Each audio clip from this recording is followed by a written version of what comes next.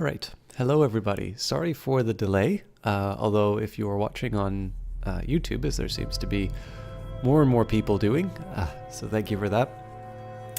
You are watching this at the appointed hour, whatever hour that is for you. We are back with Cultist Simulator. We'll be doing the Apostle Legacy still. I am recovering from just a big old day at work. I'm not too sick. Obviously, I am able to get the stream done, but apologies to those of you who were expecting another episode of Elder Scrolls yesterday. That couldn't happen because I wasn't well enough to record one on the weekend, but I will do my best to catch up with that on this weekend. Or when I say catch up, what I really mean is to record a new one, which will then become the regular one. Anyways, any kinds of news? It's maybe not a bad idea for me to say right off the bat that because next week will be the third week of the month, I'm going to be at a sort of a local sort of game dev collective called Dirty Rectangles. A bunch of interesting people there. I get to find weird and wonderful games, which I then sometimes play on stream at it, and it's a small group, but just a bunch of really interesting people and a chance to sort of see what everybody's working on. And it's worth remembering that maybe not physically going to a location, but keeping open to games like that is how I ultimately found out about Cultist Simulator. Obviously, there are some other details. In fact, for those of you who like the Stellaris stuff, we did finish the Horizon Signal, which was penned by Alexis Kennedy, and I believe it is actually his tweet to me when I first did it that kind of brought me down the rabbit hole, and I wound up seeing the itch page for this. So I suppose in that case that one also I became aware of Cultist Simulator through the prior work of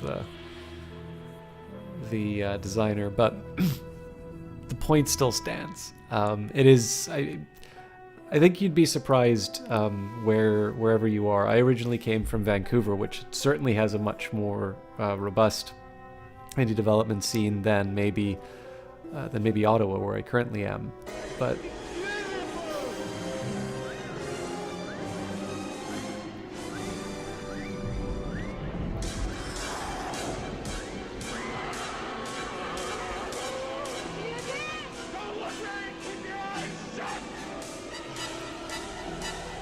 Tall Man Alive, thank you very much for that sub. And yeah, let me catch up with chat. Sorry, I was blocking with my mic. So Velkin says you try to go to a local board game day every month if you remember. Spoiler, you usually don't. I definitely feel this is one of the things. Like, I've debated on canceling some streams just so I can catch up on some reading, because I've really not done a good job of doing that. I'm behind on my reading, and I don't like when I get to that level. But I do feel a certain level of responsibility for the stream that I don't on some of my other hobbies, because this one obviously, even the fact that I start a little bit later, like this is obviously an hour past when I normally want to stay, although I do usually say that, I start between 7 and 8 Eastern. But yeah, I don't know, I just, I do my best to say, even if it sort of feels like it's cleaning out the fridge or some other unpleasant task, like, unless I'm genuinely sick, I do try to go and see what's out there, because it's, I don't know, like, as I sort of like saying, you never really know what is being made in your backyard, and sometimes you're lucky. Like, obviously, had I behaved with the local indie dev scene in Vancouver the way that I do right now, and I wasn't a complete stranger to it, but I was definitely less aware of it until sort of the tail end of my time in Vancouver, I probably would have found out about a lot of more interesting projects than I ultimately did. And I mean, I'd usually find out about them when they were successful, but it's really interesting to see somebody with a clever idea for a game, first mention that idea and then see them come back, however long it takes them, and to have them, to actually sort of see what they described or see how that idea has changed. It's a unique experience. I realize it's not necessarily one that everybody can do, but I like to do that. And I mean, more importantly too, it's nice to support local things. So people who do have games and are looking for some attention for them, I try and give it out where I can. Lyra Zyder, hey, it's great to see you. Yeah, I'm also filibustering at the start, so maybe I should jump into the game itself. I just need a little bit of runway because I'm a little groggy, but I'm well enough to stream, so this is good news. For those of you who don't know, Lyra Zyder has a credit on this game, and in fact I do like to start this way, so let's get this out of the way. We have got Design, Writing, and Coding by Alexis Kennedy, at Alexis Kennedy on Twitter. Production, Marketing, Biz by Lottie Bevan, at Tron Bevan. UI Design and Coding, Martin Narukar. I believe it is a Martin Narukar, the designer of a game called Nowhere Profit, which you can get on itch. Very interesting one, and I encourage you, especially if you like card games or if you like games sort of like FTL, sort of that roguelike style. It's a fun one. I really should get back to it on stream at some point. Art by Catherine Unger, Clockwork Cuckoo, Lottie Bevan, and Sarah Gordon. The lovely music you're listening to by Mary Beth Solomon, Brent Barkman, Mickey Erb for Mickey Mar Productions Limited. And this is available separately. I believe you can actually buy this soundtrack independent of the game, although I'm willing to guess that if you enjoyed, I'm pretty sure if you're watching the game here, you may want to, I don't know, you'll probably have a copy of the game if you're buying the music. It's not a requirement, but it's just how these things work. Audio by Soundcuts. I actually remember when that stuff got added in, I thought it was a really nice little layer of polish I didn't know that I wanted. Additional writing by Lottie Bevan. Additional coding by Fraser McCormick, Chris Payne, and now I believe it is Mark Gagne, though you can certainly yell at me for mispronouncing it. But Lyra Zyder, also very active on the Cultist Simulator Discord. Additional coding.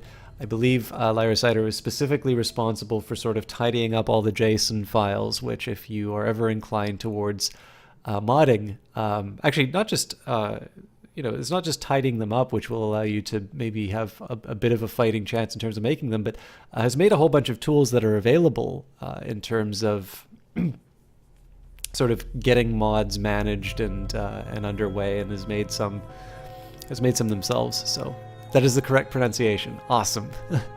Yes, and actually Valkun to you makes a good point that if you are a Spotify user, I believe there's a copy of the soundtrack. I have Apple Music, so I could get it there, although in my case I got a copy of it anyway. So I was certainly happy to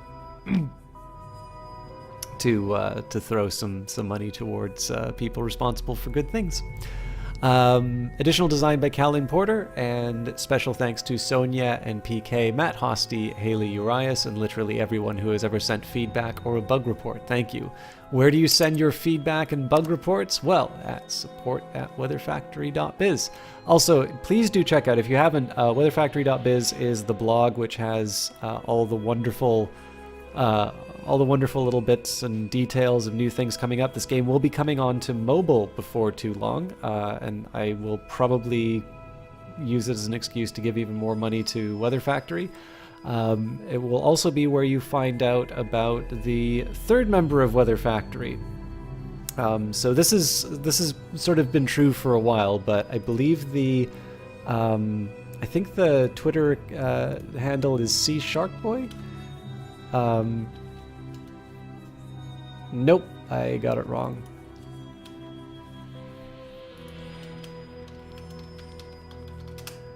I may not be able to find I may not be able to find the tweet itself. Anyways, Clear Sharky is the third member of Weather Factory, is responsible for maintaining the Weather Factory Twitter at Factory Weather, and definitely the person responsible for making more and more people aware of this wonderful game. So worth noting that the soundtrack versions are slightly different from the in-game versions, and that at least one track is missing. You think one of the wonderful. Thank you for that, Larazider. So, it is Sea Shark Boy. Okay, I'm just bad at typing apparently. Irish Lass and Mountain Bear, PR marketing and gaming and media, views, appetites are my own, will build you a house, and founder of Sharkbit Studios. Anyways, with all of that preamble out of the way, let's jump in. I'm always unable to retain the information from the previous week, so let's see what we're up against. I know we had a bunch of problems with Fascination and other misfortune. We're going to be in need of some more blood. I have gotten a bit lucky as far as I say lucky, but Connie now doesn't like me because I successfully wounded her.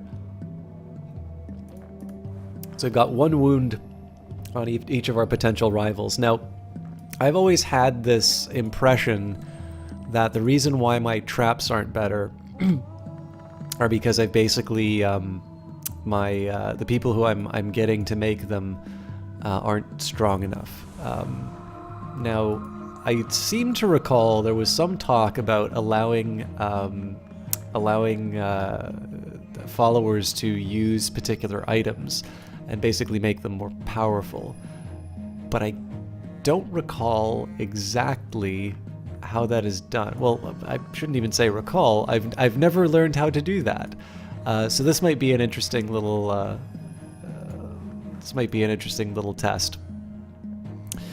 But before I do any of that, let's just maybe take a moment. We'll go through the whole board, and then we will describe what the plan is for the day. So the Long is getting increasingly powerful.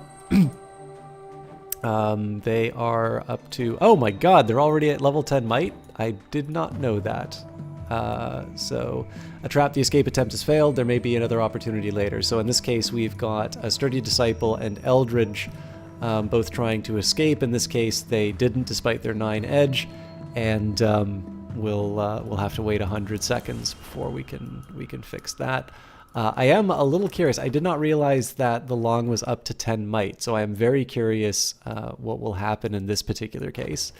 We are getting a little low on money just in the grandest scheme of things, because of course we were at over 100 when we started last week, and I've sort of let that run down because it's probably more important to me to keep my collection of Spintrea up. I am using the Wildering Mirror a little bit more than I normally do. What else are we up to? We are making snares, although I don't expect Valsine to do too much with that. In fact, if anything, if I do have this idea of somehow combining a follower with an item, if I can do that, I have a feeling I'm going to.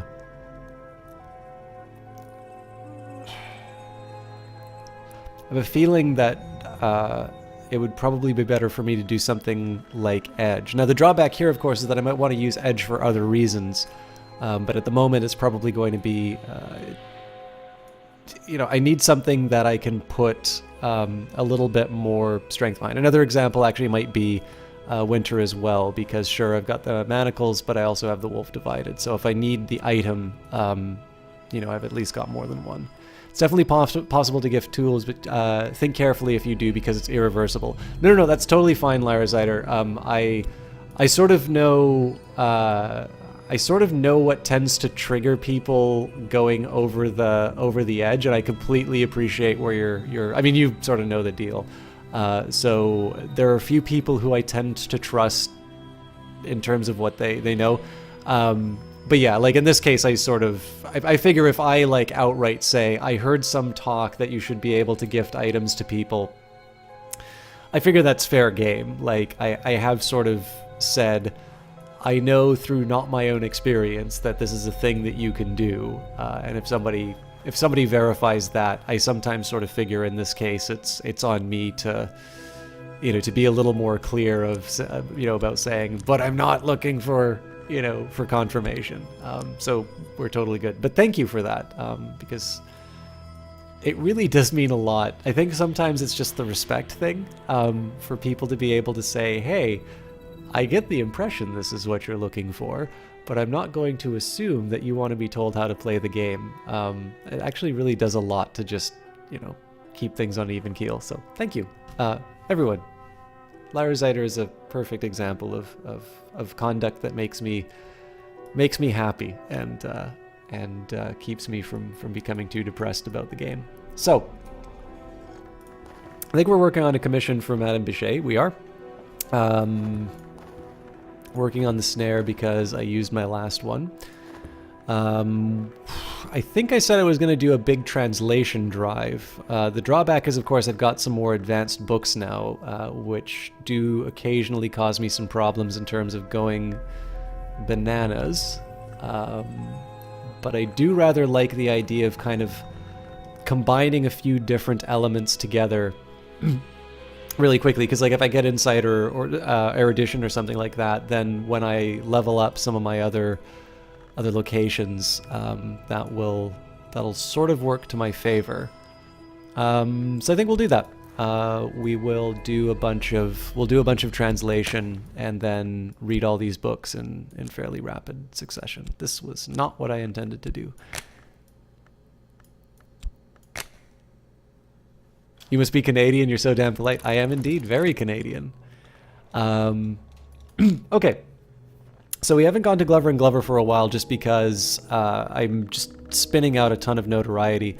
One thing that I might do, I mean, we're pretty much at the end of this exploration. We're going to be moving on to the unresolved ambiguities before too long. So what I might wind up doing is once I'm sort of making the next tier of exploration, I might just sort of take the opportunity to let the notoriety burn out and then just get a little bit more of a savings. But we're one item away in terms of the inputs that we need for the seven graces. So ideally I will find that before we go any deeper. But with that in mind, I think I have what I need. So it's basically going to be a lot of translation. We're going to carry on with our expeditions, and actually looks like we just finished them. And oh, I didn't know that you were. I didn't know you were Canadian. I suppose I should have. Everyone I know. There's another. I think it's Jeff Gagne. Is a level designer currently in Sweden who's from Quebec. So I'm always happy to have Canadians in the channel. Anyways, here's the Voivode's mausoleum. Swag cobwebs hang like soft gray drapes. A great sandstone sarcophagus stands upright at the far end. It is empty.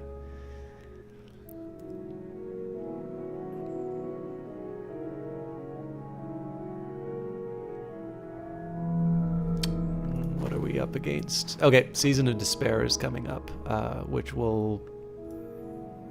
Well, it might actually turn out for me, because if it turns into a fleeting reminiscence, we can use that to get rid of the fascination, but I have a feeling that'll decay on its own, so... Someone has left a little heap of treasures before the sarcophagus, like an offering. There are no footprints in the dust. Whoever left them came here long ago, or else has no need to touch the ground when they pass. But it's not Dracula. Velkin is in Michigan. That's like Canada's version of Florida. Does that count? I'm always happy to I don't know, bestow honorary Canadianness to anyone who is so inclined. But that's not really mine to give, so I don't know if that really counts. All right, I'm actually nice. I was like, wait a minute, do you get this?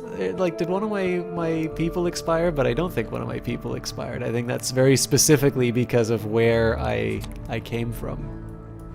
Okay, so we've got 26 enticements, 7 torments. The painter Niels Fredrik Malsker notoriously attempted a series of paintings based on the torments. By the 5th torment, the demands of the painting had grown so dire that they died of blood loss.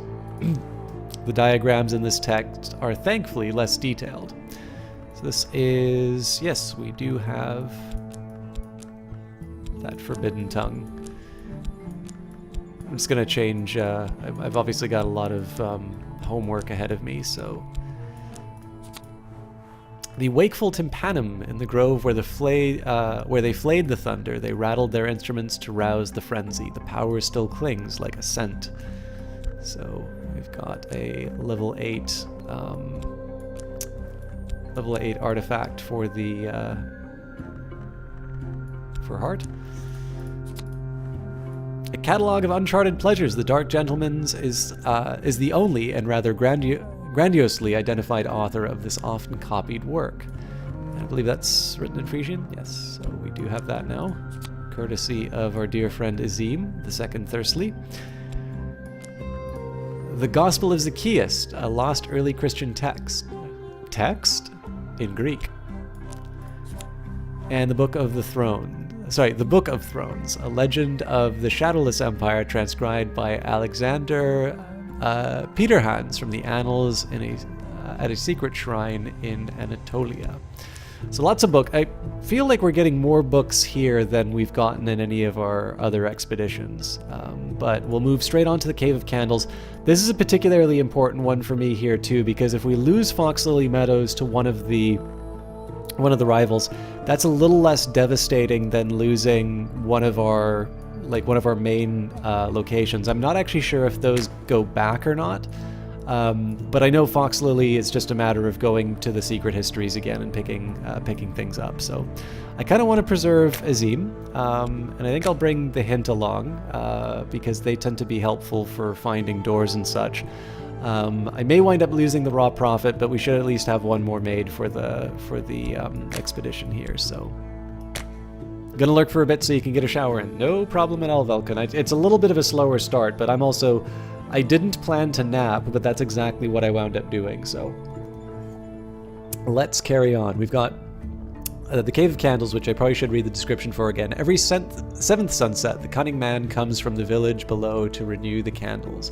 The floor of the entrance chamber is a slick of stinking wax. He claims that the light keeps the creature below cowed, but more likely, the sacrifices he brings keep it too sated to emerge. So this makes me think that probably I'm going to need a bunch of knock for this, but I don't really have any knock creatures. So I'm not going to complain about bringing a lot of edge, just because it's a nice easy answer, and if that means I wind up losing a Raw Prophet, so be it. The ascent to the cave through the high passes will be dangerous. Whatever waits in the darkness below is probably more dangerous still. Expeditions will need at least one funds per obstacle. Followers will defeat obstacles. If you run out of funds or followers, the expedition ends. So that forge tends to be a lot for the journey. It's also possible we might be able to get Winter to help out, but we'll see. One way or the other, I won't know for sure until the event comes up. I definitely don't have that good of a memory, so. Okay, dream time. Now, again, I'm rather expecting my Forlorn Blood to start costing me health fairly soon. But until I actually start seeing the consequences for that, I think we'll try and take advantage of any trips we can make. And in this case, it would be nice to try and get Vac. It's unlikely, but we'll do our best. And in this case, we will go through the Peacock Door. So, in my dreams, I know the path through the glass garden to the Peacock's Door, the most admirable of doors, the doors which shines like a mirror. Perhaps with the right resources, I can pass it. I probably should describe it as well. In my dreams, I found the way to the Peacock's Door, sometimes called the Gate of Eyes or Pride's Dismay. The Peacock's Door reflects the mirror I hold in my sleep, and the mirror reflects the Peacock's Door. Already a sensuous shiver ripples its surface. It aches for fracture, and when it finds that satisfaction, I will enter. Alright, let's see what terrors Lady Tryphon... Oh, no, we've got one more to go. Alright, I finished the manuscript, so once my talk verb becomes available, I'll be able to... I'll be able to convert thought into money, or at least some variety of otherworldly currency. And it still counts as money, even if it's blasphemous. Okay, so let's think a little bit about how I'm going to... I mean, I can actually try and do something with this urgency of appetite. Maybe before I do that, let's see... I don't actually remember offhand what it takes to make a raw profit, so... that is enough. Oh, wait, I don't have the... it doesn't matter.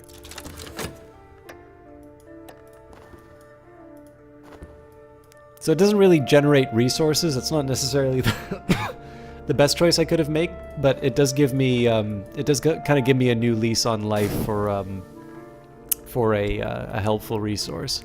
And again, with 70 wealth, it's not like I'm going, like I already have a problem where I hoard too much. So, oh, that's right, we have Tower Ravek as well. I thought we were a little short on locations. All right, so this is still kind of a not so good snare. Level 2. I've prepared an ambush for my rival. A snare can be used on an independent, on any independent, or to defeat an independent's attempt on any vault. Okay, so I'm gonna try something that I don't think will work in terms of giving strength to one of these disciples. But significant conversations in a smoky meeting room. What do I need from my follower? Ah, it turns out this did work. Right. So here's the thing that's going to be a little bit dangerous about this. When I try to get people out of the trap, I'm going to have a super victor that comes in. But if I lose super victor, I'm in, like, deep trouble. But the thing here is, for the meteoric bullet, I'm not 100% sure. It's a little concerning because it says, can only exist once. But when I think about it, like, I don't want to give up Betty's blade. I suppose what I could try and do is give up the paste, but in this case it doesn't work. Apparently I cannot smear Victor with paste. But basically, this thing isn't, like, in terms of instruments, it's not that expensive. This is something I'm willing to give up in order to see how it works. Yeah, I'm going to test this hypothesis that I can build better snares once we do that. But again, it is worth mentioning that I don't just need to do edge for snares. And certainly I'm running out of edge followers who I'm going to be using for other things as well. So maybe if I was a more cautious player, I mean, I'm already pretty cautious, but I might have wanted to do things a little differently. But power will pass from my hands to theirs. This will increase a follower's relevant aspect, but you can never reclaim the tool nor gift them a second tool. A gift will reduce resentment. That's rather interesting. So I wonder if there's some garbage that I can wind up giving these people.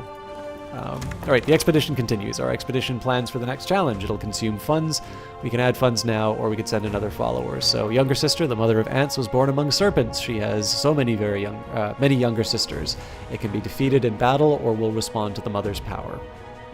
And we've also got the high passes. Bleak and gray-green slopes lift the eye to a distant snow-edged sky-straining... Bleak and gray-green slopes lift the eye to distant, snow-edged, sky-straining peaks. It'll be a devil of a job to find anything here. Forge will sustain us, winter will shield us. So in this case here, we'll preserve one of the maids in the mirror, and in this case, because I don't really have a lot of knock that I'm going to be contributing to this, we're going to be fighting the younger sister, and so bringing all the edge that we can will help us. I mean, there's a threshold at which it ceases to be helpful, but it's on brand. I'm making... Oh! That's unexpected.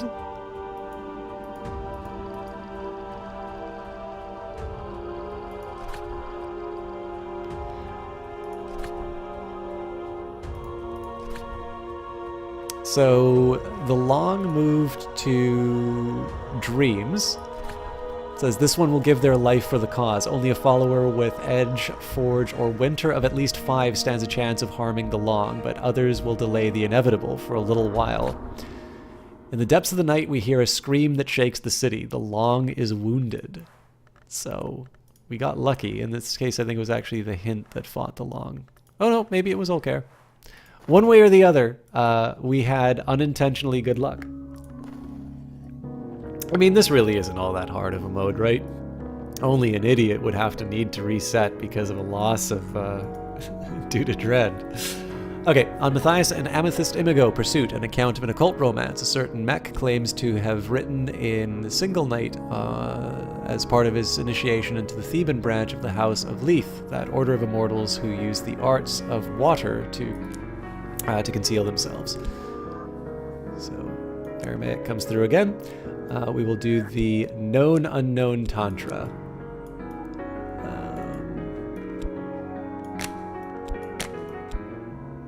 Lock the study door, the work begins. Alright, and here's the part I was not looking forward to, which is the pain of sickness. Okay, so if I want Vac, there it is. Or do I go for the greed? Nope, I do want Vac, so Vac. Before gods arose from blood, before ape ever stood upright, this was the language heard in the House of the Sun. How you doing, Ego Garen? Good day, everyone. How's it going? Gotta finish morning sport before you got my full attention. Nope, no problem at all. Last night, I opened the peacock door, and afterwards it spoke to me. I am Vac, it boasted, both the tongue of the goddess. I am the only entrance into secret light. I was worshipped before you upright apes, and I will still be when all of you are ugly ash. Listen, and I will prove it. I woke with my mouth full of words. I remember the first time I got this, and I thought it was so cool. But most importantly, it does mean that I can now add more homework to my list. Hey, Sean, how you doing?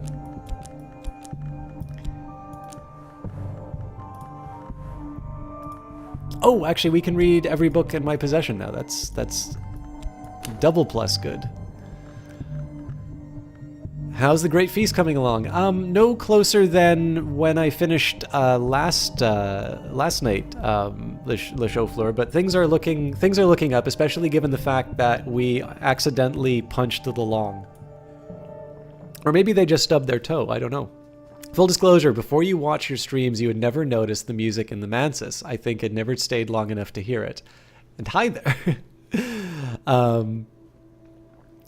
Yeah, you know, the funny thing is, so I believe that is by, I believe that one is by, oh, who the hell is it? Ligeti. So he's the one who did Atmospheres, so if you're not a fan of classical music, the most likely place you will have heard Ligeti is in 2001: A Space Odyssey during the Stargate sequence. But that used to be, I mean, sure, you must have played the beta. If you didn't play the beta, that used to be like one of 2 songs that ever played in the game. So I remember that song very well from some of the earlier times inside of the game, but I think it's a really nice piece. And yeah, I'm definitely I'm very slow in playing this game, so it's sometimes nice to, you know, to be able to pick up on some of the things that get missed. So, although I will admit, I do play this game quicker. I remember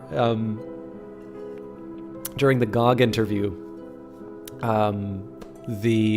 some people were complaining that I was playing too fast. It was possibly the only time I've ever heard that comment. So the hour called the Madrigard is at home in the cold. She will almost certainly keep us from falling. So now I'm also preserving all of my followers, so good news there. Oh yes, and we did finish the event, so I've woken up. I absolutely, again, the first time I got Vac, I just thought it was such a cool idea that I went to the dreams and I woke up knowing a new language, and I'm like, I knew there was a reason I liked this game. So I am easily amused, but I think, good news for people who want to make good games. Okay, Dreamwise, I sort of want to keep this open. In 40 seconds, I'll have another health to recover. I think this will turn into Vitality before too long, so I don't necessarily have to pay to recover it, but... So in this case, I don't think I'll do anything with my dreams for the next little bit. Alright, it enters the world one limb at a time, questing like a serpent, cawing like a crow, throbbing like a vein. It will cuddle close against my leg if I let it, and afterwards I will have to dispose of my shoes. Okay, let's get some work done. This case, I think I'm going to paint. And I can afford to... I mean, this is just preserving notoriety, but I don't really have much else for painting, so...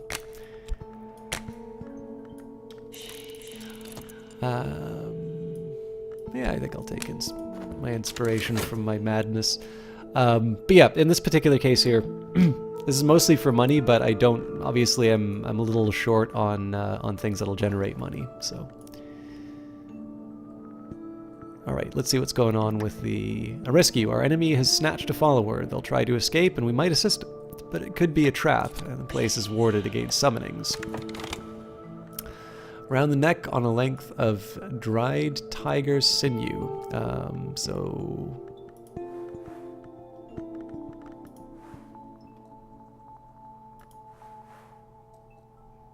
I feel like this didn't go up as high as I was hoping it would.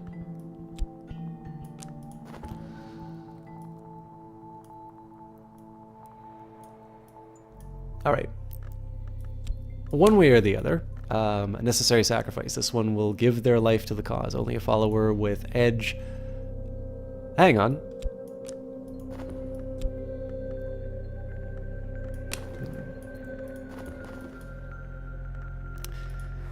Okay, so it does look like Alcair wound up perishing.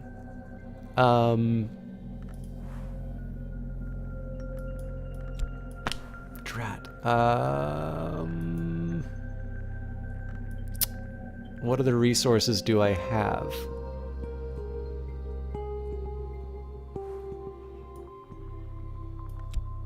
I definitely can't throw the raw profit at it. Okay, well, I don't want to give up any more edge at the moment. I do have some disposable forge. And yeah, I think I'm gonna do that. So, is it Valsine or Tristan? Tristan will do what is necessary to create, one must first destroy. Or Valsine is not a machine. We are reasonably confident of that, because she has been observed now and then to commit quite human errors. Tristan does what's needed. That's what it says.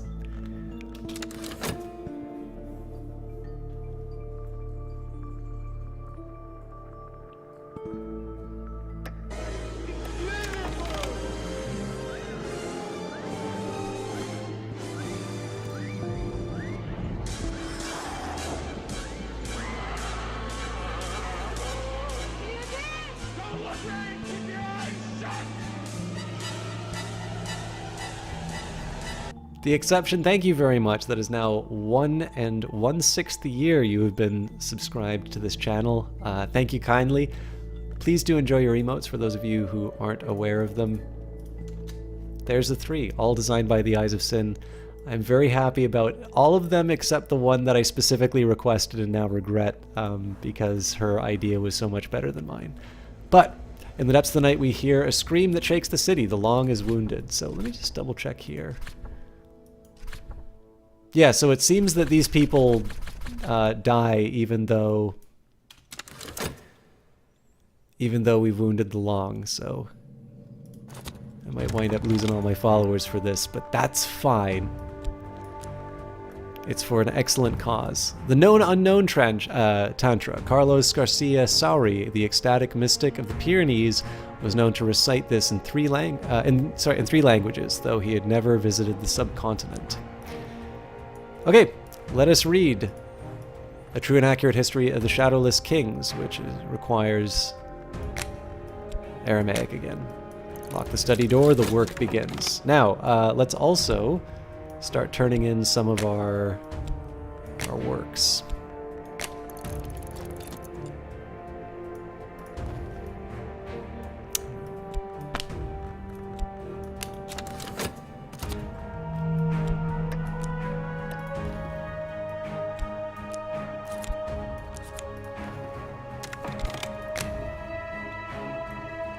I must have been wrong about that. Oh no, we've got 1.4 seconds. I'm pretty sure this turns to vitality. I was wrong. Oh wait, because it's Grail, it's not heart. What am I saying? I've received the currency of the secret world, and my patron has let tantalizing information slip. So, erudition for my trouble.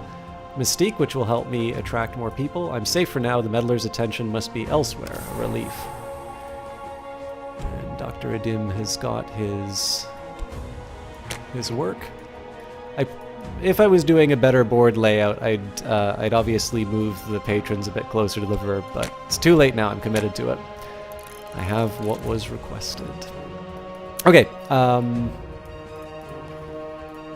Another season of despair coming up. A victory, a smashed lock, a broken window, night air by the gulp. Our followers free. Our enemy will pay closer attention now. So apparently, if there's one thing that we need for this long right now is increased might. Victor is returned. Our sturdy disciple has a wound. Unfortunately, that still only brings them up to level 4, although I now know I have the option of apparently bestowing some gifts. And we do have Eldridge, a disciple. So if it comes down to it, I could probably... Well, I mean, if I wind up giving these people the right scars, they can become better. I know there's more options than just gifting people stuff, but in this case, I think Victor's going to be the last resort as far as any potential sacrifices go. Let's see what's going on here. The expedition continues. Our expedition plans for the next challenge. It'll consume funds, or we can send another follower. We only have one more challenge coming up, so in this case, we'll just add the raw profit to keep the timer from going.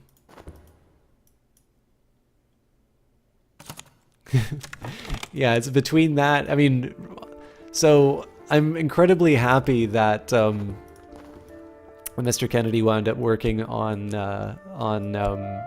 Stellaris. But I have a feeling, given the number of appalling things that I wind up saying during this game, he'd also make a very good Crusader Kings.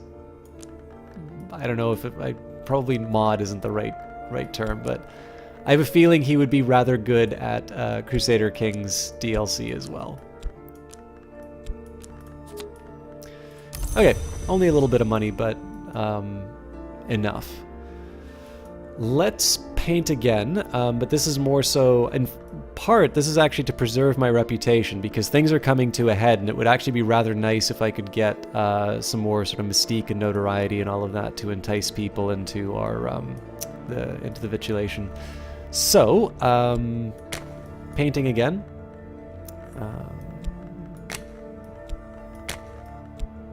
Although I have a feeling this will probably be generating more than enough for me. And this time I will take contentment as inspiration. So the creepy color, my passions are poisoned. Each pang of emotion brings an answering pang of savage gray. Ah, now this is going to suck. Frail shadow, there it is. So, two human corpses. Okay, they still want sacrifices. I'm willing to put Eldridge in, but I think that is the limit, unless I find a way of upgrading my sturdy disciple, which I could do through painting. It just sort of seems like a really extreme move. But I also figure 3 is a nice number to run with, because 3 is usually enough to kill one of our people. Alright, I've received the currency of the secret world, and my patron has let tantalizing information slip. So, Madame Bichet, let's turn in our Grail homework.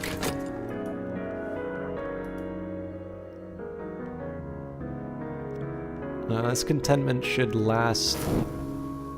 Yes, okay, so no, the only drawback here is I can't combine these two to get in the dream because I'm healing up. My strength is matchless, eyes like gas lamps, scales like black jade. A serpent is a powerful foe, but it's nothing before us. Okay, more glimmering, more mystique, more everything. So now I need to think a little bit about whether or not there's anything I want to do with the talk verb. You know, let's test this idea for Victor. I don't think 6... That doesn't feel like the 1 point is going to make all that much of a difference, but I'm still figuring out how that works, so let's see what happens.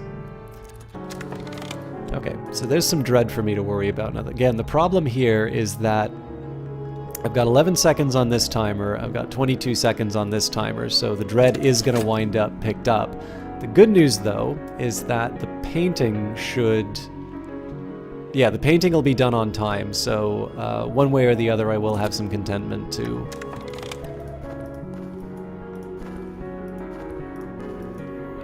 I should have some contentment to offset the problem. Okay, True and Accurate History of the Shadowless Kings by Isaac of Karth. Isaac describes the 1,000-year ascendancy of the Shadowless Empire. And now we will put our Latin towards sunset passages. That's Gildersleeves. I don't need to learn it, I need to use it. Alright. We sort of knew that was going to happen, so nothing to get too worked up over.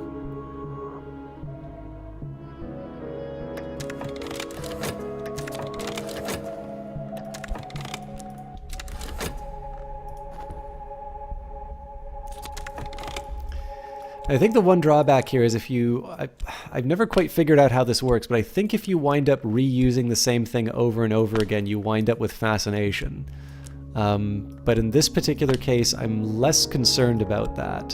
And that's mostly because I should get a fleeting reminiscence when this is done.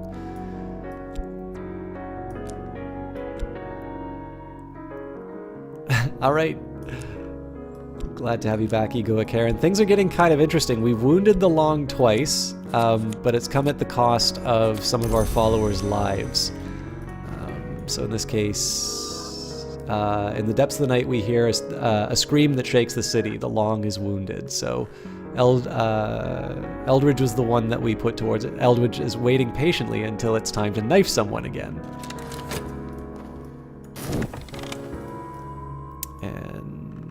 Go back. Actually, I'm just going to wait a little while on this just so that I can get full strength notoriety. There we go. This is usually worth a little bit more.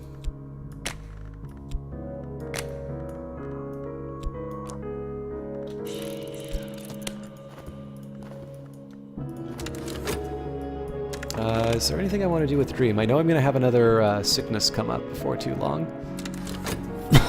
So I think we'll just leave that open. Alright, you gotta go and dream furiously. Have a good night. Alright, thank you very much, Liarsider. I know this is definitely a very slow start, so I don't think you saw anything that is too dramatic, but I hope you have a wonderful evening. Thank you very much for stopping by. Guys, Liarsider is somebody who you can follow on Twitter. They are somebody with a credit on this game and a font of technical resources for the game. So please do check them out at Lyrazider. Very pleasant to have in chat as well, whether it's the Steam channel or this one here. So if you like Cultist Simulator, obviously there's more and more people to follow, and I do encourage you to check them out, as they're certainly a pleasure to interact with. Have a great evening, though. The serpent rolls and roars, and death throes shake the earth, but it's dying. We will pass. More money to make money. The Long is dead. This giant might have lived forever, but they grew incautious.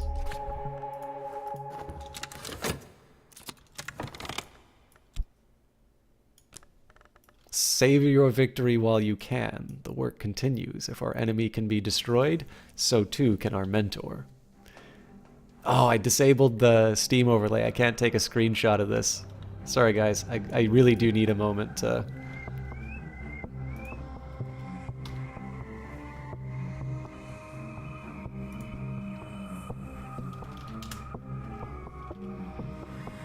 That was kind of cool.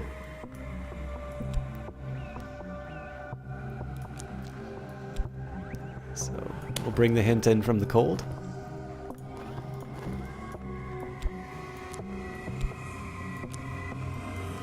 A letter from Lady Tryphon. My love, I am defeated, and you, my vanquisher, have won my devotion. I enclose a remaining scrap of myself, and go forth to meet my demise. Consume what remains of me, and we shall be one, as the flower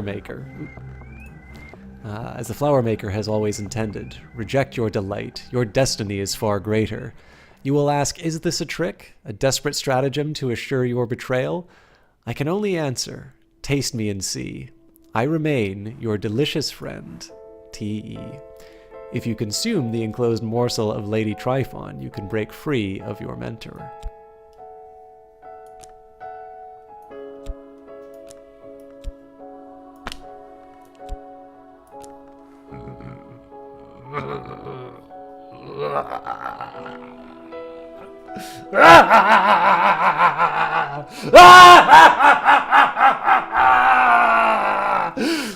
This will be great.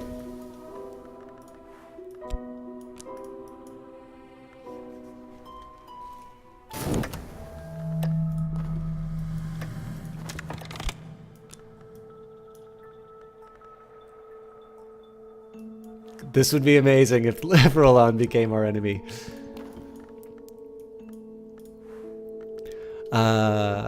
A miscellany of funerary prayers, ceremonies, and hymns of the Church of the Unconquered Sun, which was ascendant in the 3rd and 4th histories. It schismed during the Intercalate when the sun was divided, and has not survived as a significant force. All right, sorry guys, I'm gonna save some memories here.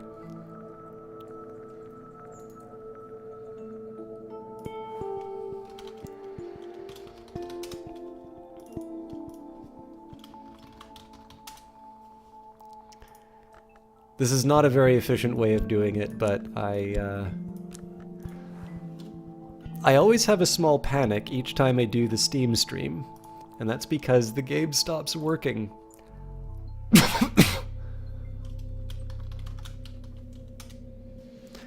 The game tends to crash when the Steam overlay is on whenever I get a new version. I have no idea why, and it's only ever happened when I'm streaming the game, but it always makes me terrified that I won't actually be able to do those streams. And I remember I sent a very panicked message to one of the people on the team one day when that happened the first time, and I felt really bad for causing unnecessary panic. So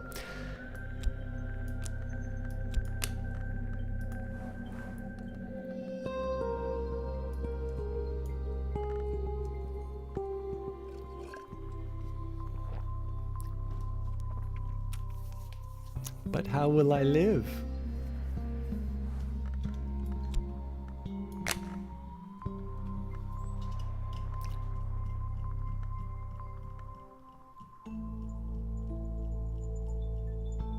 Oh, that's not as interesting. If I consume what remains of Lady Tryphon, I will not be consumed.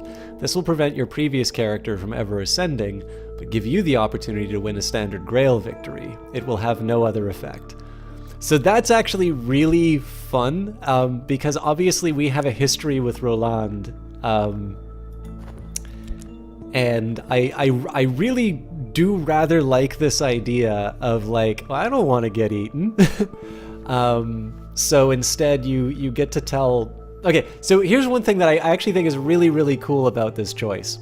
Not everybody decides to name their character.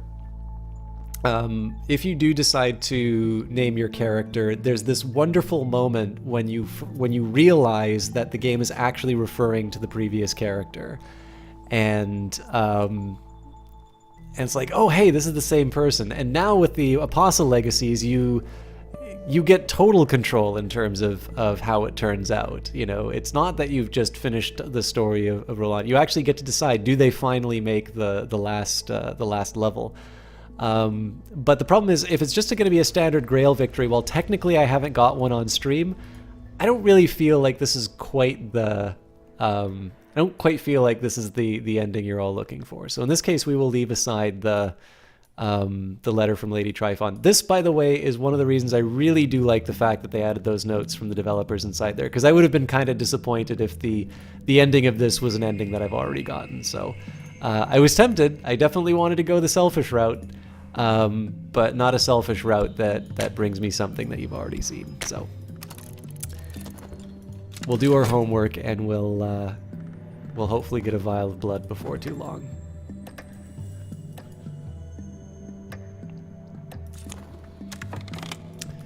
The Nest of Lights. The tunnels beneath the cave are smooth, with a great serpent's passage, and chokingly dark until we come with our lanterns. But the chamber is where it nested. Sorry, the chamber where it nested is surprisingly bright. Luminescent fungi flood the place with Ersta's moonlight. Perhaps the candles drew it, not repelled it.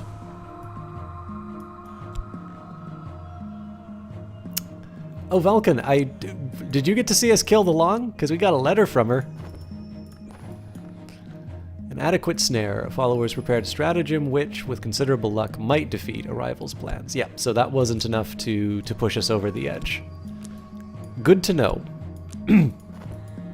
I will need to come up with some better ideas on how to handle these jokers then. I'm still going to have health problems, so we'll keep on with that. But what do I want to do with my talk verb? I want to get a job. That's what I want to do.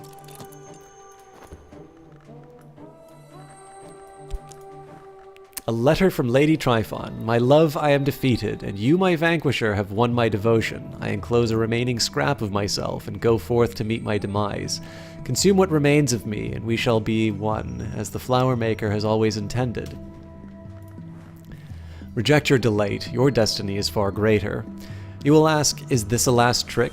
A desperate stratagem to assure your betrayal? I can only answer, taste me and see. I remain your delicious friend, T.E. And if you consume a morsel of Lady Tryphon, you can break free of your mentor.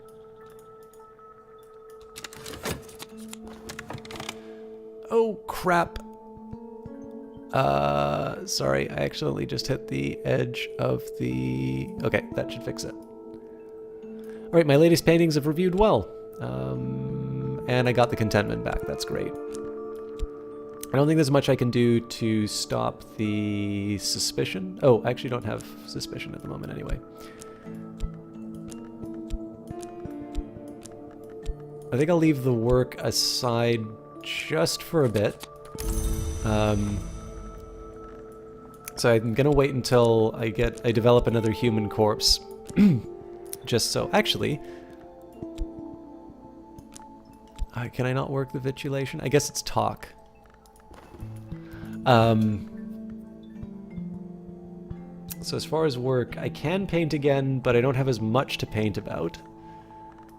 You know, we'll put the might beside Lady Tryphon as it's intended. Yeah, I think I'm gonna wait on the human corpse before I try painting again. That might let me duck the season of suspicion.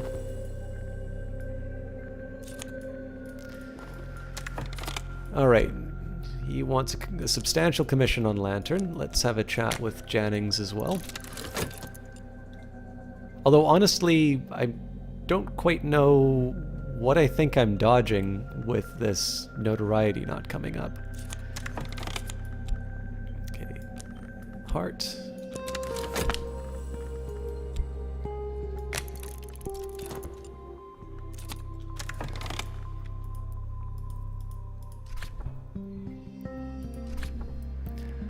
A little cache of treasures culled over the years from the serpent's meals. It has nosed them into a glinting pile.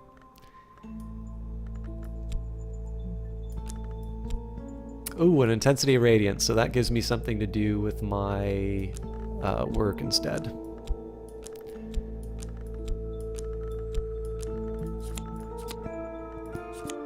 Not quite what I wanted. So the Ichor Vitreous is cool. On the account of Kanishk at the Spider's Door. Lokali, Kanishk's victim and lover, wrote this account, perhaps posthumously. And we've got The Sky, the Soul, the Grand Labor of Kal, an ascetic poet writing at the court of the Shadowless Kings. So let's move our books along the side just for proper space. I'll be able to go to Tower Revok, which was sort of the last of these major locations that I wanted to take care of. We'll do that right away. So this is, or Revok, the blasted stump of, the blasted stump of building. The air festers. Whatever power destroyed this place still clings. Only one floor remains above ground, but we suspect more space below. So I'll put Azim in here just because he's pretty powerful. It should say what I'm up against. So we'll have to search assiduously to find whatever treasures might remain, and if the tower was truly destroyed in a battle between adepts, dangerous influences may still cling to it. So this suggests to me that I'm going to need some lantern. I think I'm going to bring the 64 timed hint. I can maybe try and... So I can try and unsummon this thing. The catch is that I'm going to need to figure out what to do with the intensity of radiance, so... We'll let that run. I think in this case we'll just do a good old-fashioned, what am I doing? We'll do a good old-fashioned summoning. So let's take the Sunset Rite. We will bring up this offering. Enid should be able to help. And we will use the Lionsmith's names. There we go. A hint was once a living mortal and then a dead one, and now it's something else. Their summoning requires lantern for the light which drew them to the Mansus, and edge for the striving they've endured in mirrors.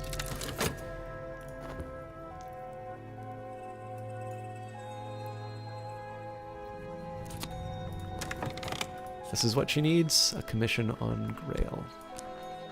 So these should be fairly straightforward for me to complete, but obviously I have some work ahead of me. Now, let's see if we can do something about the vitulation here.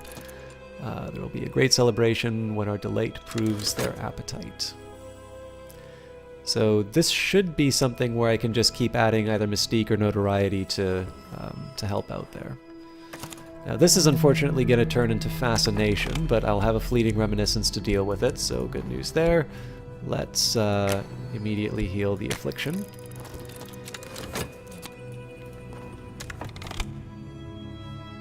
I've prepared a text for study, the Ivory Book. Manual of the Ordo Limea, an order of quasi-immortals who maintained a secret enclave at the source of the river Limia in the Roman province of Hispania Gallicaea. This manual was composed by a Kurani who claims to have fled the tyranny of the Chrysanthemum throne to cross the world and join the Ordo. So unfortunately this is going to turn into fascination. I don't think there's anything I can do to stop that. We'll try, but in the meantime we will use our Frisian to translate the Concursum Diaries. Satan can beat up Jesus. This game looks interesting. Have you not seen it? I guess you haven't been here for Cultist Simulator stream yet. Satan can beat up Jesus. Are you familiar with this at all? Because if not, I am very happy to share things with you. We're pretty deep into it, and we're doing what's kind of the new game plus of this game. So it might be a little deep in for maybe quite the thing you would normally expect, but that's not going to prevent me from just gushing about this game. Okay, so moving up, we've got a hidden door. We've got the Creeping Breath Curse, where we need Heart or Grail. Okay, well the fact of the matter is that I'm not going to have anything lantern-wise in the next little bit. So as much as I'd like to keep the Maids in the Mirror, we definitely know that a Raw Prophet will help us here. So we'll add that in. You've never seen anything about it. All right. So yeah, this is best described as a narrative card game. And what's neat about this game is that sort of every little aspect of your life is represented on this board. So for instance, who am I? Well, I am Mary Doggerel, the Apostle Obstinate. And in this case, if you were to try and come up with a definition for yourself, you might say, well, I'm my body. This is my body. There are other bodies, but this one is mind, and my mind needs it like a fungus needs soil. You might also describe yourself as your associates. For instance, I know Dr. Ibn Aladim, who is called the Alapine. He has an interest in Overlook history, and he has offered me a commission. I might also be my knowledge. In this case, I have knowledge of sort of this...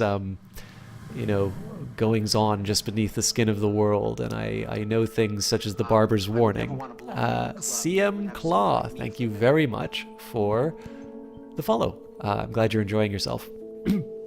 Or maybe you're not enjoying yourself. You actually feel very badly about yourself, and that my stream is the appropriate punishment. In which case, I still thank you for the support. But yeah, this is just little different aspects of knowledge, parts of my personality, my passions, my creativity, or my ability to sort of reason or use my brain to sort of figure things out. I could also be my reputation, my notoriety, the mystique. I could also be my possessions, my library, the people I know, the things, the objects that I own. And essentially what you do is you combine these with verbs. There's the passage of time. There is a work. In this case, I am summoning a sharp-edged lantern thing. In terms of talking, I'm actually preparing for something called the vitulation. The delight shall give life, the delight shall take life, the delight shall not be saved. We must purchase the secret savors and infuse them with the hour's gifts. Assemble the host at the most auspicious time. Raise the restless cry of the unseeking... I believe that's unceasing mysteries, and share from the chalice murmurous. We're studying. We're preparing a translation of a book called The Concursum Diaries, which I will read about in a little bit. We're also going on adventures. We're exploring. And then, of course, we're dreaming, although at the moment we're sick, so we're really just taking care of ourselves. I'm glad you like it. Have you done one of the Apostle Legacies yet, or is this your first chance to, maybe not first chance to see them, but am I going into untested territory for you? This is actually the playthrough we did on the Steam page way back when this first was released, so I don't play this game quickly, but there are more people who like that feature than dislike it, so I'm in good luck there. But yeah, Satan could beat up Jesus. Basically, part of this game is combining these in maybe intuitive or counterintuitive ways, and trying to achieve success. What success can mean, though, is different for each person. You might care a lot about your job, and you might want to move up towards that. Or you might want to follow this sort of passion and gift that you have. And so this game, I always like to compare it to The Sims in some sense, because The Sims is all about how you manage your time in the face of these constraints, either budget or time or what have you. The other thing that's really interesting about this is, even though I have lots of books and I have lots of fragments of knowledge, that doesn't necessarily mean that I'm any closer to achieving these goals. This game doesn't tell you how to summon things or how to like accomplish any of these tasks, like summoning alien gods or sacrificing people. You tend to need to figure that out on your own, and so the confusion that your character feels is shared by you, the player. And so this game has this very rare gift that it can give you, which is it gives you the gift of the aha moment.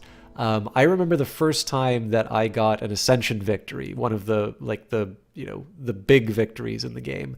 And I was so excited because I'd sort of finally figured it all out, and it was this really intense and really wonderful experience. So there's really nothing like it, and I love the chance to be able to tell people about it, which is why I kind of put things a little bit on hold. But I hope you like it. But I will say we're pretty far into our New Game Plus, so it's going to be a little more confusing than usual. So do feel free to ask any questions if you're interested about it.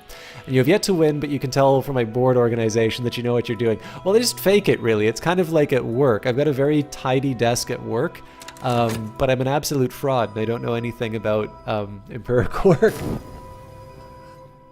But yeah, I'm having a great time of it. I don't know how close we are to winning, but I'm definitely feeling good about what's happening. Okay, so I really did want this hint, but this hint will not be available in time for the hidden door. So the question is, do I go for safety and get rid of it, or do I go for the risk and try and keep it in? You know what? Caution into the wind. We've already beaten the long. we've got our passion. The things from outside the world have many weapons. Sorry, I should have read this before. The summoning is struggling against my control. I could use reason to dismiss it safely, which is always reliable, or I could try to reassert control with passion, which is not reliable, or I could let what will happen, happen. So, the things from outside the world have many weapons, knives and riddles, fire and despair. I have weapons of my own. This will usually, but not always work. So in the meantime, we are trying to get through this hidden doors. Hidden doors can be found with lantern or knock. I currently have 8 lantern. Oh wait, I did bring a hint. Well, I think we still benefit if we bring someone in. So our good old-fashioned Pope Clifton. Clifton's devotions have grown complex, his eyes have grown wide and shining, his voice has become even louder, and so with 13 of the lantern aspect, we feel a little bit more likely to be able to get through the hidden door. Unfortunately, we're probably going to lose one of the maids in the mirror. Or no, we'll definitely lose one of the maids in the mirror. We may wind up losing both. Okay, we cannot know the final date until we know the time of the Grail's greatest influence, but we must begin to select those who will comprise the host. So the first fragments of the host, we've attracted a few gourmands and perverts. They will expect a feast of the senses. So we can augment the host. I think that'll work. So we seek more attendees, our allies, greed, curiosity, prurience, unalloyed idleness. So in this case, we need mystique. We will use my reputation to bring in more people. The host grows, more names for the list, which is equal parts sacred and secret. More faces for the great night. An adversary. There's always someone who doesn't understand or who understands too well. The troublemaker may seek evidence on my activities to share with the authorities. And we've got the weary detective again. This gentleman would much rather be left alone with his pipe and his illustrated London news. But no, apparently some conjurer of abominations has to be hunted down like a mad dog, and apparently no one else can find the time. We'll put him beside the last weary detective, who's still a little cross at me for catching him in a snare. On the organization note, you just noticed you've got health cards laid out instead of stacked. Is there a reason for that preference? So the main reason for that, Sean, was actually just because of the Forlorn Blood. So you're absolutely right. For those of you who don't know, you can actually stack the cards like so.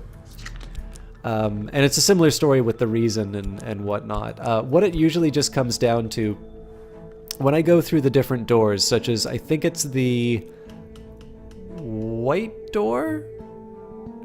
One of the doors requires health to go in, and that will turn it into sort of a used card. And you can't stack the used cards. In fact, usually the used cards you can't even, so if you're like 20 seconds down, actually here's a perfect example. So this Glimmering can't actually stack the decayed cards.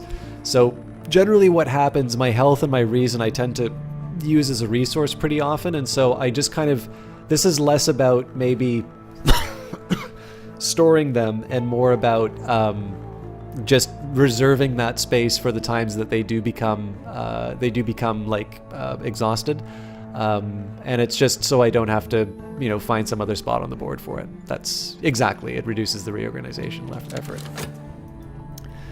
Brevity has never been my strong suit, but you get it. Alright, so here I've got some fascination. Light leaks through the cracks. My mind is brighter than it ever was. The higher I rise, the more I see. So there's some more health. And in this case, we will regain the composure immediately. That organization, though, could be better. You're slacking. I agree completely. K5. I know that definitely the audience will not freak out if I do a little something like this.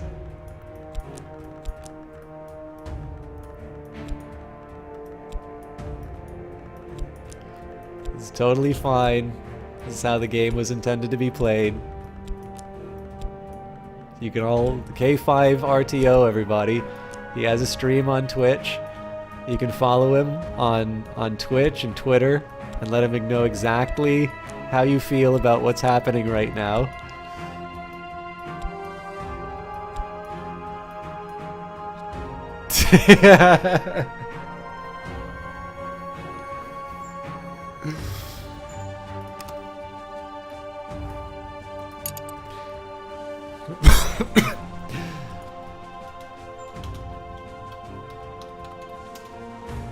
I only mess things up so I can have the joy of restoring them. This was a little extreme, though. This is actually going to be a bit painful to restore. Okay.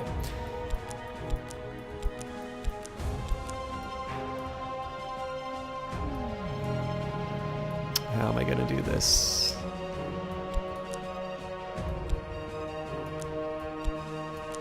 Porter is definitely Moth. Yzabet is Moth as well. Leo is a Heart follower up here.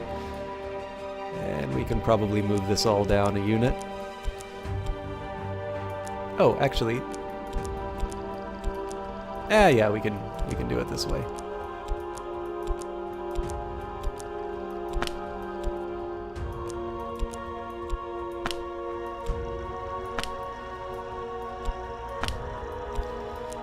This is really just so I have the chance to reorganize everything. It's very soothing.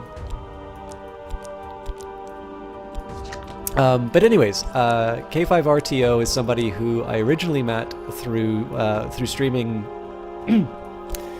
Surviving Mars, which has got a wonderful soundtrack. If you've ever wanted to relax, I highly recommend turning on Surviving Mars and just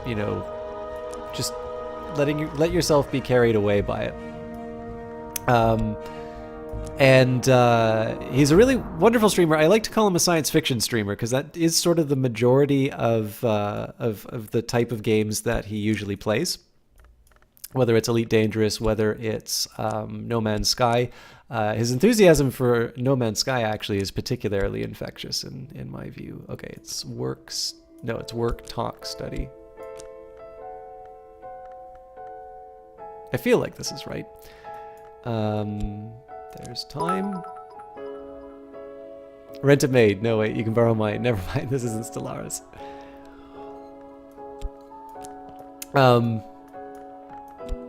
But yeah, he's been on a little bit of a hiatus for the last little while, but not, again, definitely somebody, if you do enjoy this sort of stuff, a lot of the common threads that I have with K5RTO would be Stellaris, well, not exactly. I know he plays Europa Universalis, but he doesn't play it on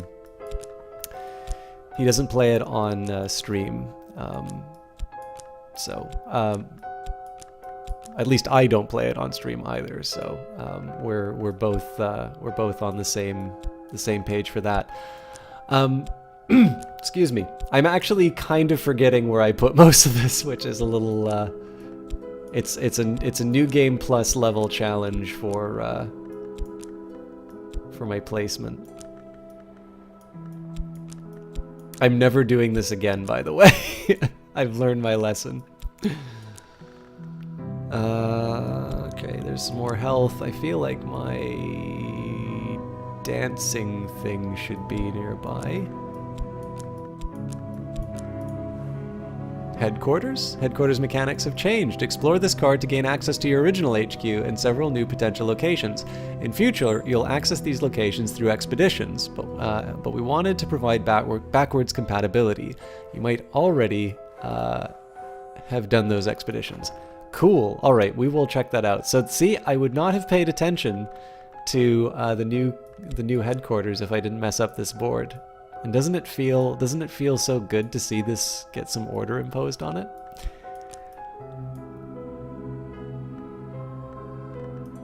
What was I saying? Anyway, okay, this is such a crappy shout out for K5RTO, but please do check him out. He's a very friendly guy, definitely very supportive of this streamer, of this stream, not this streamer, although he is supportive of the streamer as well. But definitely somebody who I've had a really good time hanging out with. He's very good at sort of keeping a particular atmosphere in his stream. He's also a little bit better at keeping the action going. So he's definitely very good at building community, very good at sort of making everyone feel very welcome, and especially, I think I can at least claim a few people have become interested in Cultist Simulator as a result of me playing this. And I really think that K5 does a great job of this for games such as Elite Dangerous. I will admit to being a little bit less interested in Elite Dangerous until I started sort of watching him And I just sort of think his enthusiasm for that particular game is rather infectious, and I definitely found that I was putting more time into it as a result of watching him play. So, okay, we are beginning to impose order. This will turn into dread. That's not so good. Of course, we all know what really generates dread, and that's an untidy desk.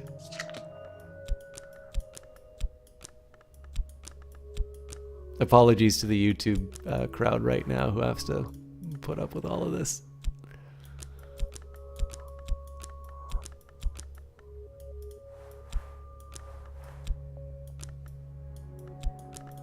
This one is translated, so...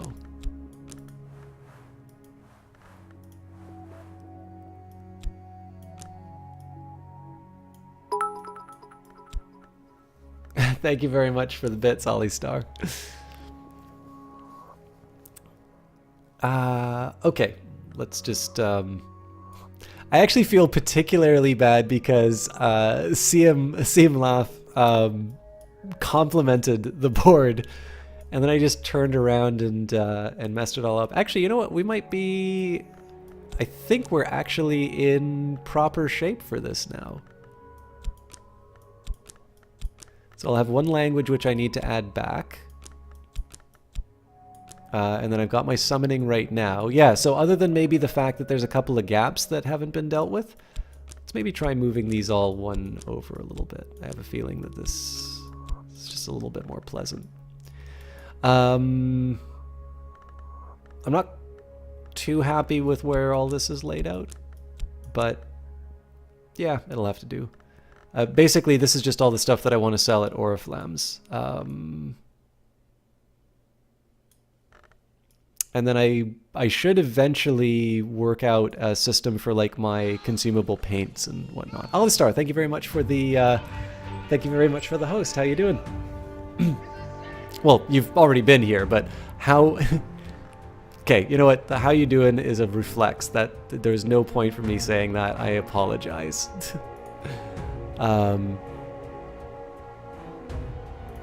Sometimes I don't think about what I say before I say them. I apologize for that, Ollie Star. I am very happy to have you here, though, and I do appreciate the host. I was going to ask you what you were playing, but I think the answer was watching System Chalk make an idiot of himself. Okay, we are caught up. This is going to turn into dread, and I don't have any contentment to deal with it at the moment. Oh, nope, I will have contentment. No, I won't, because this will expire. Yeah, this probably will expire. But I can probably paint my way out of it. Okay, the Concursum Diaries. The diaries of the explorer and murderer Lars Westergren. He's unhelpfully translated them into Frisian for privacy. Oh, thank you very much. If you want it, yes, this was all my deep secret in terms of giving a chance to sort of show the tutorial in terms of the board setup. I've tried to make it so that I don't do the same board setup twice. That is actually one of my private little joys in this game, is to try and come up with a new board style. The most successful run I've ever had with the game was where I actually turned the verbs into a pyramid. And there's no access reason for it. It's just purely like, I want to do something to keep my interest. Not that this game fails to keep my interest, but it was just, I want to do something fancy. That's really what it came down to. We'll move these. No, I won't move these actually. So these will go here. Sunset Right will go here. And we will translate the what? Oh, yes. The Vincent inscriptions. Okay, and we will get more badness. Mastery regained, I'm succeeding, so we will bring the hint in, although obviously the hint will come too late. Okay, now I don't actually think I'm going to be able to do much with this Maid in the Mirror, but let's see what we can try. So Enid will go back here. Enid did not need to witness the great cleansing. Let's do my best to...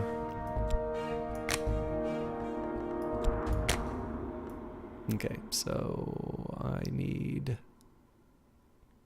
Ooh, this might actually work. So we do the invocation. Great, we add the chilly atmosphere, and this is just to... This basically just neutralizes it. There's no intention behind that, but this is a great way for me to get rid of it.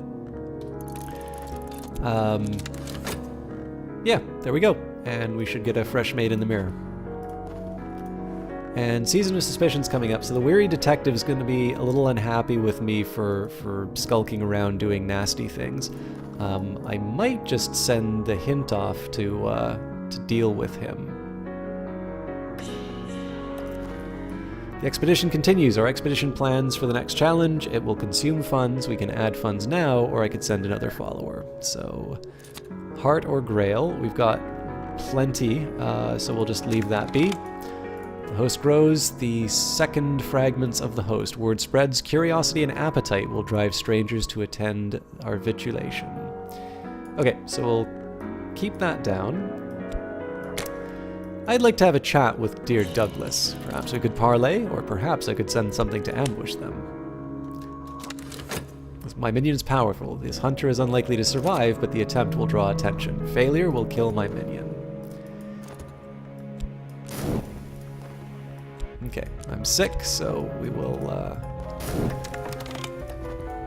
we'll deal with that right away. This is just going to be an unfortunate fact of life for me until Roland decides to drop off some blood. Oh, and we've got a Season of Sickness coming up because I'm not sick enough.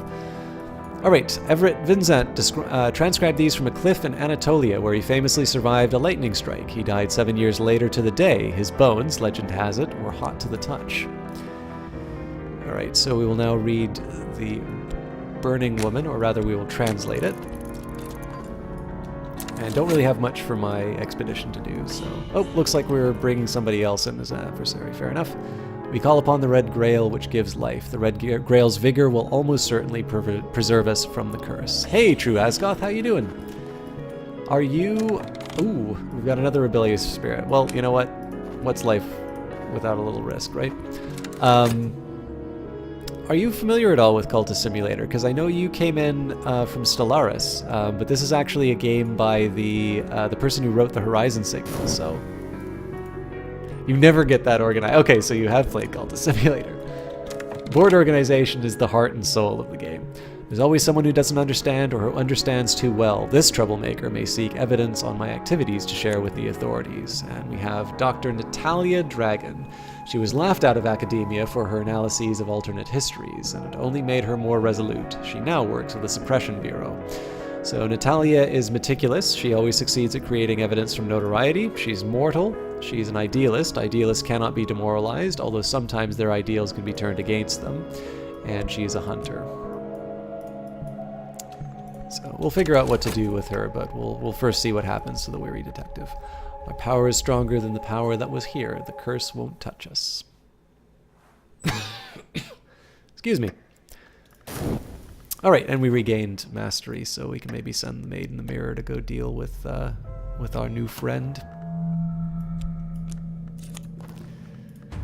And the Season of Ambitions is coming up, so this is actually going to be a chance, in terms of talking, I probably am going to want to have a chat with one of my disciples about a stronger... well, I don't have a stronger trap. This is going to be a neat little race to see whether or not I can get to Fox Lily Meadows before these jokers do. Oh, looks like I can't just sneak away the chilly atmosphere. That's made a problem for me. Okay, well, that'll be some dread that I need to deal with. And right of the Beasts Division. The assistant's name is taken from them in a place or on an occasion of power. They are divided into 9 parts. They're used to be hunted like an animal too, but they used to be hunted like an animal too, but times changed. Okay. So I'm going to think a little bit about work. There's probably something that I can do with the work slot. I mean, I could paint. I could also do these commissions, because I actually need to fix the mirror as well. Let's start with that.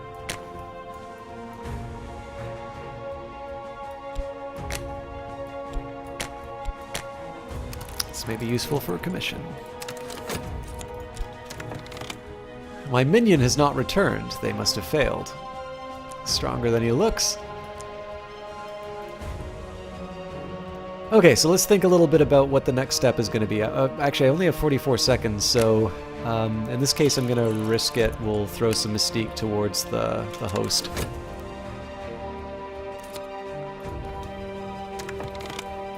A transcription of a play by Menander the Victor, possibly the dramatist of that name, into Frisian with commentaries. A catalogue of uncharted pleasures. The Dark Gentleman is the only and rather grandiosely identified author of this oft-copied work. You know, we are kind of at the halfway mark in terms of these books, so maybe I should start reading some of them. I think I'm going to do that, actually. We'll probably get some on the expedition, but... Members of the Ordo took an oath, the Iron Chain, that required them to remain hidden from the world. This manual includes, presumably, long obsolete addresses and passphrases that could have been used to find the Ordo's contact in the town of Iria. And the sick room has grown close and stale, time to get up, although, of course, we'll be there to...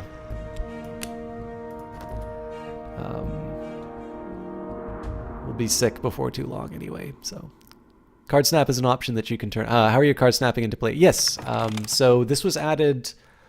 It wasn't in the base game, they added it later, but there's actually different degrees, so you can turn off the snap size, which is fine. Like, I usually just fiddled around a little bit longer to make sure that they were lined up. But you actually have a few degrees of... of control. You can actually go for the quarter card. Oh, what am I doing? I hope I didn't mess anything up. But if if you like sharp edges but don't, you find one card's a little much. Preferences vary. The Grail teaches us so. Yep, I would agree. The card snap brings much joy.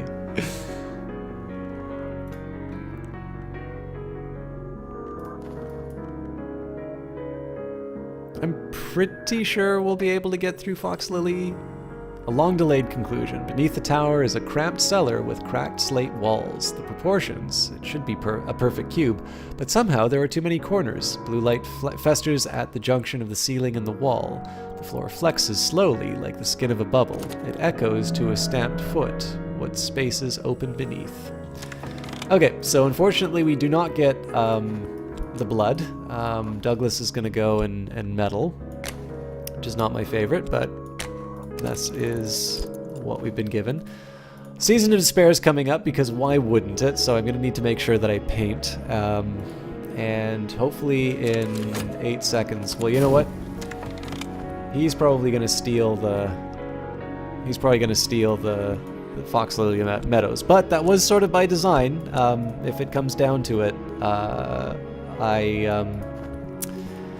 I did sort of say that we were going to put Fox Lily Meadows... We were going to make sure Fox Lily Meadows lasted the longest because it's the most easily replaceable. Now, this might be Fascination. If it is, I'm still boned because it will be... my dream's not going to take it up. Alright, well, I think my only other option now then is to paint, so...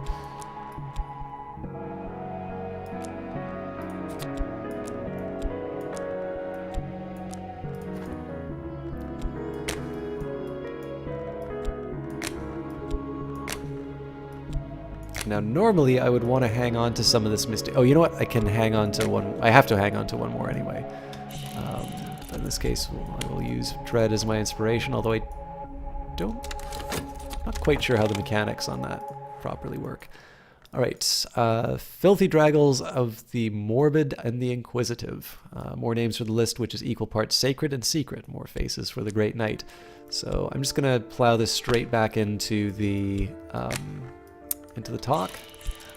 This mystique was going to go away on its own anyway, so... Alright, have a great one, The Exception. Thank you again for the subscription.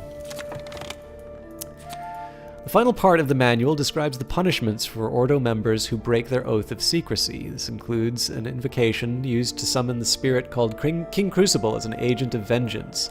Yivni cautions that this must be a last resort when the Oathbreaker would otherwise go unpunished. Summoning King Crucible might draw the personal attention of the Forge of Days. So we've already got this, but this is the Khalidate invocation. The names of the Forge have all spoken these words. Use this in a rite with knock influence and a bone flute, or other resources of equal power to summon a Kaligine.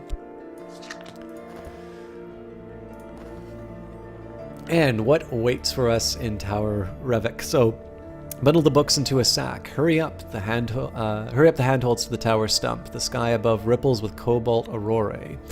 The hills around are washed with shutters of blue light. There is a high and singing sound from the stones of the tower as we leave. Lightning cracks from the sky, and suddenly everything is silent. The tower stump is gone. Dramatic. Okay, more notoriety because we need it. Thank you for your service, Pope Clifton. Let's get you. Oh, this is a disgrace.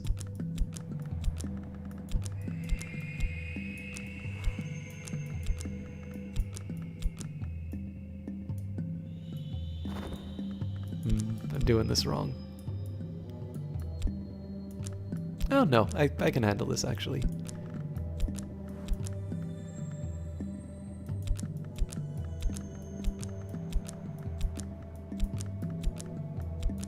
I'm okay with there being sort of a gap between the two, but it would be nice if I had some consistency in terms of where these things went.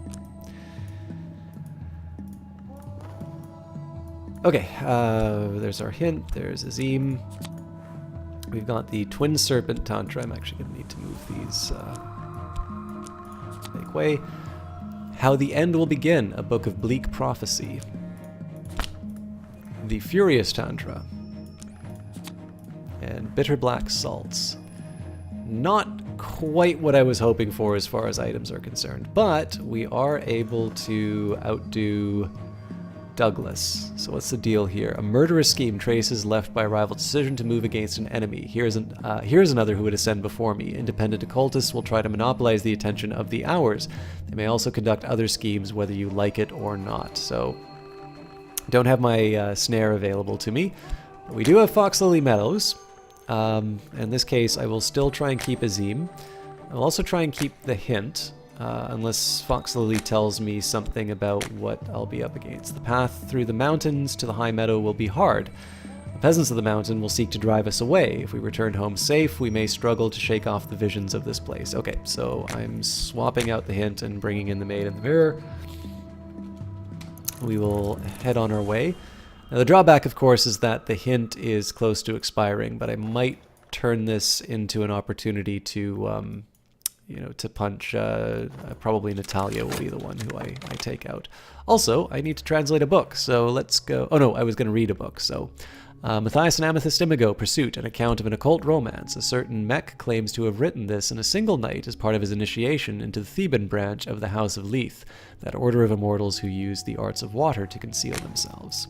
Matthias defied us to hunt the names of the moth in the wood to populate his pinned collection. The Amethyst Imago had dallied with the witch and sister, but she'd returned to the wood to plead the moth's pardon. The moth, as a whim or a penance, sent her out to lure the long to a slough of nightmares.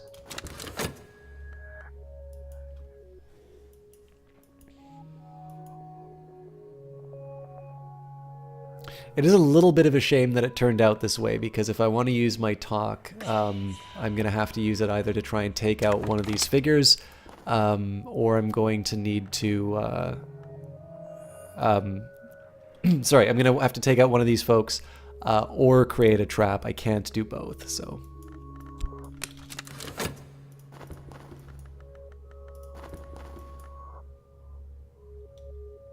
Okay, so there's the fascination that I'm going to need to deal with. Excuse me. A scheme to murder a hunter is afoot. A rival intends to end a hunter. This may be to my advantage, but it may also draw attention. I'm okay with this. Okay, our expedition plans for the next challenge. It'll consume funds. I can add funds now or send another follower. So there are the watches. There are the high passes, Forge or Winter.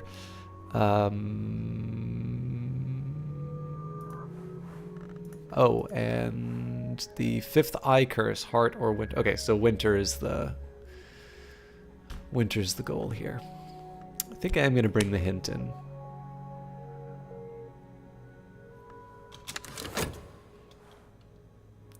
I might get the option to sort of switch it out in the last minute. But... Okay. My recent work is celebrated. My name is is known, and my work has done well.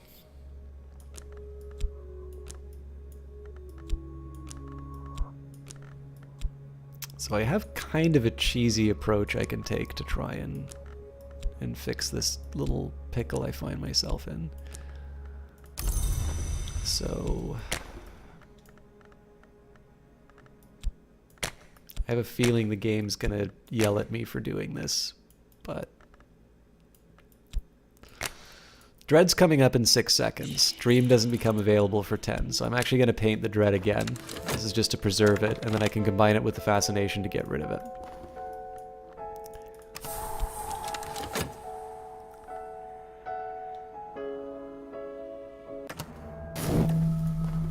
Nope.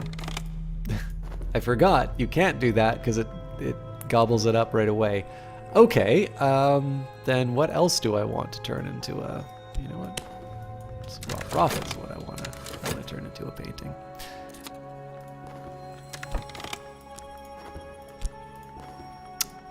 Season of Ambitions is coming up again, so we'll see what happens with the...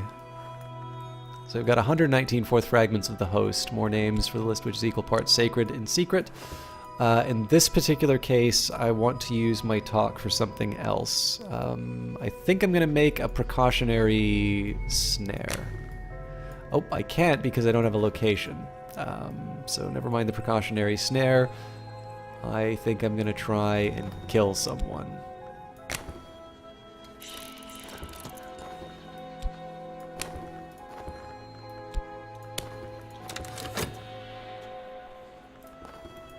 I still need inspiration. Let's paint my fascination. Yes, a mood piece. And is there any reason for me to keep my dream open now? I don't really think there is. Okay, on Matthias and the Amethyst Imago, Pursuit. Matthias loved the Imago. Did he? Can long love? Or has that organ of their soul desiccated beyond repair? The Imago loved Matthias. Did she? Or did she only enact a whim? He pursued her through the wood, but at last she turned aside from the nightmare slough, and they lay together where the bounds grow bright. So they learnt the Grail's pleasures, and this is the lore they won. The delightful sacrament, so pleasant upon the ear, one could listen to this over and over. These are the words that make sacrifice sweet. Okay, we will read the Known Unknown Tantra. I'm a little worried about this one because this seems like the sort of thing that can give me an extra fascination. But Carlos Garcia Sari, the ecstatic mystic of the Pyrenees, who is known to recite this in 3 languages, though he had never visited the subcontinent. The Known Unknown Tantra describes a journey to the white door of Madsis, beyond which speech ceases. It describes the mantra which can be used at the right place and time to achieve that door.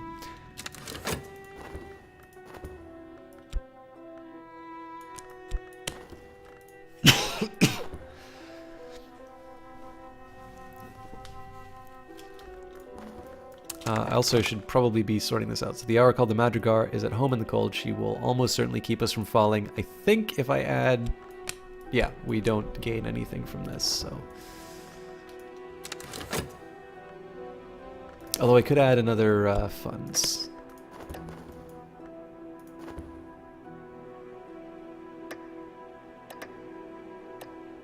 Okay, so it looks like Weary Detective is attacking the Weary Detective. So Fascination, Mystique, looks like we did get some contentment for my trouble, which makes me happy. I'm actually also pretty happy about the extra Mystique, just because it does mean that I have something to... excuse me. It does mean something that I have to feed the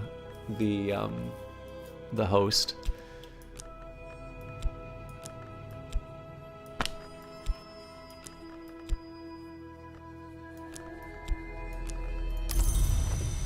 Okay, so as far as work goes, let's go back to studying.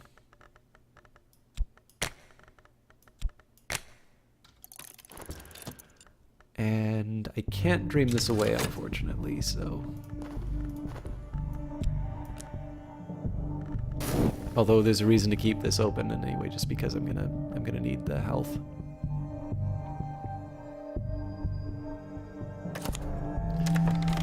Excellent. Exotic cravings. Roland is going to give us blood, and we will never speak of that time I was thinking about betraying him. I don't know how these rumors get started.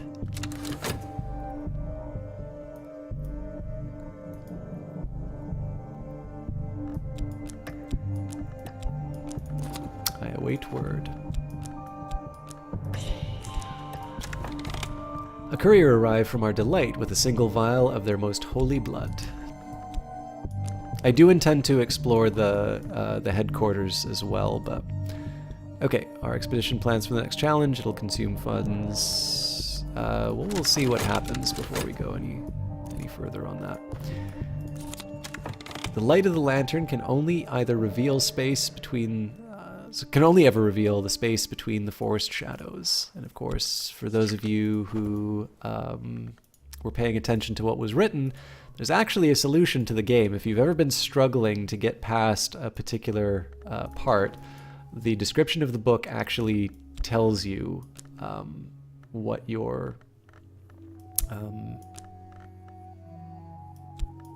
it tells you a way you can pass something in this game with it. But I always like pointing that out well after I've read the line.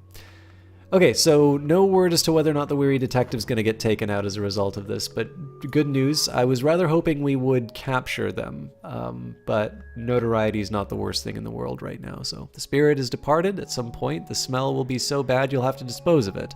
But here it is for now. It may attract attention. It may be used to impress the impressionable.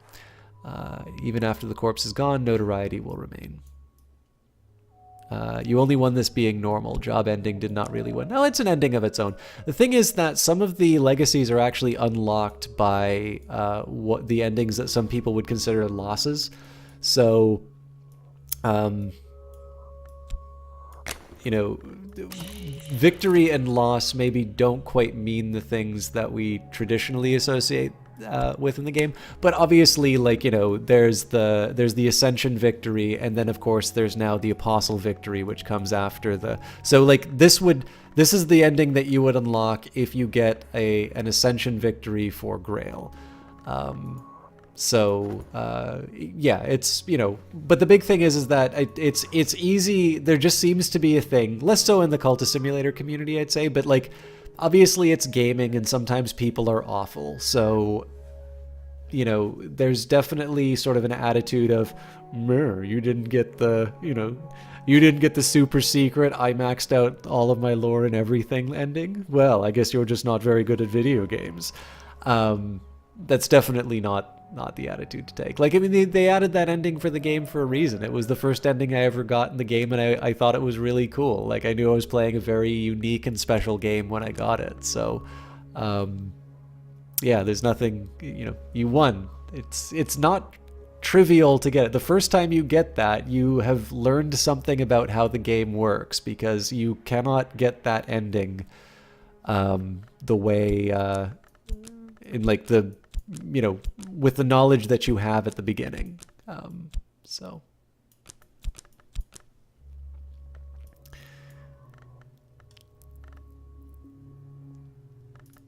Now here's the question. Considerable latitude has allowed someone in my position, but my absence has been noted. I will have to charm the elder Glover. Did you know you can become a board member of Glover and Glover? Okay, Sunset Passages. Miscellany of funerary prayers, ceremonies, and hymns of the Church of the Unconquered Sun, which was ascendant in the 3rd and 4th histories. It schismed during the Intercalate when the sun was divided, and has not survived as a significant force.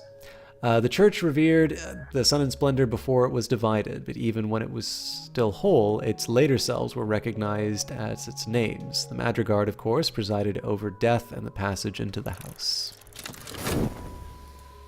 Okay.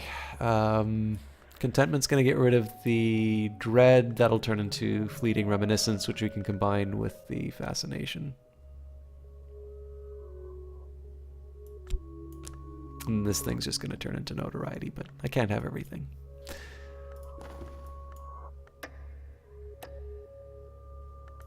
How did it go? This may ultimately bring the Suppression Bureau to my door. Someone failed to murder a hunter, so the weary detective failed to kill the weary detective. I'm keeping this beside Connie just as a warning. Alright, I finished the manuscript. Again, I'm not actually going to be able to do that much with this right now, but it's just nice to sort of have in my pocket. I don't think I want to paint at the moment, so let's do a heart commission. Okay, against the Watchers, the Grail Seductions. Come closer, dear ones. We have something special for you. I think we're okay. I don't think we need any more money. Hopefully we don't.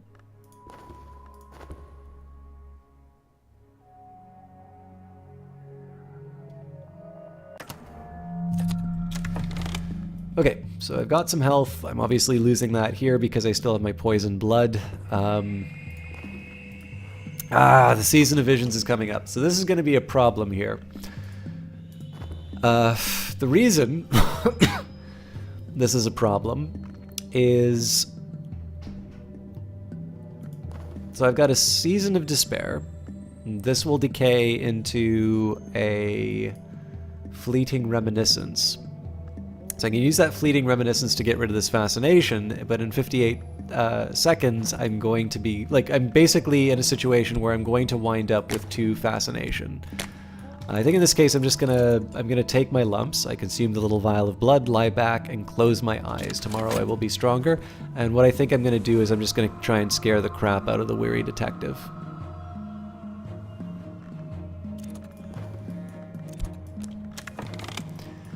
I'm much recovered. More than that, I'm sumptuous. The sclera of my eyes, the veins in my wrists are aswim with gorgeous serums. When the vitulation comes, I will be the centerpiece for our delight, to prove their appetite and to enact the grail. So I'm going to start losing health for a little while, which makes me happy.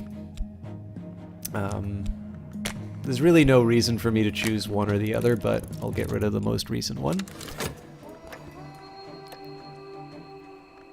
Watcher's Fall. Okay. More names, more names for the list, which is both equal parts sacred and secret, more faces for the night. Now the name of the vitulation is whispered wherever mouths embrace meat.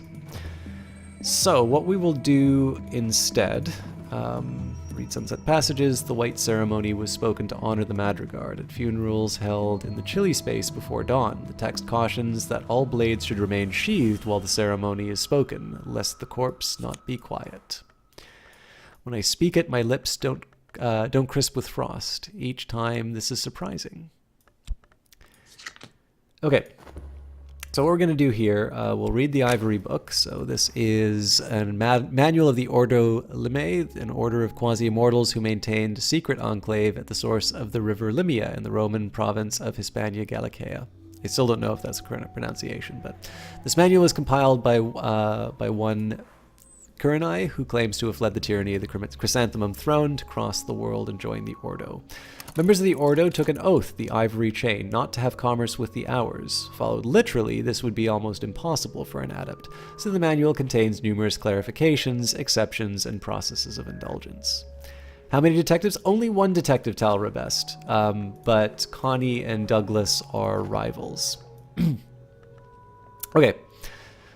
I don't exactly need to worry about these folks stealing any locations for the next little while. I do need to worry about it at some point because I am going to be going on more expeditions, but what I probably want to do is build up some... I want to build up a little bit of a group to go. It would be nice if I was kind of quick about it too, because I obviously don't have enough for the spices yet. But... with that in mind, what are some of the other things I can do in the meantime? I do know I need to get rid of the fascinate... Well, hang on.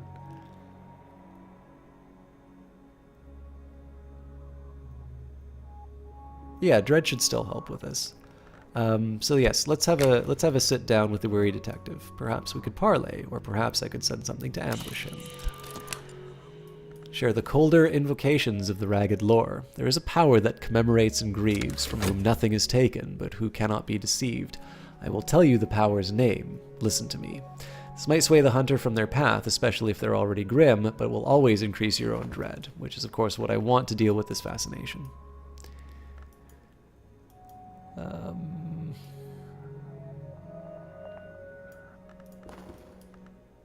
Their present pleasures will end ill for them. Perhaps they'll think it's worth it. Meanwhile, we can pass. So, we'll be okay with the winter, I think.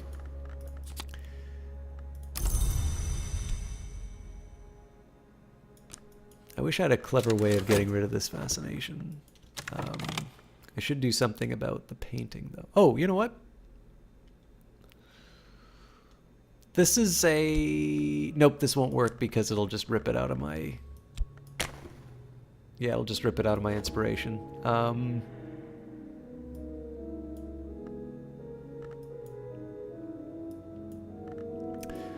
Well, in that case, let's just do something really exciting.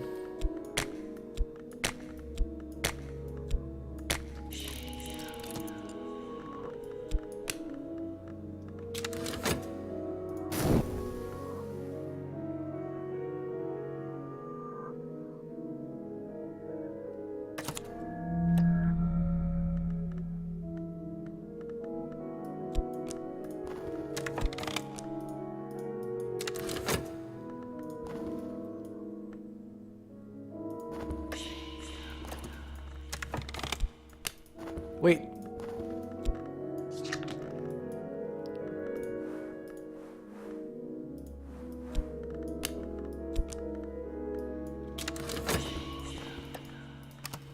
Okay, now I want to think about dreaming.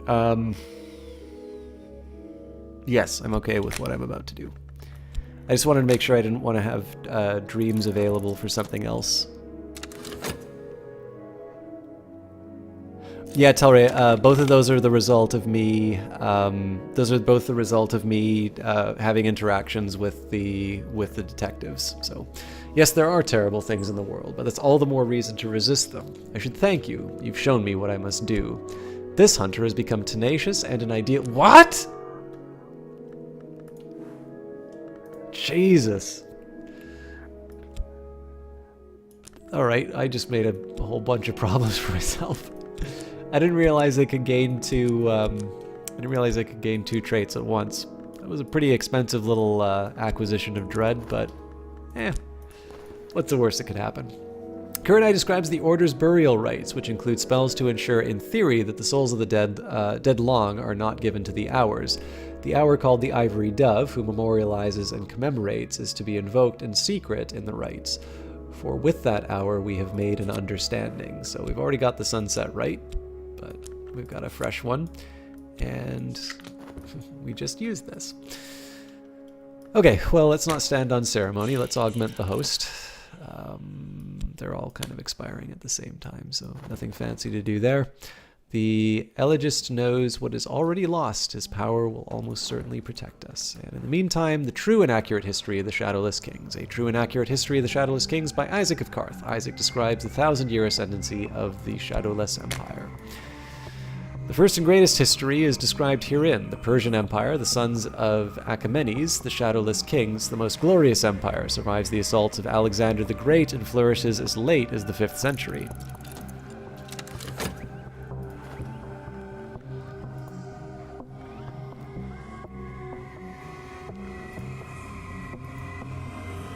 Alright, let's see if I actually made this.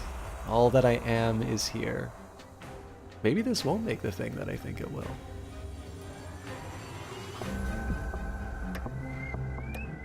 Spring contends always with winter.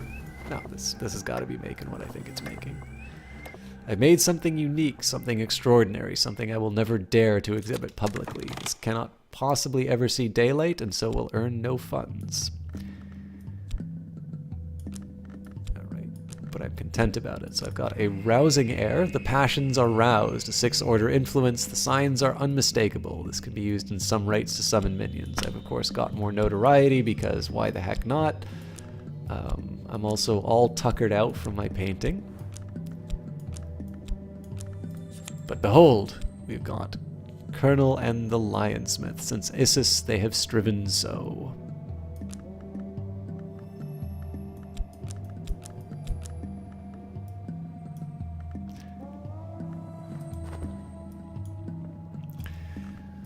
So I can probably wind up doing this with...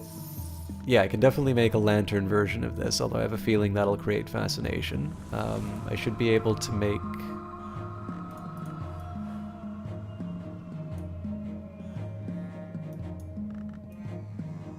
I'm a little doubtful on the forge, but I actually might be able to wind up making all the paintings, which would be great, because I kind of want them for my collection. Okay, well, let's see what we can do with this fancy level 6 influence. We'll use the Sunset Rite.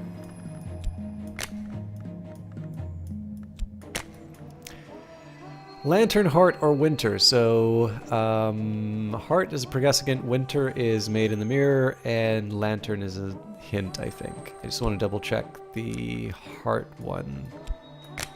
Yes, as much as I love Pergessagants, though, I am definitely in a wintry mood, so... Oh, but I can't... I need to switch the order around, so... Enid! And... Ivory Dove. There we go. Although, I guess I already had a Made in the Mirror, so... But then I also have a hint. Really, I should have brought the Pergessagant in. There's no excuse. Oh, thank God for that. Whew! That would have been bad. Okay, so... We're all good for the fascination now. Another season of Ambition's coming up, which means I'm probably going to want to wait for this before I start investigating any new locations. The curse shrivels. Our power was stronger than the power that was here. The curse won't touch us. This is going to be a nice little reset. Now, the drawback is that I'm going to lose a bunch of my summons just because it's going to take me too long to go places. But, I mean, you can't have everything.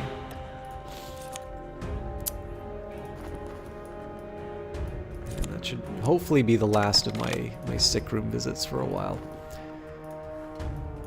When the time comes, our guests will throng like rats. This is mostly just because I had the 31 available, so... And after the fall of Rome, the Shadowless Empire takes Byzantium under its wing and moves east and against the land of the Great River. Isaac begins to recount the invasion struggling against the unskinned armies of the Hooded Serpents, but ends abruptly with a series of incantations that he claims allowed the Shadowless Empire to persist. So we've got an unresolved ambiguity. That's actually great because we're going to be building those up over a while. And we've got the Formulae Vigilant, which we actually already have, so that's not as big of a deal for us. I'm going to move over the Concursum Diaries. Actually, you know what? I'm going to skip all of these books for a little while just to do some translation, and that's just on the odd chance that there's a sneaky fascination or a dread that comes out of those. So, never hurts to exercise caution. Oh, but I should be using my dream now. I don't have anybody to sacrifice the spider door yet, unfortunately, so either I need to repair my mirror, which is going to take a while, or we'll just go back through the good old-fashioned stag door. Although I guess there's less of a reason for me to do that now. Well, I'll worry about that later. So the main reason I would go through the stag door is just to be getting some influence so that I can summon things, but I'm not really going to want to be summoning them until I've actually got the locations to explore, so this is kind of a waste. The Nourishment of Blossoms. We've dipped claws in ammonia and bound them around our faces to deaden the fox lily scent. Even so, our heads swim, our bodies respond to a half-dozen contradictory desires. Here are the bones we sought. Loot them and get out. The thing that was a woman has no expression of her own. The movements of her eyes and mouth always match mine, as if I were looking in a mirror. Her fingernails are as sharp as glass. So I can send her off to try and get rid of the weary detective if it comes down to that. Okay.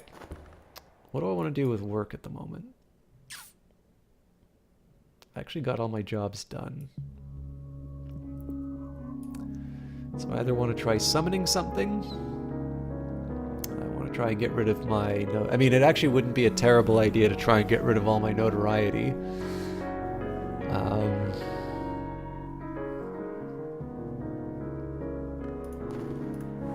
If I really need money, I can always just work. Is that all I was really meant for, though?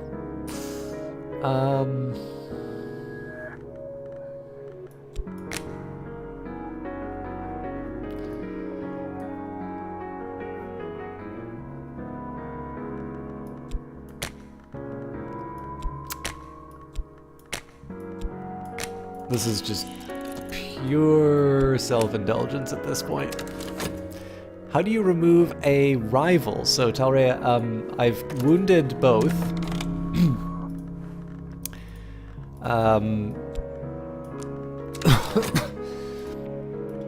The way I've been able to find out, now that doesn't necessarily mean that this is the only way, but you can build snares to try and capture people. The catch is that they're actually rather difficult to build. Well, good ones are rather difficult to build. And I've not found a very reliable way of upgrading people to a level where they can become very powerful in terms of generating snares. So there might be a better way, but I just haven't encountered one yet. Okay. Let's see what we've got. The fox lilies are as capeskin white as frost, white as unsullied sheets. It is hard to look away. We will close our eyes and struggle away with our treasures. Okay, so obviously I can't go back to G&G for a while. I'm going to need to wait for these to run through.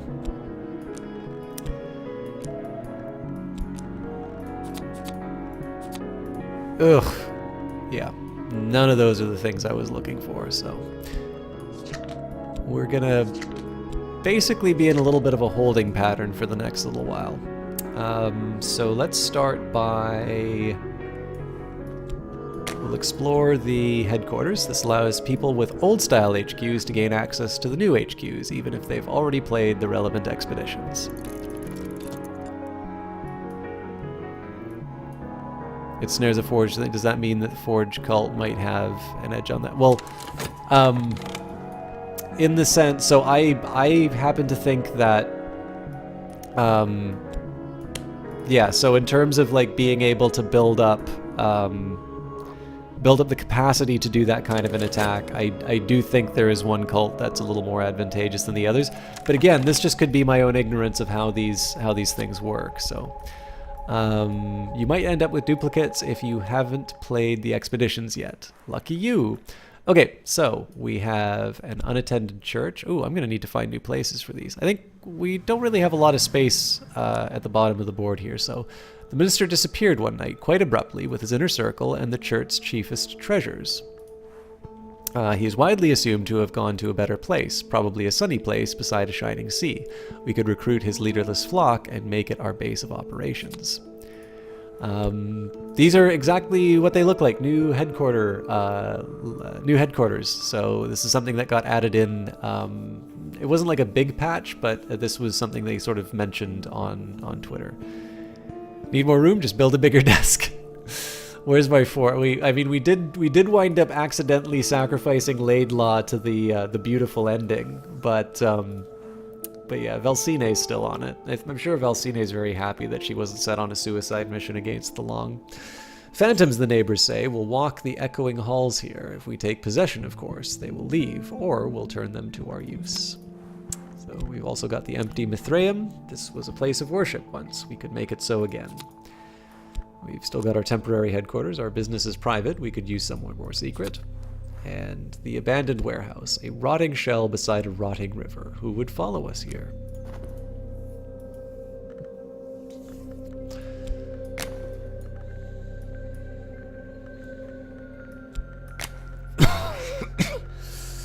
You know what? I mean, don't get me wrong. Like the warehouse is all good and all that, but I think in this case we'll start with the Mithraeum. This is an appropriate choice.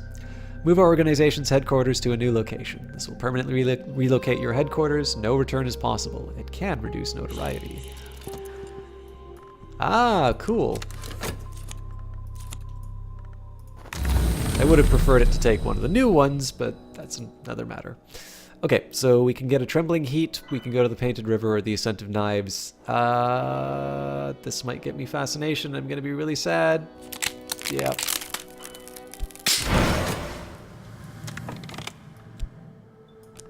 But I do have the Fleeting Reminiscence to get rid of it, so. I dreamt of the mansis behind the white door, of the great space above the orchard and the space that overlooks the bounds, the place where the vagabond once painted her river. Painted ships passed on the painted river. I met the painted eyes of a painted captain. Snowmew, thank you very much for the follow. Of a painted captain. She saluted, and the motion was like the layered movement of clouds. The sail on the ship was amber, and the captain's eyes the green of new barley, and the river aquamarine. Now I'm awake, I see those colors still.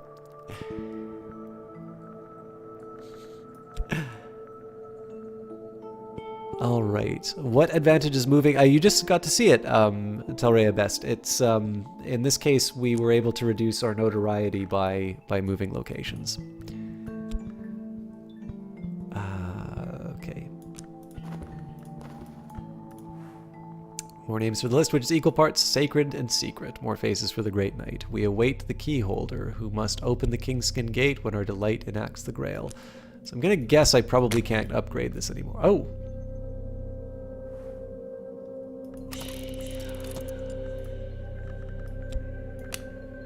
Not yet enough. Ah.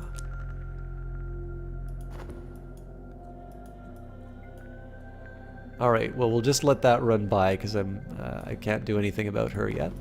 All right. Seek composure. And again, the whole point of studying these texts was just so that I could I could avoid generating any negative sort of negative reactions. So in this case, I don't have any dread, I don't have any fascination, so now is the time to run on these. So the Concursum Diaries, the diaries of the explorer and murderer Lars Westergren. He's helpfully translated them into Frisian for privacy. There are map legends, there are maps of legends, and there are legends of maps. Aspects of the Mansis subsist in all of these, in much the same way that you can find water in a swamp and a cup and in the sky. Does your HQ card change? Well, you should see in a minute, Telrea Best. This is quite literally the first time I've done that. Sorry, I think I've got, I missed a few points. Mithrams mostly don't provide much space.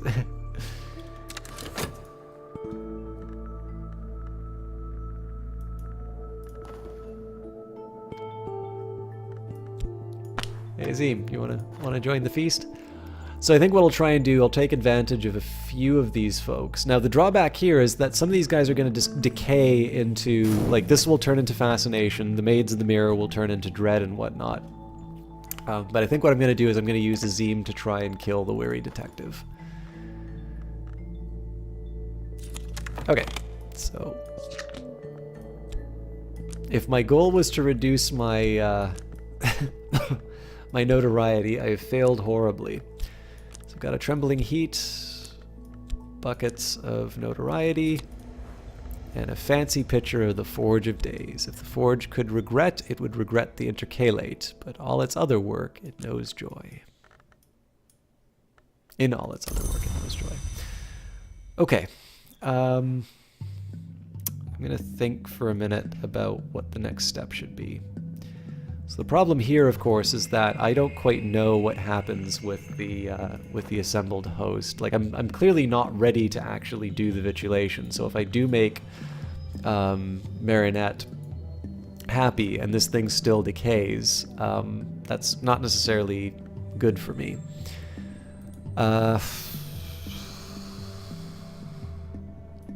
Work-wise, I also actually need to start getting some money. So this will become fascination, and I've got 72 seconds left of it. You know what? I'm still going to paint with it though. So we'll take the newly expiring notoriety. So the reason why I do the newly expiring notoriety is just so that I can let the clock run down on the remaining ones. because you only need one to trigger any of the events.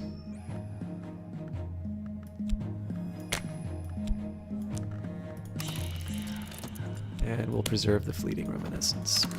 This is also mostly just so I could get some money because we're getting a little low.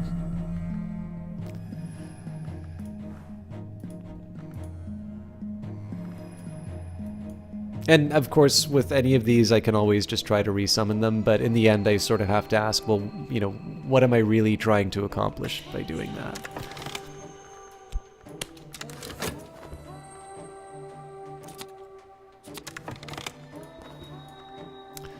No address is ever really permanent. Like our bodies, we leave them all in the end, but for now, this is home. Initiates have celebrated the mysteries here for almost 2,000 years. The words change, the gods change, but always, eventually, there is blood. So, aspect secret, aspect pit, headquarters. This is neat.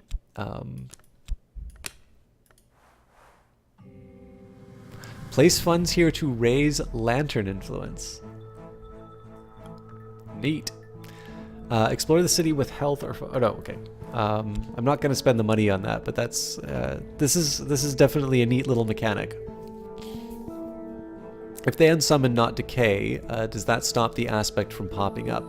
So when you say unsummon, like, are you talking about if I dismiss them as part of like a rebellious spirit event, or am I misunderstanding?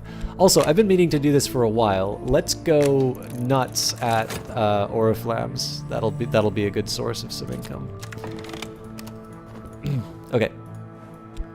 Final guess is not quite ready yet, but Nazim, I have one last job for you.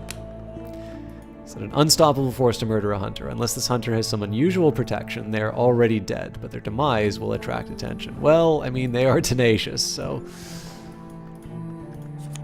Westergren describes a series of expeditions into the Mansis. He focuses on the details of the experience, the colors, the vistas, the textures, rather than the practicalities. He does warn that the Mansis changes each year, although he assures the reader that the doors have been the same. Doors may close, but they never disappear, at least not while there have been mortals in the Mansis. We're like mice. Oh, I've never actually tried unsummoning something with the cupboard, so couldn't tell you. Okay, the Vincent inscriptions. Everett Vincent transcribed these from a cliff in Anatolia, where he famously survived a lightning strike and died 7 years later to this day. His bones, legend has it, were hot to the touch. Long ago, the Sisterhood of the Knot recounted, the Forge loved the hour called the Sun in Splendor. The Red Grail long anticipated their union, and the Grail Priestess prophesied it. I also need to find something to do with my dream, but there's not a whole heck of a lot to do with the dream at the moment.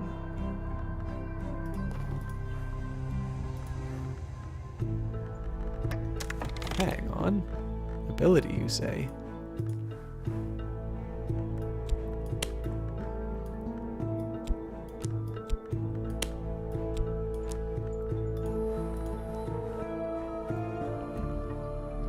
I think it's lying.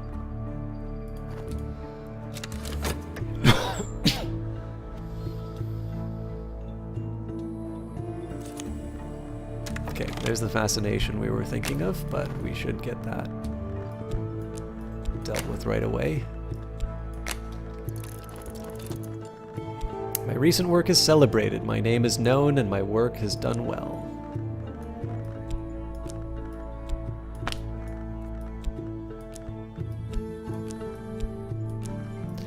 So I'm actually particularly happy with the amount of mystique that generated. So if I let this thing decay too far, I'm just going to be able to restore it with some of the mystique. And that was actually a fairly decent amount of money that we got from that. Okay, so nothing to be done about the Mithraeum there. So in terms of work, I mean, I can do another crazy painting if I really feel like it, but...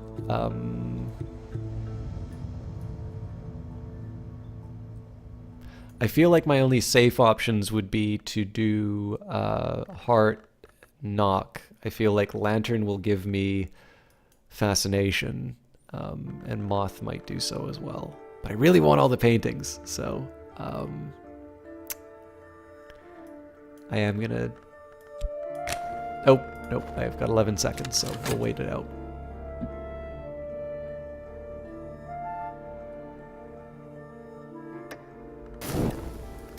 Auction, a total lack of interest. No one is impressed. The auctioneer's gavel bangs. My item is sold, but for a sum so trifling as to not to be worth recording. So we'll see what happens with the adversary. I have a feeling that... Oh, no, the weary detective... Nope, the weary detective did get gobbled up. Fair enough. I suppose I could have, yeah, if I was thinking about it, I could have worked this the other way around. I could have actually talked to the weary detective and then, you know, then brought him in here, but whatever. So I'm definitely going to leave the work slot open, because I might be able to come up with a clever workaround for this. Unfortunately, this is going to double up my, my winter. Well, you know what? What am I doing? Let me just think about this for a minute. Is there anything fancy I'm going to want to have happen in the work slot? Yes, I'm going to want to resummon an Azim. But if I do that, this will become Winter Aspect, which will eventually become Dread. You know what? I'm just going to eat the Dread. There's other ways of generating contentment, so...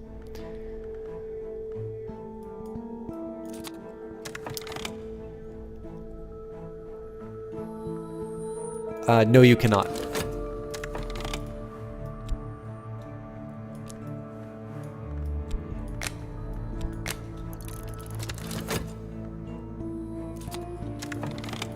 Okay. So the reason I was holding this off was just so I can... That's the talk verb. I'm losing it. Okay, so let's say Icon of St. Agnes. Nope, not strong enough. Then the invocation. Oh, that's right.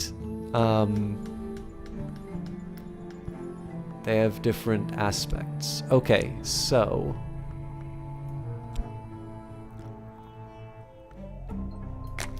Against my better judgment, I am actually going to keep redoing... Well, hang on a second.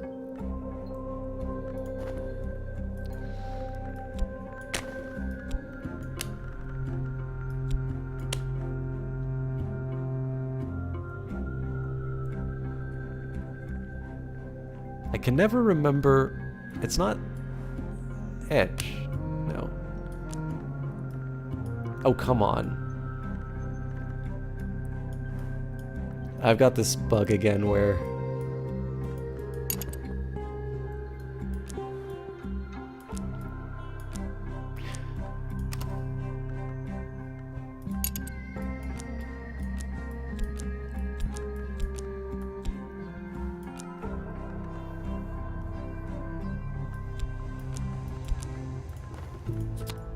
Let me just catch up on the text here. The remainder of the text consists of gloating remarks by the Grail Priestess of the shaping that will come, interpolated with warnings and laments from those of the sisterhood who serve the Ring-Yu, and especially the Horned Axe. Nevertheless, an invocation to the Forge is included as part of an attempt to urge it onwards. So we've got the shaping chant. Alright, now that I think of it, I might actually be a little shy on a certain... No, hang on. Influence is no good. This one gives me... No. Yeah, it has to be this one if it's going to be anything. So I think I can get away with an Icon of St. Agnes and...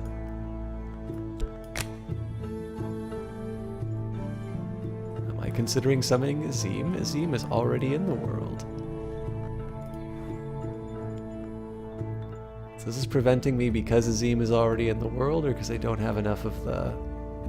I feel like... Yeah, hang on. Icon of St. Agnes is definitely not enough for that.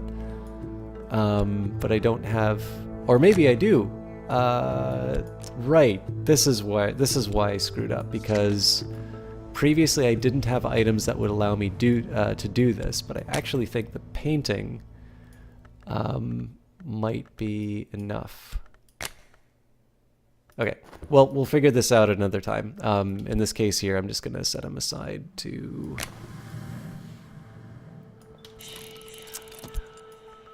Oh boy.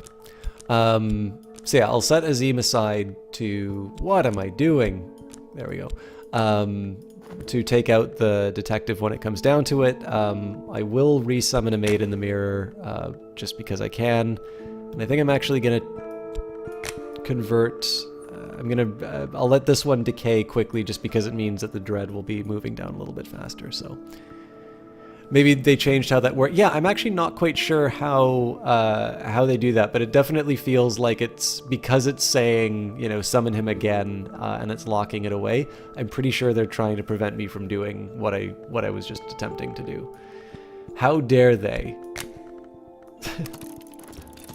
Eyes of Sin, how are you doing?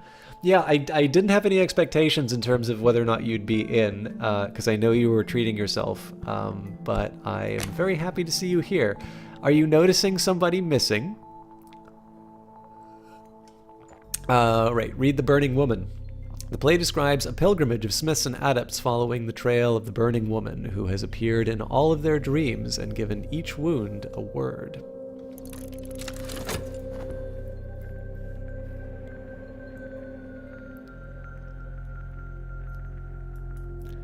Snowview, I actually took her more as kind of like a Bloody Mary kind of urban legend, but I think they're all, you know, they're all kind of the same thing, I sort of think. But yeah, you'd not be wrong thinking of her in those terms. I guess I need to summon a moth creature to deal with the authorities. I would get... You know what? The stag door actually would be helpful in that regard.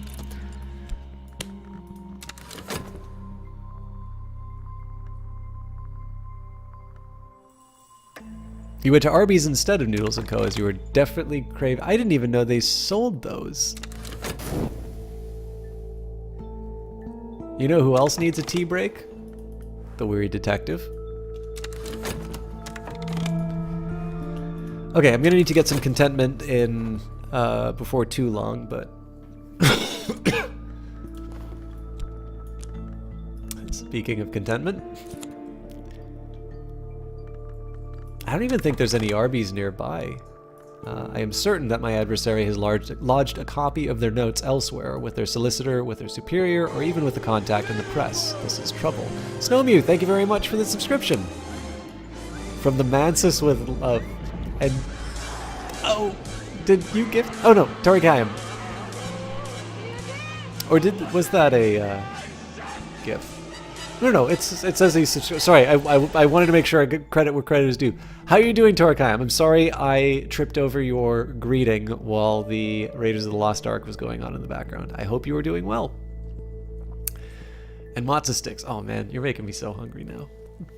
I had a sandwich before I started streaming, but... Anyways, Weary Detective again. It's a 1 in 3 chance that he's going to survive. I do need to deal with the tentative evidence. I would prefer to send a moth summon rather than one of my moth followers, but we will we'll see what we can we can bring up.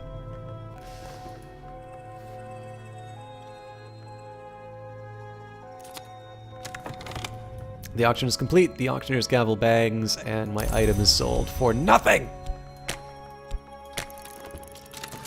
So this is basically just table cleaning up at this point. Alright, this is what I was dreading. Thank you very much for the 5 bits. Stretches out and pushes K5 off the stone. So, tea is lovely thing. What is your favorite kind of tea, Eyes of Sin? And thank you everybody for using those emotes. I am very happy. I'm very happy to see that Eyes of Sin's work is being appreciated this way, because I think the world of them, but obviously those emotes were for you, and I'm always very happy to see them. And Snowmew rushing right to the top with 100 bits for the cheer fight on top of the sub, so thank you very much for that. I will be sure to spend it all in one place. Okay, so I've got Fascination to deal with, and I don't actually have any really good ways of I don't have any really good ways of combating it at the moment. The Smiths and the Adepts give up on finding the Burning Woman and resolve to build their own kingdom, where our strength will be sufficient to shatter the world. We've got the Formula Fissive, which we didn't have before. Break a thing and you have fragments. Break those fragments and you have dust. Break the dust and then break what remains. Here is fire. Use this in a rate with a consecrated lintel and a little refulgin or other resources of equal power to summon King Crucible. And everybody's jockeying for position in terms of the donations. Okay, so or bits rather. I know I'm not supposed to call them donations. Valken to you says I can do that too, dropping another emote by the Eyes of Sin. I believe that is one of Octavian's emotes, so thank you very much for showing that as well. By the way, I believe Sin is still accepting commissions, so if you are a streamer who's looking to get some emotes done, I can definitely speak to her. I actually think she's not charging enough for this stuff, but she does do the whole emote thing, and she does it very well at very good prices and very quickly, so... Talrea Best is paying up 34 bits, so the current leaderboard, Snowmew and Vulcan2U, both at 100 bits, and Talrea Best hits 56. Okay, do I want to try and... You know what? I'm going to use Reason, because this should get rid of the dread that comes from... Yes. Unfortunately, I do have a Season of Visions coming up, so... I still have a way of dealing with this, though.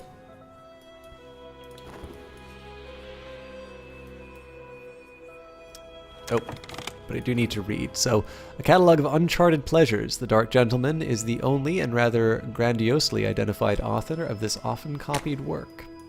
Some pleasures, the formulae voluptuous attest, are so intense that they can corrupt the laws of the physical world. This text catalogues some of those instances. Why do I have the feeling that Sin has read this book? My minion is returned with a trophy. I was rather hoping we would capture him, but... Azim may now safely vanish off. And actually the tentative evidence might just be able to decay on its own. Okay, let's get bodies back into the host.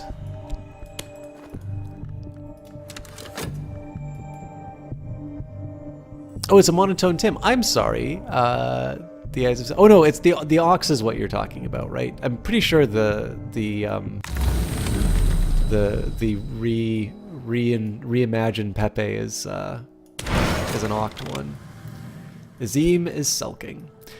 Gearby was weeping again. I scooped up his molten tears in my cupped palm. In the dream, my skin peeled and blistered, but only in the dream.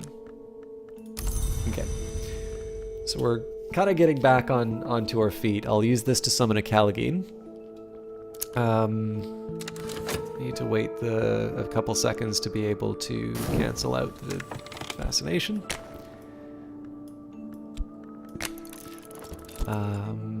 And I believe I should be able to sell the Delightful Blood. Well, I mean, I don't really need to sell the Delightful Blood, but I don't really benefit from generating some dread at the moment. Or do I?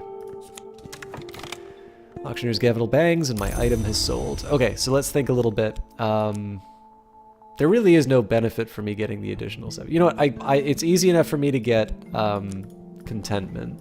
Or actually, you know what? I don't even need to think of it this way. So what comes up next? Another Season of Fascination. I can live with that.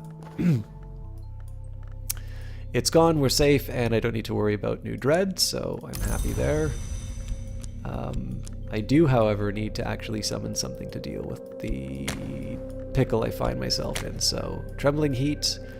We'll bring in Enid, who's my go-to summoner, and we'll throw a bunch of Winter in for a creature of smoky deception. Forge and the Smoky Spirit summoning. For the Smoky Spirit summoning. Winter for its binding. It must know who will rule it. And Teleman Alive subscribed. Now, I don't know why that didn't trigger, but you're subscribed for 3 months and currently on a 3-month streak. So thank you very much for that. We are down 1 quarter. If you would like, let's just open up Streamlabs again. I'm pretty sure I can trigger that alert again. Thank you very much for the subs again, guys.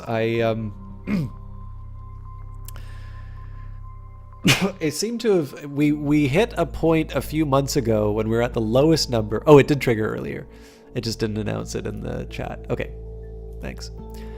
But yeah, the funny thing on this one was we hit a point a couple of months ago where we're at the lowest number of subs on the channel, and then we went to the highest, and we sort of returned to this equilibrium where... like, it's a little bit lower than what the average used to be, but it's still in reasonably good shape. So I actually do appreciate everybody kind of coming in and giving that out. Again, I don't do this for a living, and the money thing I don't want to turn into too much of a focus. But it really does help, and I really do want to give people the proper credit for that. So thank you. Now, is there a reason for me not to be investigating these other locations? I suppose the one thing I would be a little nervous about is I'm not that much closer to working at G&G to bring my funds back up. But I'm going to have to, like, get some locations eventually. So let's just jump in with the unresolved ambiguity. Come up with what may. Hunt for treasures in the Rending Mountains. The Rending Mountains, it has been said, tear the flesh of history. It has generally been said by people like Christopher Alopoli, but still they are a good region to find the places that daylight history does not recognize. You wish you could make some more money so I could prioritize streaming a little bit more? Thank you, Snowview. And yeah, this is the big thing too. Like, just because I recognize the subscriptions obviously does not mean that I value... I value people. One of the best ways that you can support a streamer is by being present and being able to, oh, you know what I should have done instead? I actually should have finished my runs in Oriflammes, because that would have helped me knock down these. Being present and bringing the concurrent views up is something that helps quite a bit. Letting people know about the channel, that helps quite a bit. There's lots of ways that a channel can be helped that do not involve spending money. But with that in mind, when people do part with money, I do appreciate it. And Teleman Alive, makes a good point. I mean, like, I don't quite need ninja money, but the catch is that because I have, the degree that I do, I didn't take the job that I do because it pays particularly well, but I've actually done the math in terms of what I would need to make in a non job I currently have job, and it's one of these ones where it's one of the reasons why I am a lot less likely to do creative work. Now that might change once I start paying down some debts and things like that. But the catch is that because my outside option is a very good one, and I realize that I'm very lucky to be able to say that, but because my outside option is a reasonably good one, it's really hard for me to try and turn around and say, well, I'm just going to cancel work and focus on full-time streaming. And I'd like to do more offhand streams, like maybe to do 5 streams a night or something like that. But the catch there is that means I don't get to do other things like some of the writing that I do, or some of the the side projects that I haven't really been talking about. Even now, I spend a lot less time reading, and I'd love to just do some more computer science projects. There's a ton of stuff on it's stuff that other people already know, like the machine learning and deep learning sort of stuff. I've got a bunch of books over here that I've been meaning to follow up on them. I've also been thinking of some gaming related projects that I can do sort of related to sort of my stats and my economics background, and some specific areas in which economics specifically can contribute in a way that just knowing your stats or just knowing a couple of machine learning algorithms would lead you to other conclusions which are potentially misleading. But the drawback is every time I want to do something like that involves some work on my part, learning my stuff. And I like doing that. But it comes at the cost that if I want to do something like that, it will always mean that I need to spend the time away from the stream. But I'm going to try and find a better equilibrium if I can. So, yeah, and I'll be honest, I have been looking at gaming jobs, and one of the biggest things is that, like, so this will be, I will get back to the game, but this does need to be said because I've written about this a couple of times. Did Cthulhu take over? No, not yet, True Asgoth. Close, though. And Tallman Alive says, so you have the same problem. Your day job is so much more rewarding than anything you can try. You're wasting time otherwise. Yeah. Well, like, here's the thing. Like, Alexis has actually talked about this, about, like, what your priorities are. And it's pretty, like, it's pretty well known. He left quite a bit of money on the table when he sold out his share in Failbetter. And he's got, in my view, the right, he's got the right attitude towards it, which is, you've got a limited amount of time in the world. You need to choose how you're going to do it, and is, maximizing the amount of money that you can make really the way that you want to spend that. And it's the reason why I chose the job I currently have, because it seemed like there would be some opportunities to do interesting research. And it's no secret with a lot of you that I'm actually quite unhappy at work. So I have been looking at some options inside of gaming, and the sad fact is that, and I realize that the people who've lost their jobs have got a higher priority than I do, but the fact that there have been so many layoffs in the games industry right now is actually something that I am taking into consideration when considering that industry as a place to work in. Because I did used to work in film. Like, I have worked in creative industries before, and I do know a little bit what it's like to do work where you're not quite sure where the next show is coming from, although there was never a point, except in a strike, when I didn't have work. I was, I had enough contacts to always have another gig. And the other thing too, like, if you consider it, he's got a daughter, like, there is a certain level of responsibility that he has in order to ensure that, the bills get paid. It's not just, this great bohemian lifestyle. And the fact of the matter is that he's been able to make it work. But in my own particular case, I'm not entirely sure that I'm going to be contributing enough to something to be able to justify going full-time in it. Streaming absolutely will not cover my bills enough to make a go of it. Possibly working on an existing project in, I'm not entirely sure I'd be any good in the business development role, but that's also because I've never tried it. I do actually think there's a small subset of skills that I have, even going back to some of the film stuff. Like, I still know how to do a lot of my old camera stuff and, make things look good. But I don't know, like, I don't necessarily think the worst, like, somebody has to punch the numbers.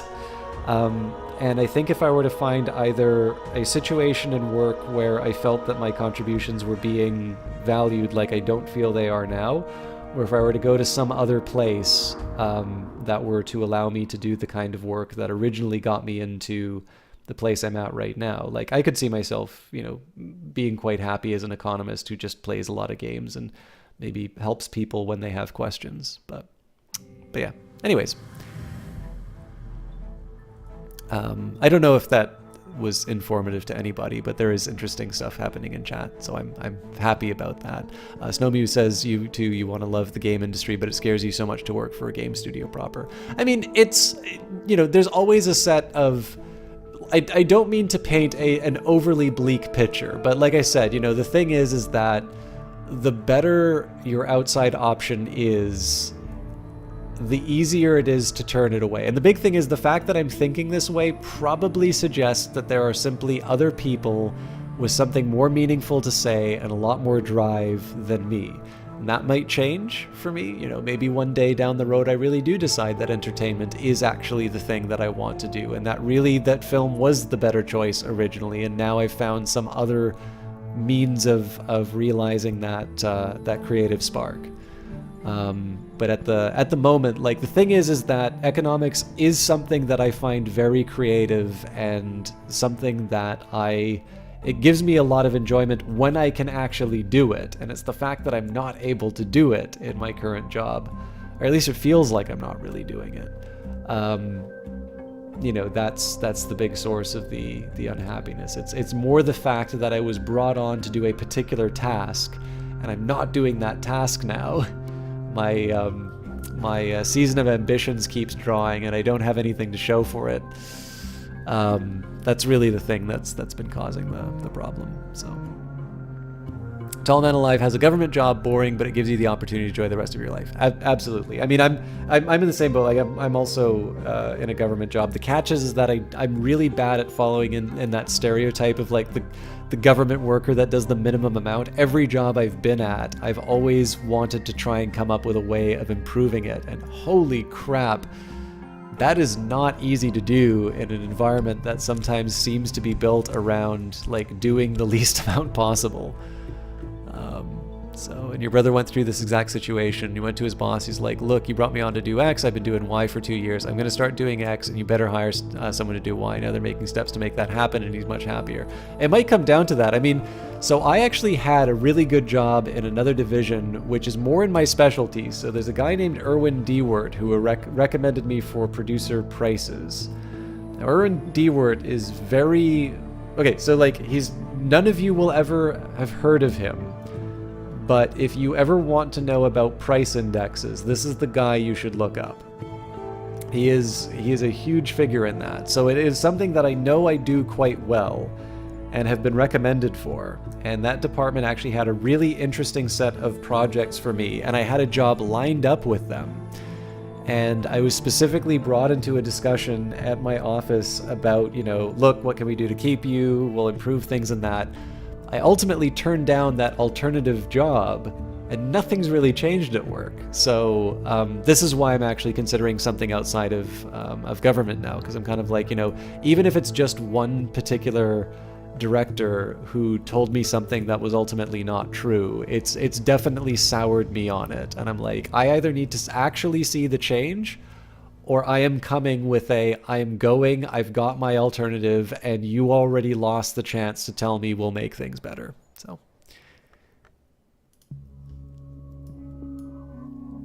Early history of price index research. This paper examines domestic and foreign fixed investment expenditure. 888. Wow.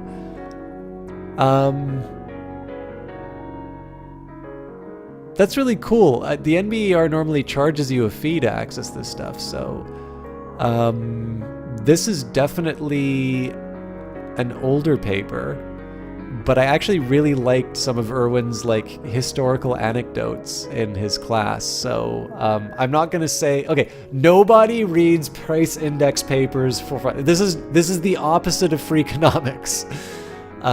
Price indices are, in my opinion, a very important and very interesting subject, and I'm the only person I know, other than maybe Erwin, who finds them interesting. But yeah. Well, see, this is the nice thing, Snowmew, is that I do have certainty in terms of my job, maybe beyond my attitude at the moment. But the fact of the matter is that I'm willing to stay at what most people would consider to be a Glover and Glover job. In the sense of doing economics, I am not willing to stay in a job that I don't feel challenges me. I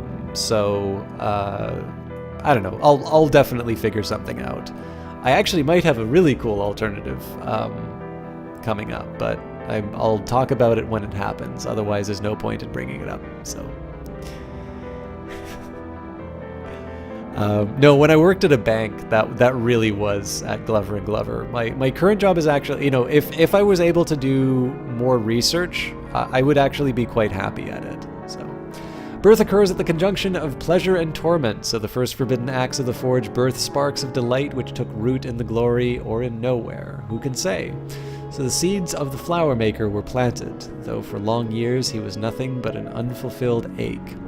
There exist some pleasures intense enough to corrupt the laws of the physical world. This formula can be used in a rite with bitter black salts, or subtle rupture, or similar sources of power to summon Izim itself. No, it can't. He's sulking. Okay. Can't read the tentative evidence. I now need to translate, or I need to try and upgrade locations. So, and I really actually regret looking for that location. I should have done Oriflammes first, but nothing I can do now. So we will use our Greek to translate the Gospel of Zacchaeus.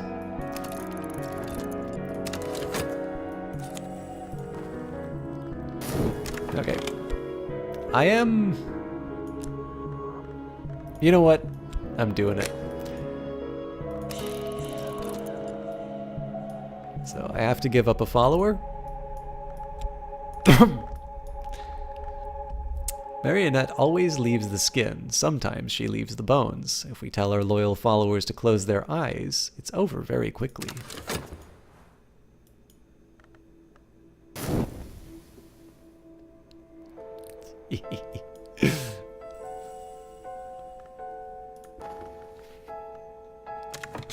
Sorry, no, Snowview. You know, you're right. I did make the wrong choice. I should feed Neville, right? This is what you guys want to see, I'm assuming. This is why you guys said it was too dark, that I should be giving up the pawn. I should be giving Neville to Marionette.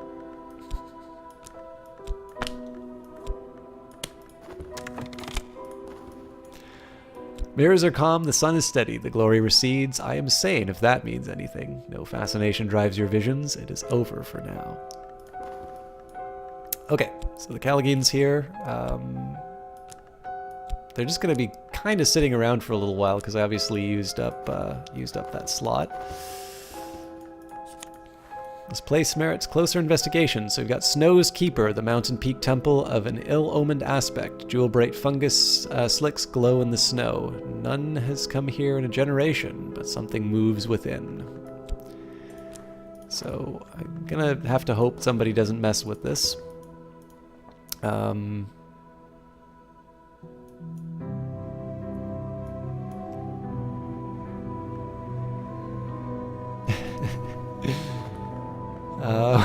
Excuse me. Okay, let's go back to Oriflammes. It shouldn't be too much more work to sell the rest of this stuff off, so. More fleeting reminiscences. I mean, there's always the possibility that Dread will come and bite me, but in the meantime, I still have a stack of notoriety that I need to deal with. So we will paint, and I'm gonna paint about my Dread, I think.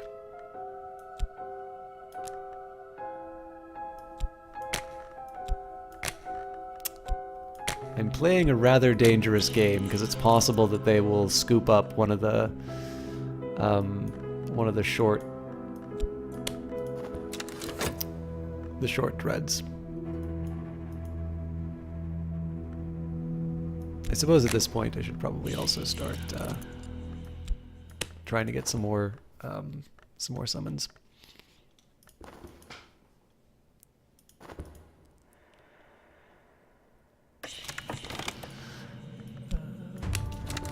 This is really more for money and for excuse me, really just more for money than anything, but hopefully contentment. But okay, an extremely heterodox account of the Nazarene Messiah and his works, describing the ascension to the Mansus through the opening of his body. You know what? I think I'll just translate and read at this point. 7 were the wounds of his body, 7 were the doors of the house, 7 of the lesser aspects of the hours, and Knock, the aspect above all, for the mother of ants as the mother of salvation.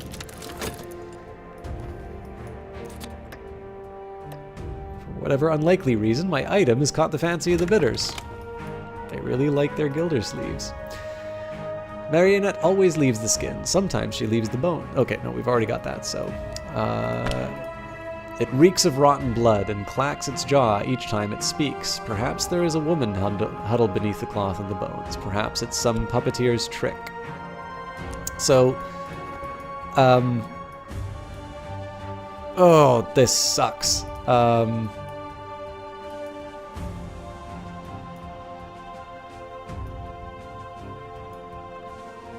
if I want to do something about the host assembled, I got to do it now because the Mystique will leave in 58 seconds, which means I can't do anything about the tentative evidence.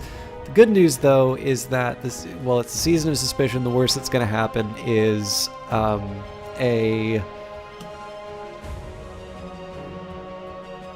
hunter will emerge, but nobody should actually be chasing me. So let's see what happens. Invite our final guest. She is not yet sated. Sacre bleu. All right.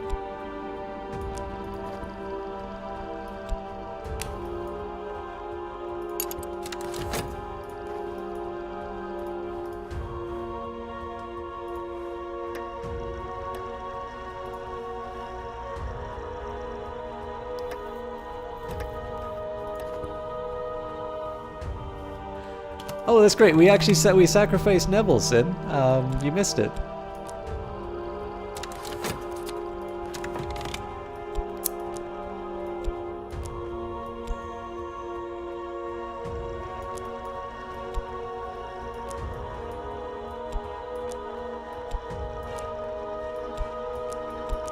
I swear to God, it's going to be one of these. You know what? I'm actually going to. Nah, just kidding. He's here. I threatened to, though. We are down one follower, though. You guess you need the Jinn, then? No, it's come on.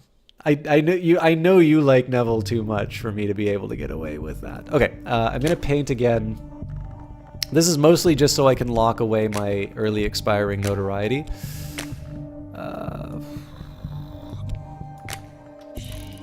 And we will bring one of the fleeting reminiscences.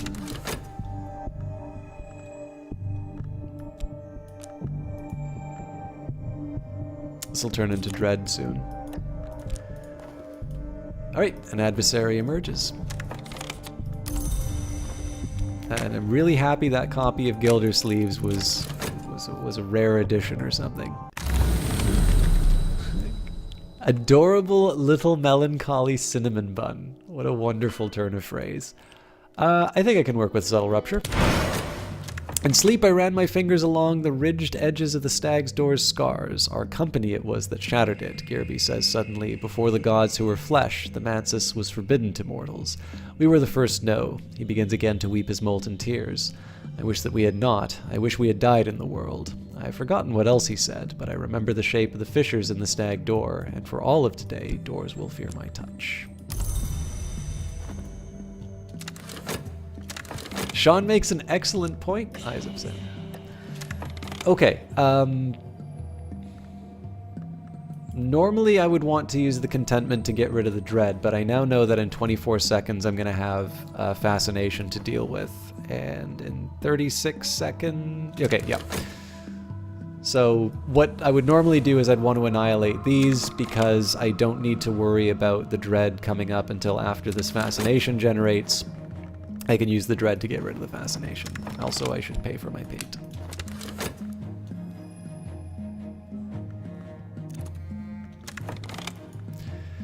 The book includes a description of a rite which can be used to raise a corpse to half-life. In memory of he who bled for the wood, it requires a corpse and sufficient power. The author suggests an invocation of winter lore and an assistant touched by the powers of the wood.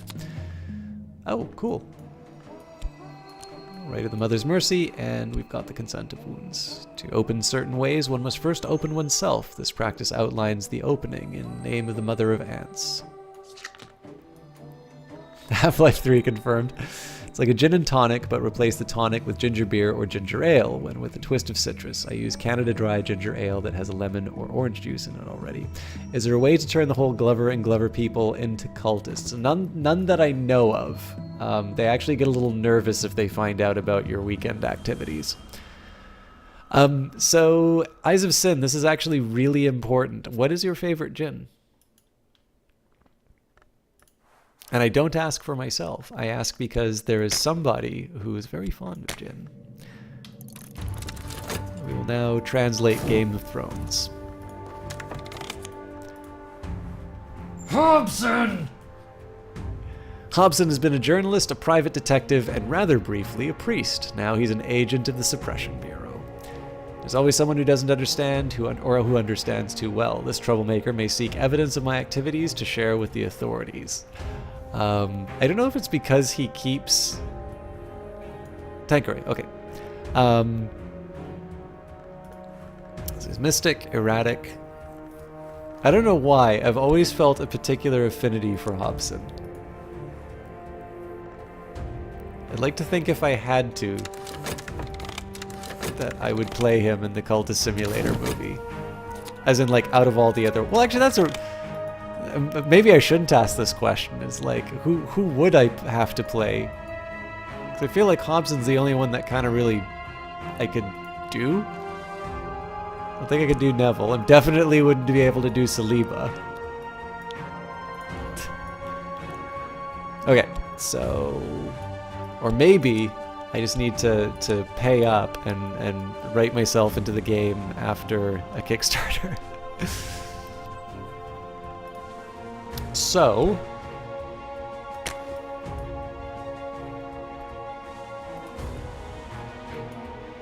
let's get our priorities straight. Let's send a devious minion to destroy the evidence first. More money. Only 2 more jumbles to sell, so... You'd watch me attempt Saliba?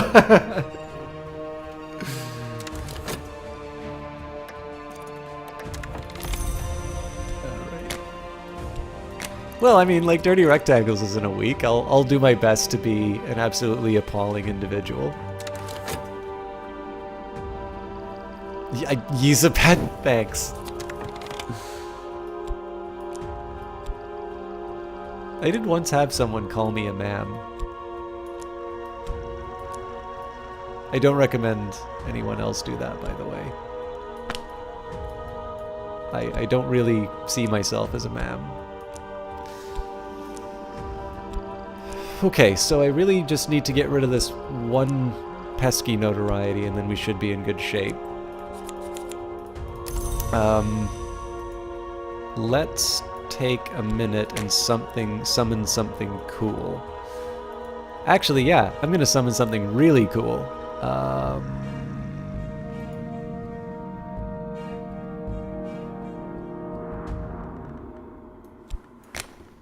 Sunset Right is probably the best way for me to do this. Clifton! Yes. King Crucible will only come when the room glows with the aspect called Forge. He also requires Lantern for the light of the glory that he claims to know.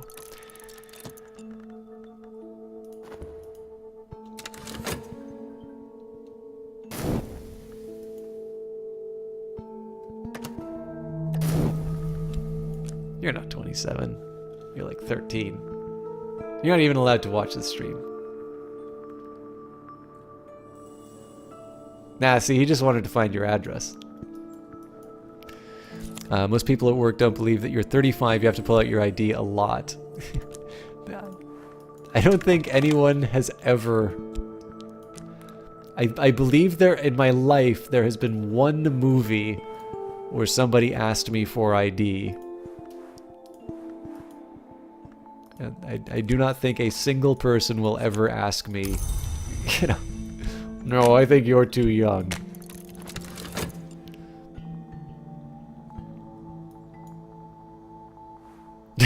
He's picking him up. Well, he couldn't know that.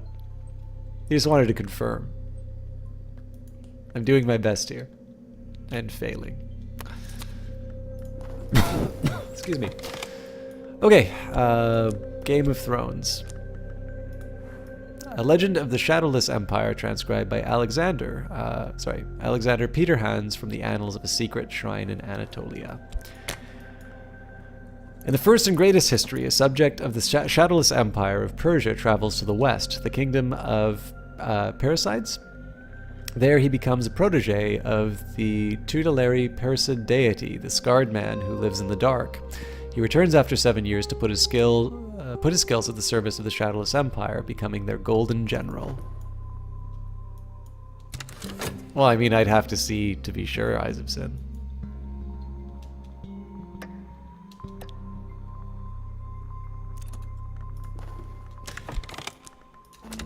Do I want to do anything? You know, I might as well. I would kind of prefer to go to the higher levels of the Mansis, but I think there's enough that I can do in Dream now. Oh, but my Forlorn Blood's going to become a problem. Well, either way, we're good. So let's go hunting for new locations. He can hide in a candle flame if he must, but here he is in all his bonfire pomp. After I speak with him, the skin of my face and hands will be pink as if from too much sun. Behold King Crucible.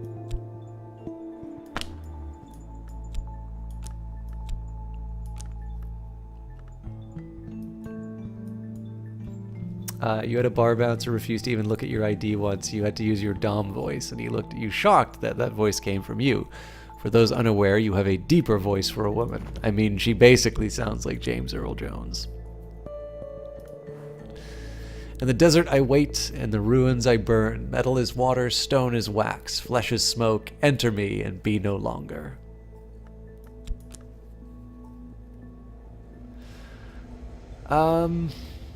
So I do want to try and upgrade this again, but we've got a lot of mystique, so I'm pretty happy with that. I can't work at Glover & Glover until I get rid of this notoriety. So he does have aspect mystic, so it's very likely that attempts to kill him will not succeed. Let's start by painting again.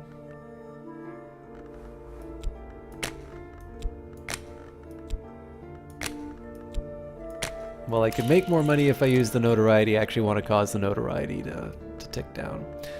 I will use my fleeting reminiscence.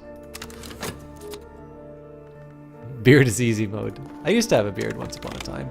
My minion has not returned. They have failed, and their blundering may have attracted attention. Well, I'm not going to be able to do anything interesting for a while.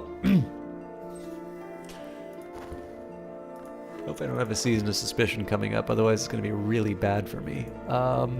Okay. Talking with King Crucible won't do what I want to do. It's studying with King Crucible. Let's do something unconventional. Let's have a chat with Clovette. Clovette, I'd like you to do some cult work for me, please. Charm. Not everyone is sympathetic to our aims, but if we have problems with a reputation, our disciple can probably smooth them over. So, of course, I don't have any mystique to worry... Well, actually, I have mystique to worry about when the painting's done, but I'd probably work that out. A little bit of Urbosa from Breath of the Wild, a dash of Lust from Full Metal Alchemist, and a hint of Jesse from Team Rocket. I'm not familiar with any of that. Is Team Rocket some kind of a Elon Musk thing? I didn't know you were a fan of him. I mean, he's a smart guy. He's just seems like a bit of a douche.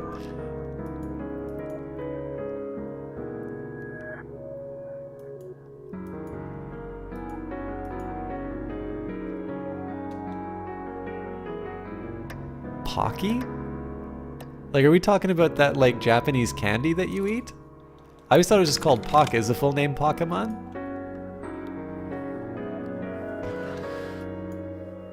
After many years of peace, the heirs of the Persons move against the King of Kings and the Shadowless Empire. The Golden General will not take arms against the blood of his mentor until the King of Kings whispers a great secret of betrayal in his ear. He breaks his sword, forswears his oath to both the Empire and the Scarred Man, and enters the temple behind the world, leaving his life behind.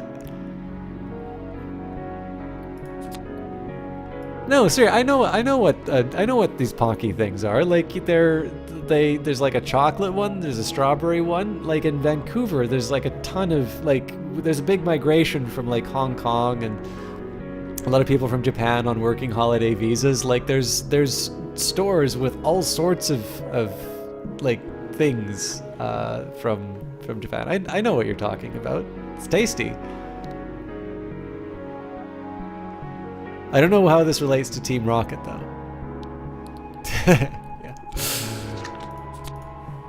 Alright, another unresolved ambiguity, which I'm happy with. In the Mantis, the hours strive against one another. As the struggles are resolved, they iron out the impossible, exalt the possible, tie the fraying braids of what has been into one golden ribbon of the future. Everything is resolved, history becomes the past. There are, however, exceptions. Team Rocket from NASA. Now you guys are getting into the spirit of things. Okay, so I actually want to make sure that I want to make sure that I use up this Mystique before Clovette finishes her mission. Oh, that sadly won't happen because I generated more. I'm still going to at least improve the chances of... so it's basically even between the Notoriety and Mystique at this point. Which is the older... Okay. Now, King Crucible. Teach me something. Together we will commemorate the tongue of the unburnt god. And I need Aramaic for it. Nope. My Aramaic will serve as a foundation. I will learn everything I can. And I am studying Deep Mandiac? I don't actually know how to pronounce that, but I do know Deep Mandiac I don't believe is real, but I believe Mandiac is an actual language. Well, sort of.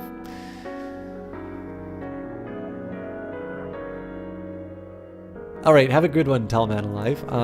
What are we looking at time-wise? I mean, I'm at a usually kind of a time when I would end, but I'm gonna try and get a little more distance on this. At the very least, if I can get my exploration done and get some money, so... You obviously have not heard what you said about his... What did you say about Oxavoy? Did you say that somewhere in chat? Or... okay, I'll do the Ascent of Knives because it's more likely to have a cool influence in this case, I think. Yeah, that'll work.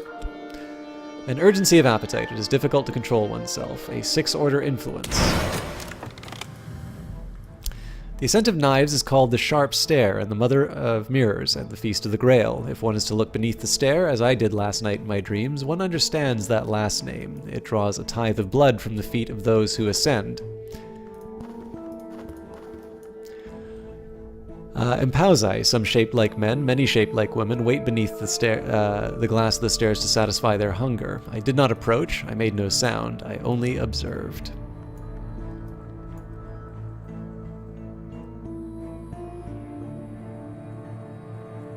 In his stream you have waxed on about his wonderful tones entering your ears. Alright, sounds good, Telemanala. Oh, that's... I mean, you originally started by watching the VOD, so that's old news for you. Have a lovely evening. Okay, Exploration I still think is the name of the game here, although I'm pretty sure I'm not going to wind up working at G&G for some extra money. Not that we're hurting for cash, mind you. And I think I still want more cool goodies, so let's use some reason. And the Stag Door is the Adept's Gate. To pass it is to be initiated into the first true mystery of the House of the Sun. The head Giraby weeps. Oh, love. Oh, well, okay, that's not so lovely because it's my... It's actually the... It's the Notoriety I was kind of hoping wouldn't get picked up. But fair enough. I've got an Affliction. I'll also have some blood to take up. I think I might actually try and take the blood first because I'll have a fleeting reminiscence available in a little bit.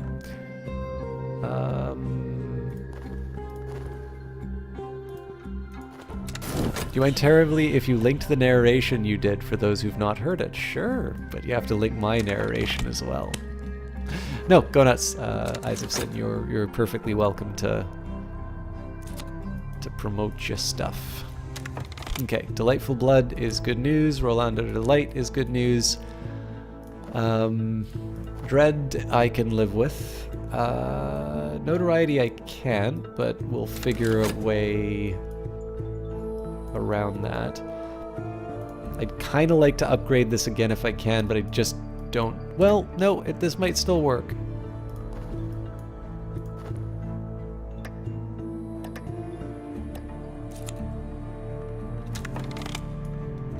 Optimism is the spice which saves. Okay, then yes, I do have some space available too. So the thing that's really nice about this, I can augment the host, so I get to use this Mystique right now. This now means it's going to be another 50-50 chance between the Mystique and the Notoriety. And not only do I get to reset this counter, but I actually get to bring it back to full status.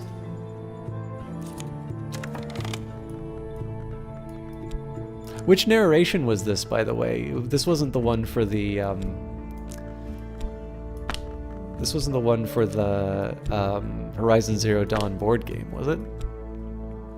Of course, I say that, but then I go and paint like an idiot and generate even more Mystique for me, so...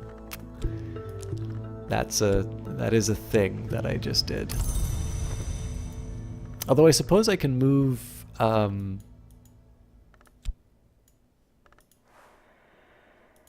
Try moving locations. I'll worry about that later, though.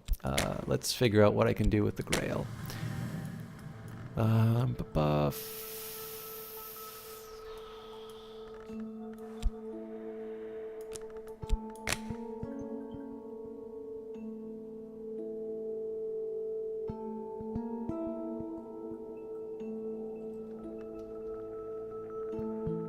don't actually remember the moth thing.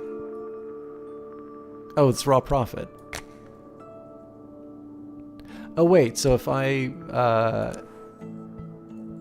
if it's Forge, it's Azim.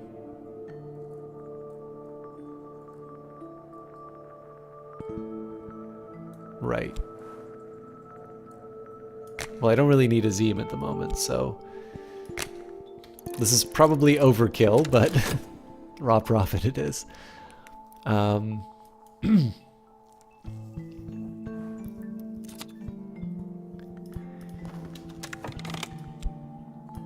In one history, there was the tongue the Shadowless King spoke. In another, it was the basis for the incantations of the children of the Leashed Flame.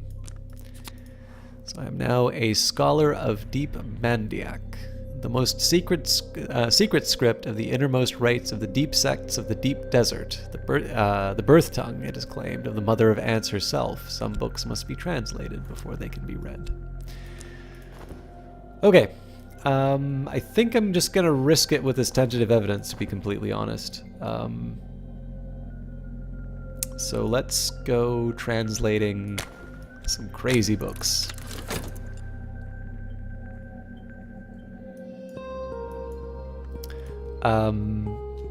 Eyes of Sin is very petite. She's, I think, 5'4". Alright, well this will give me another chance for Paladin. I visited the Ascent of Knives last night, that harshest of roads through the house. It has been sacred to the Meniscate and the sun and rag since the intercalate when the true sun was divided. When I woke, my room was freezing. The chill of it had cracked the window glass.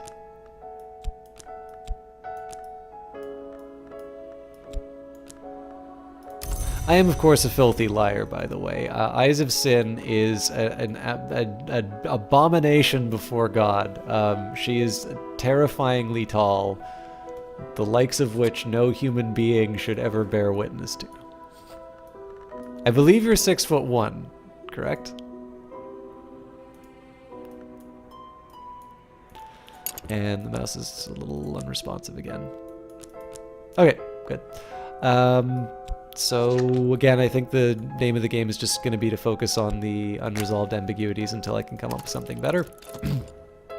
Dreamwise... Right, yes, I remember what I was going to do. So Dream with the Forlorn Blood. Combine this. So in 10 seconds I'll be able to use the Fleeting Reminiscence to cancel out the Fascination. Then I can heal up the Affliction and all will be well. Just 6 feet. I mean, oh God. Don't even talk to me until you're over 6 feet.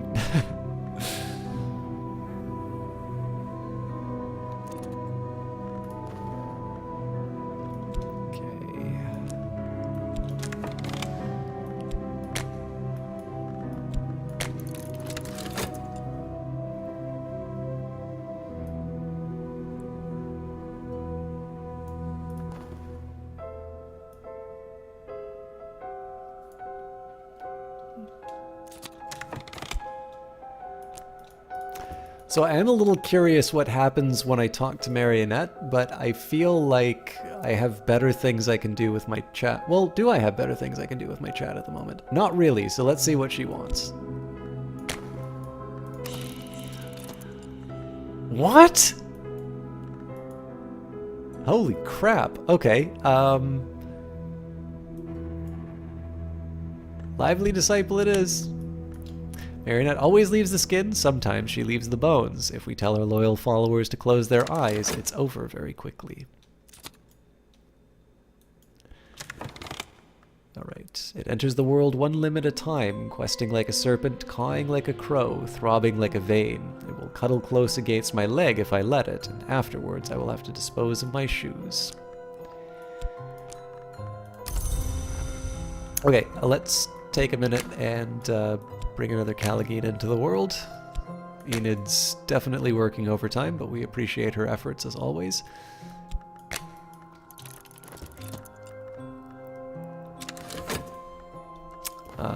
So the specific requirement is a aspect follower. It cannot be a summon.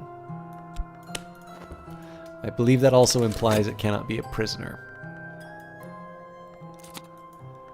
But that's fine, because if I run out of followers, I'll just make sure it's you guys. Okay, on the matter and deeds of serpents, this was probably the prophecies of the Naga rendered into English and illustrated by William Midnight in Paris in the 1880s, but it shows a number of divergences from that text. It's certainly quite recent by the standards of VAC texts. Now, I don't have any... I should probably realign this, so tentative evidence can stay. Well, no, let's put tentative evidence where the dangers are. Raw Prophet will go by the summons. This is the translated books. So I'm not actually going to read the VAC book yet, because that strikes me as the sort of thing that would...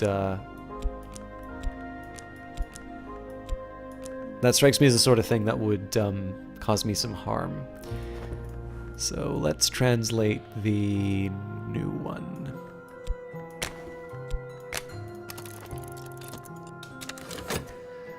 And in this case, King Crucible's just gonna have to F off. Like it would be nice to bring them on this journey and all, but I've just got other things to do. Every time you sacrifice a follower, you should ban a person in chat to complete the immersion, starting with you. That's actually a really funny idea, but the one problem is every time I've done a joking ban, somebody has taken that in the wrong spirit, and it usually turns into a permanent ban because of the way they react. More so in other people's channels, but it's sometimes discretion's the better part of valor on that one, which is a shame because I actually sometimes think a comedic ban can be a fine thing. You know, this would have been a good time to read that VAC book. Fortunately, the notoriety is going to be falling over the edge, so I should probably start begging for my job. Okay, so I think we're going to be able to skip the decrepitude, but not for lack of trying.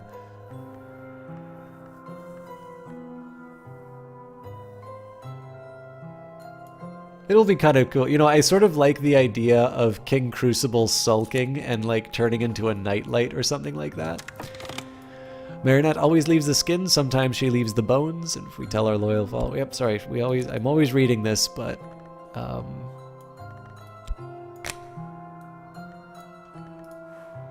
Jesus Christ.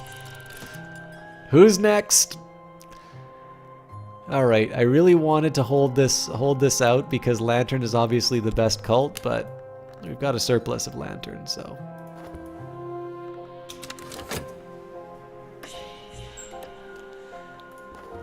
Oh, damn it. You know what? Screw it. Passion. You like doing commissions and auctioning the Spintrea for funds, less mystique than painting. True, although the Spintrea are important to me right now because I need them for other things. Although in this case I've just not been turning in these commissions because I've been using the talk for other things. You know what? Life is just too short not to take absolutely insane risks that I cannot possibly justify. The Serpent Folk called the Great Hooded Princes, came to know the order called the House of Leith and warred across the miles with them. They made an alliance with the Mother of Ants, whose children they had been. And I'm just gonna get sick yet again. King Crucible burns the... He does turn into a nightlight! King Crucible's fires have sunk to a lesser heat for now.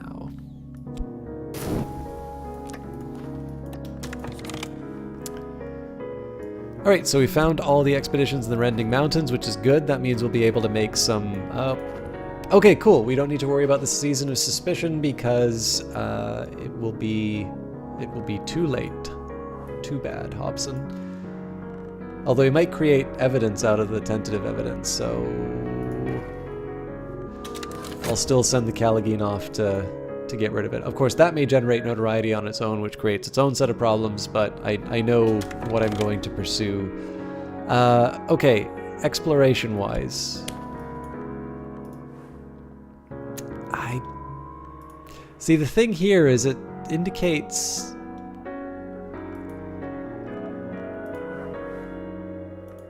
I'm just trying to figure out what this reputation thing would be.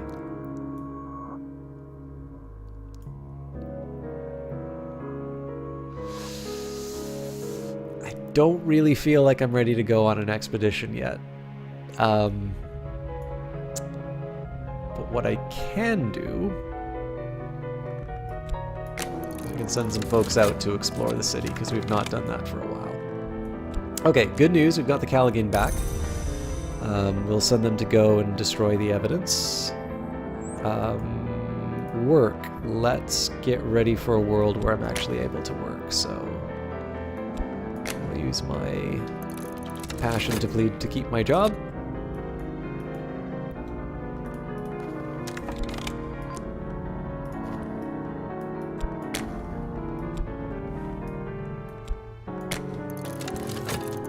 Okay, yes, we're always looking to hire new people. Oh, that'll be really interesting. I wonder if I can feed these hirelings. Surely 3 is enough.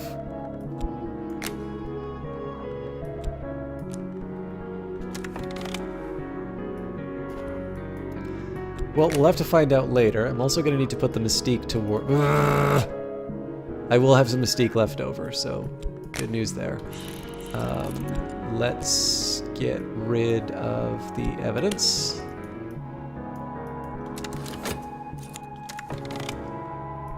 I've been offered another chance. I am apparently expected to be grateful. So we'll see how long this lasts. I'm almost certain I'm going to wind up losing the job here, but I will milk it for all it's worth. See, I told you. This text describes how the Great Hooded Princes escaped, or will escape, from the 5th history, where they had died or were doomed to die. They engaged in the secret conquest of the land of the Great River, called India in some histories, and have ensured that all other conquests of that land are false conquests. So this is the Formulae Ophidian. Serpents are the visitors that may not be denied. Alright. So I'm going to need some contentment to deal with that, but... let's just do some good old-fashioned work. No! What the hell was I thinking?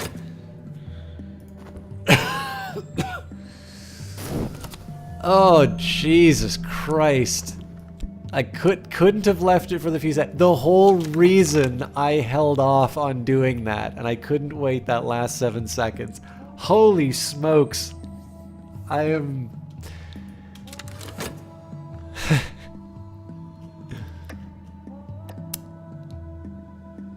I'm something, all right. All right, I should be using my study.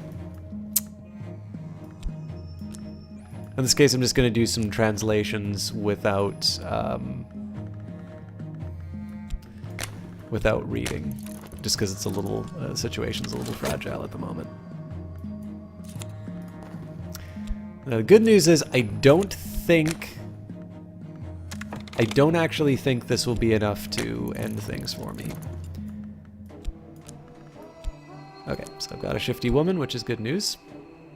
I'm actually going to send the Dexterous Disciple off to recruit again. You get the same from college texts. It's coming up this season. Oh, okay. I'm going to need to find a way of getting rid of the despair, though. I also need to think about upgrading the fragments. Okay.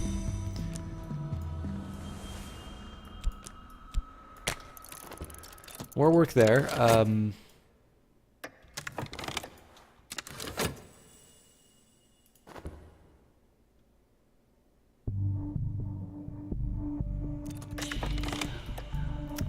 Disgraced! I have received a formal but oddly apprehensive letter, hand-delivered from the firm of Glover & Glover. My services as director are no longer required, but I have been awarded a quite generous severance payment. The firm hopes very much that there will be no ill feeling.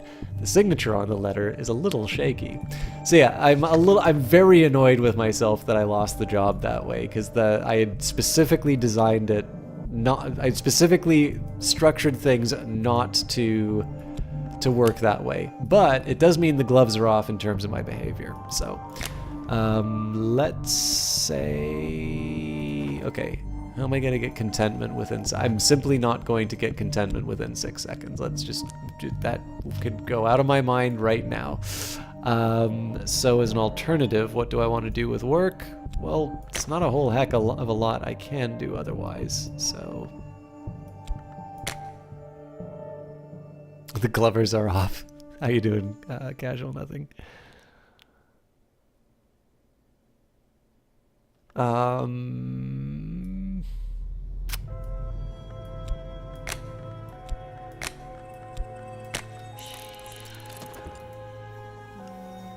You know who's inspiring? Neville.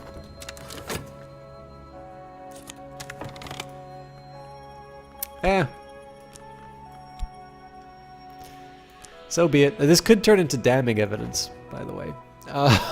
So, talking. Ah, damn it! He took my last mystique. Well, let's see how this works then. They still want something to eat, so I can feed them shifty people. Good news. I would have preferred to use it for something else, but I'm pleased to hear that I do not need to sacrifice any more followers to the strange creature. This is going to wind up decaying a lot more than I want it to, though.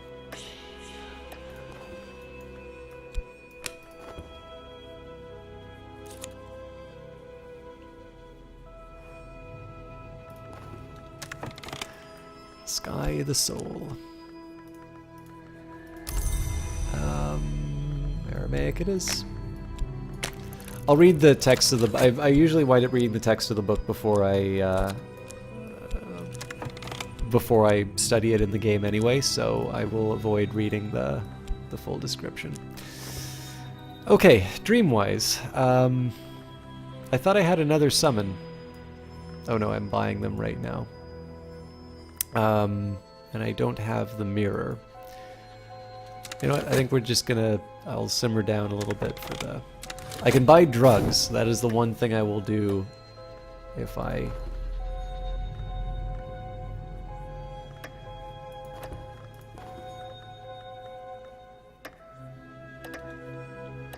Oh, you know what? This... Yes, this will go away in time. Perfect. Okay, my recent work is considered significant...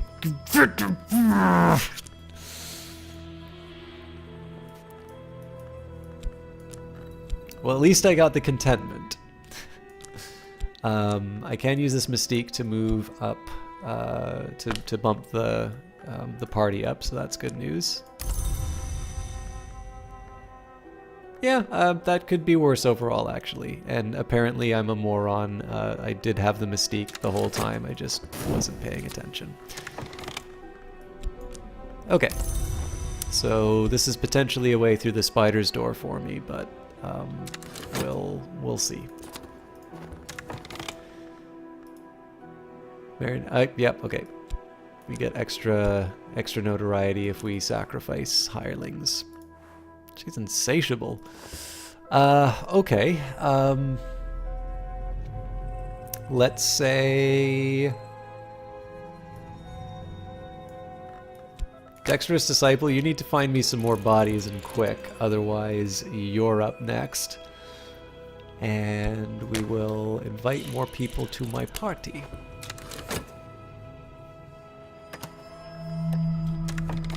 And I actually need to do something about work, otherwise I'm just wasting time.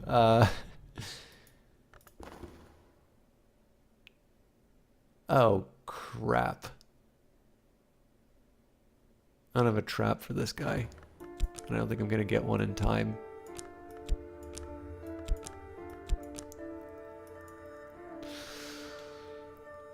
Okay, and Season of Fascination's come. Nope, I don't need to worry about... actually, I might need to worry about that. In 54 seconds... This probably will not... This probably won't be fixed in time. Ah, okay, in 25 seconds he's gonna try and steal one of my locations, so...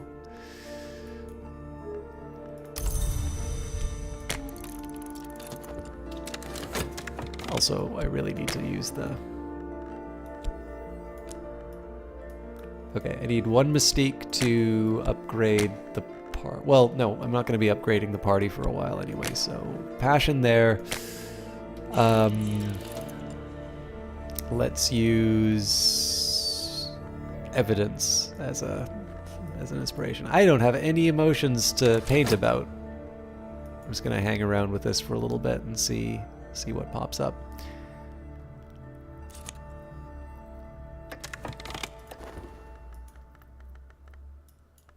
Yeah, I mean, obviously there's always the possibility that they're hiding some information and that she is looking for like a high level thing, but I don't see...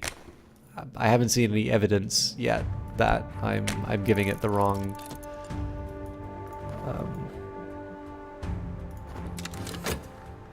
the wrong thing.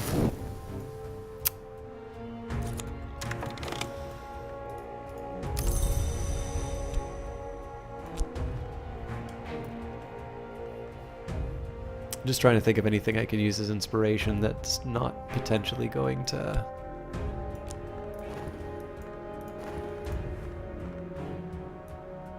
Well, I use Fascination. Oh, that might actually help me out now that I think of it. Yeah. So he's doing an expedition. That's going to be a minute, so I actually think they're going to succeed in looting Snow's Keeper. Because I don't think I'm going to get somebody in... I believe it's going to take a minute for me to make that trap. I kind of knew I should have been working on that. But I didn't. I'm going to need to pay them soon, or I'll use them in the spider door.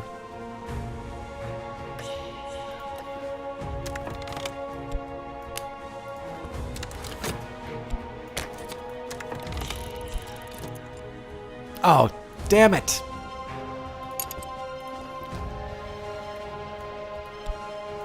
I'm really messing this up all over the place. Okay, well, let's not, like, I won't give up completely. It's possible that it might take a shorter period of time. No, it's a minute to do the snare.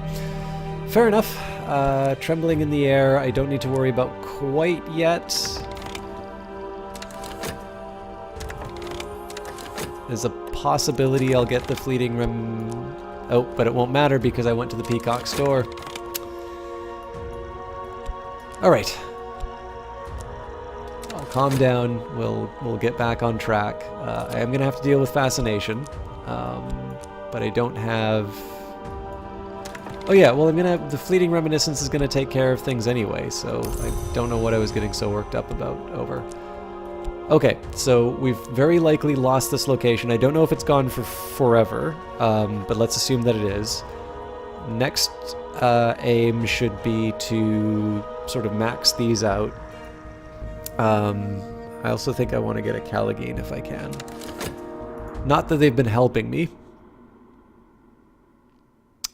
You give it blood by sacrificing someone. And in this case, I went through the peacock door instead of the spider door, so that was where I blew it. I don't have the influence I need to be able to summon something cool, and I won't have the influence for a while. This would have been a good time for me to explore with the Mithraeum, but... the other thing I could have potentially tried to do, of course, is to use this this individual to try and get rid of the evidence, but of course, I'm already using this to try and create a snare. I don't suppose I can paint this fellow, can I?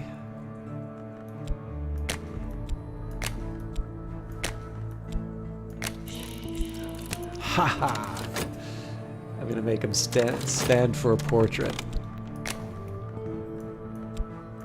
Then, of course, we will feed them to something evil, but...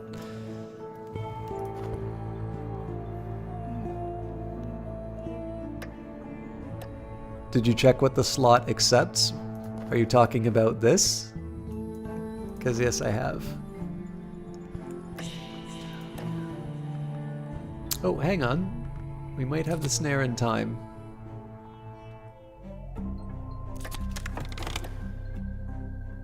Ah, we will have it.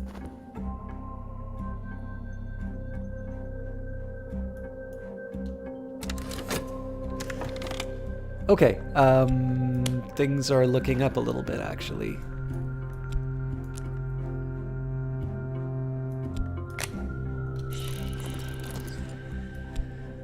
Okay, so the Dexterous Disciple I'm going to send to just get more bodies.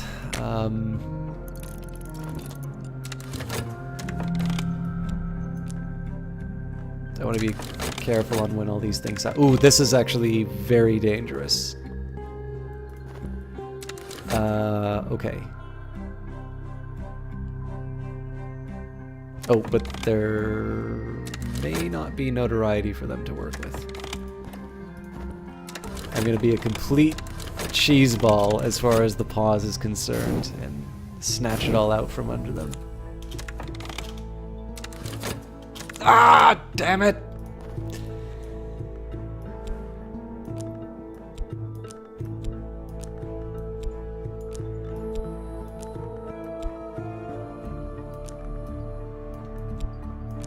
I was too good. I got it to 0 and I couldn't recharge. That's the story, and I'm sticking to it. Okay.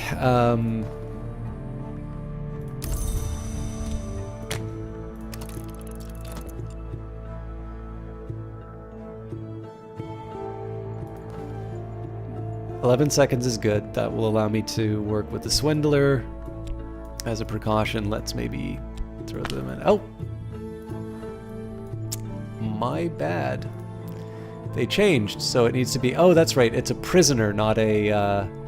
it's a prisoner, not a hireling. I actually need to throw them in the cupboard first. That way. It's been a while since I've done the spider door, obviously. Fair enough. So in this case, I should still be able to feed them, and we can betray this person and throw them into the cupboard.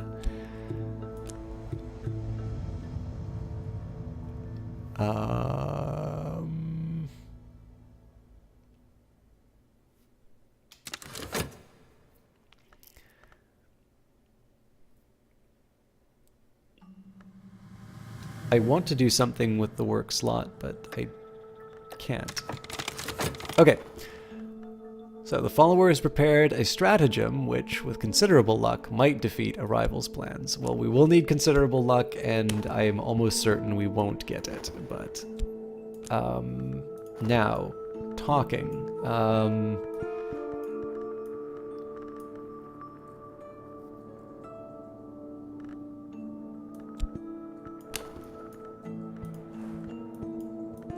Into the cupboard with you.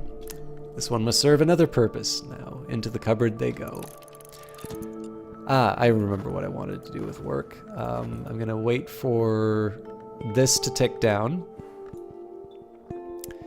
And then we'll paint again and hope that we dodge the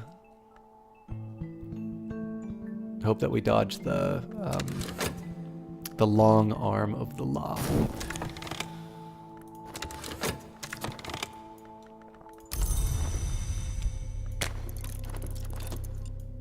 In general, what I should be doing now is bringing up the summons, but I sort of lost my mind for a bit, so I sort of need to repair the problems. Can you make something stronger than an adequate snare, or is there only one type of snare? There's definitely multiple types of snare. The problem is that I don't have an immediate way for me to raise Victor to... Okay. I actually can't say with certainty. I am very, very sure that there are higher levels of snares. And that I am also near certain that it is caused by the level of the individual. It's just that I raised them from 5 to 6, so I don't think that's going to be enough to seal the deal. Okay, 1.7. Let's see how far we can tempt fate. I'm pretty comfortable with a 0.1.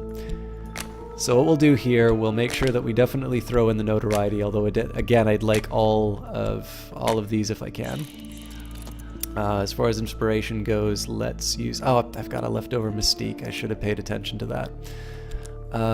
Okay, well, nothing to be done. Let's say we will use Contentment as our inspiration. And then as far as talking is concerned, I'll at least be... Oh, here we go.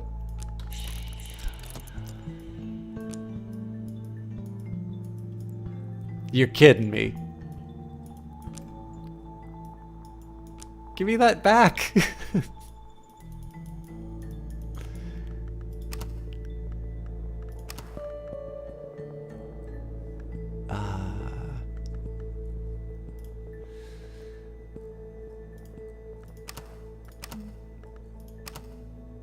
There hasn't been a problem so far, but I am going to copy this and...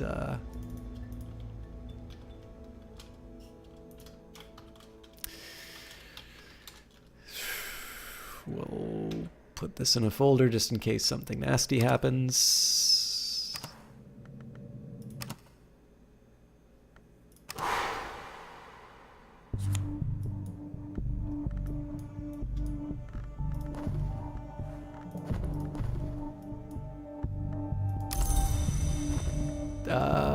Okay, so Dexterous Disciple can still go in. We're still on our way to the spider door. I think we're still working on the... No, we've got our snare. Oh, okay, we're actually a little further back than I thought we would be. I can work with this, though.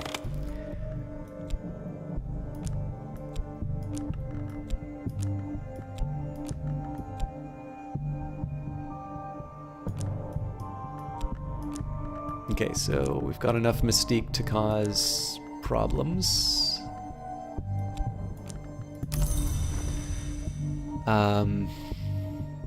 So they'll gobble up one of the Mystique for sure. I think I'm still going to... I'm actually going to just go... I'm going to fill this up just on the odd chance that they take that notoriety for some reason. Let's make Contentment our inspiration. This is obviously going to be a slightly different history than what we had before. 11 seconds, again, we can betray someone. And I think the rest of this works the way that it needs to. It's going to be a little dicey. Okay, so there's the snare.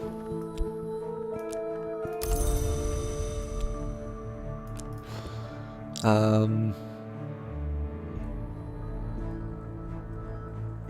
going to wait for the last possible second to imprison... Nope, I really boned myself on this. No, actually.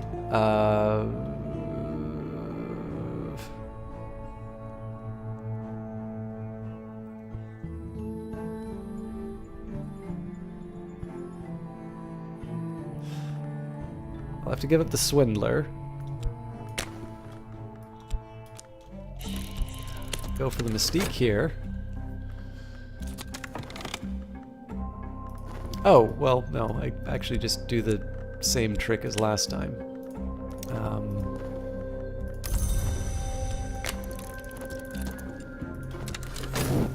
I won't have a sacrifice for the door, but...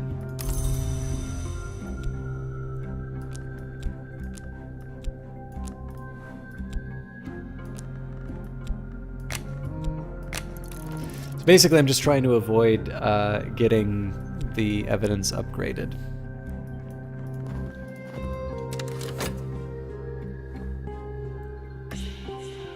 Alright, have a good one, Casual Nothing. I'm kind of in more like of an autopilot mode anyway, so I don't know if this is making for the most exciting material. But I do want to see how this turns out. So.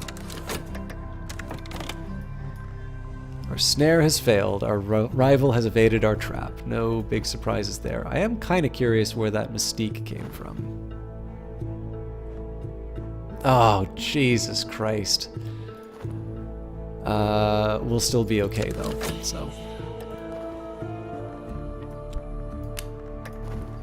My rival has ransacked this place. Whatever they sought here, they've found it. My rival has advanced their cause.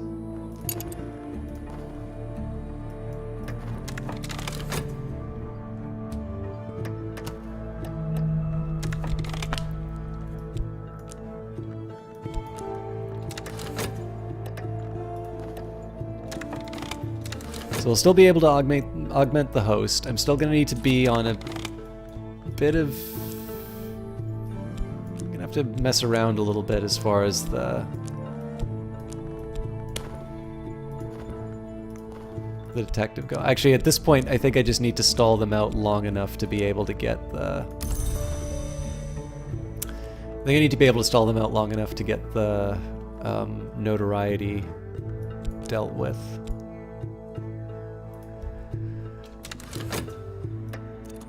It's that stupid lag problem again. Okay. I'm going to keep work open. It's mighty tempting to try and do something with this hire. But I have a spare.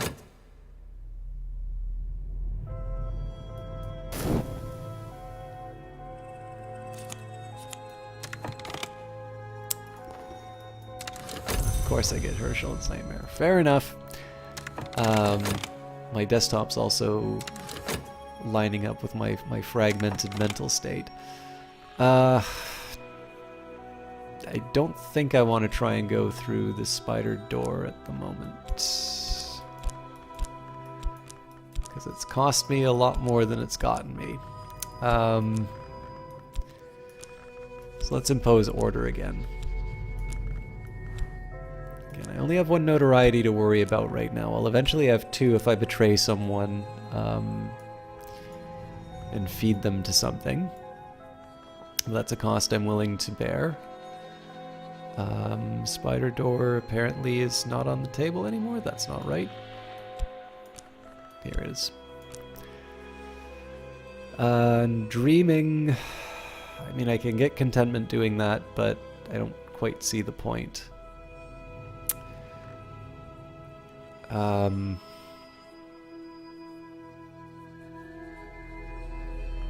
So if I just sit and wait for them to eat enough items to get to the notoriety, I'm not going to get anywhere. So I'm going to risk it. I mean, it's very likely they'll try and get this notoriety, but I think at this point I'm just going to use the subtle fracture. What is this? This is level 6, so I think I'm just going to try and summon a Callagine again. And Elcine should be enough. Huh. Oh, so they're primary forge. My bad.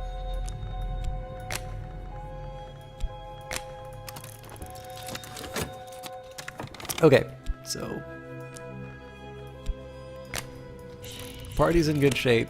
Obviously, the worry here is that there's going to be more notoriety that comes as a result of that choice. I think I'm also going to go through the stag door just to generate more influence and get people moving.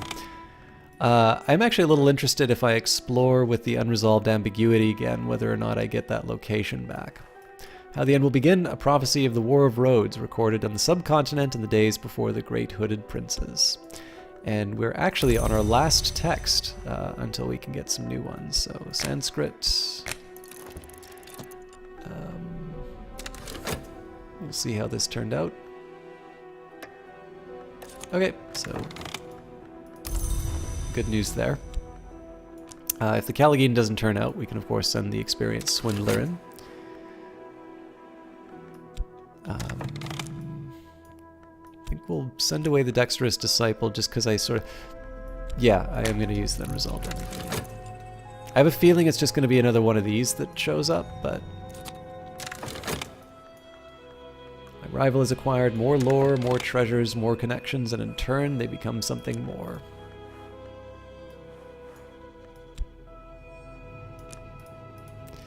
So yeah, my inability to create snares is probably my biggest liability at the moment. It gives me a really good reason to... try and either hurry up the finale or find other ways of getting rid of him.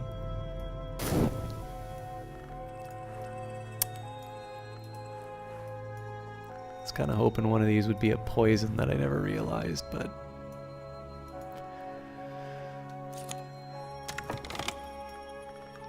okay, well, at least this thing didn't blow up on arrival, so that's good. I'm gonna wait the full distance on this one. Part of the okay, subtle rupture it is. That complicates things though. No, it doesn't. Marionette. Okay. So we're up to 5. Now, you know, I'd love to try and do more with this, but I need to think about how I'm going to be using these moves. So the first thing that I want to do is get rid of the tentative evidence. That's a job for the Callagene at the moment. So we'll send them in. We'll add this right now. Next thing I want to do is avoid... this is going to be Relentless Light. Okay. I think I can live with that. Fleeting Reminiscence will go away. Nope, 38, so we should be okay. But this won't be gone in 60, so it will not be okay. A shame. Okay. Oh, I think this is the game's way of telling me that I need to stop.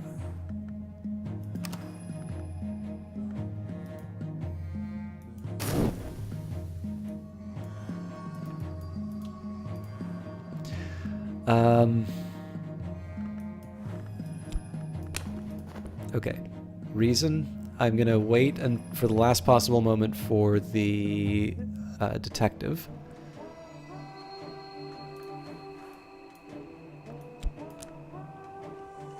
The only thing is we'll likely not be able to use the subtle rupture. But I think I'm okay with that.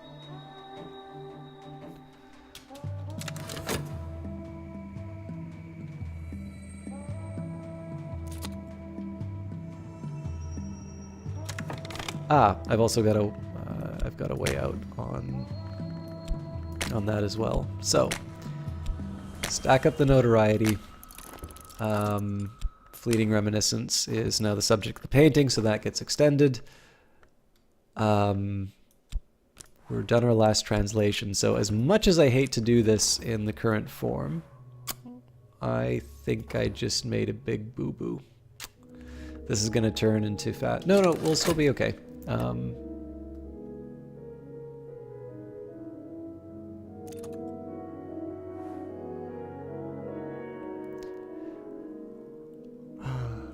wonder how many times people need to be told I don't like being told how to play the game. Okay, yeah, so we lost that place permanently, which gives me all the more reason to go go on expeditions.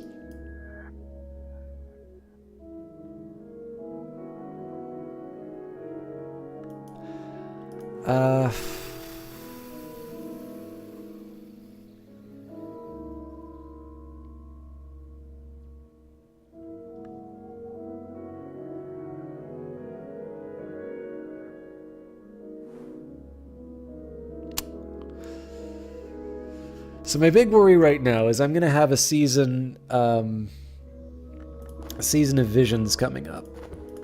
So if I start reading,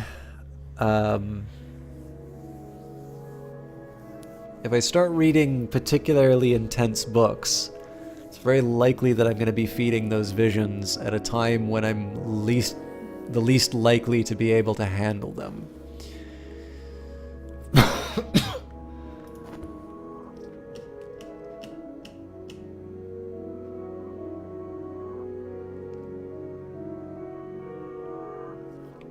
Yeah, I hate sitting with idle timers open, but this seems to be the right call. Okay, so there's the fascination. Now the idea here will be that the fleeting reminiscence, which will probably expire way too soon. I thought stuff was moving fast. Oh, you know what? There's no reason for me to have the expeditions open.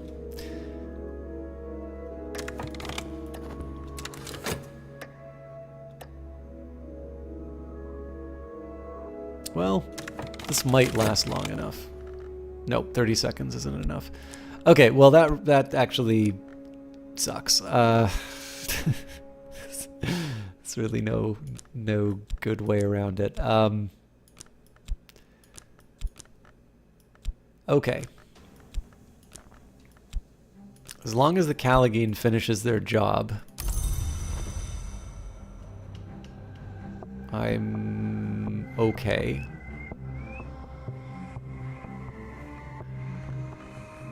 The thing is, I don't really need to use the subtle rupture right away. So I'm gonna do the same. I'm gonna do the same thing. As I'm gonna try and get as much time out of this as I can. Okay, another hireling is good.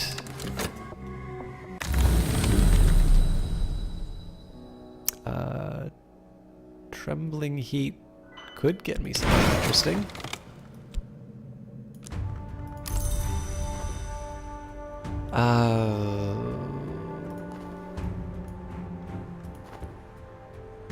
This will still go away before I need it to. And unfortunately I can't paint them into a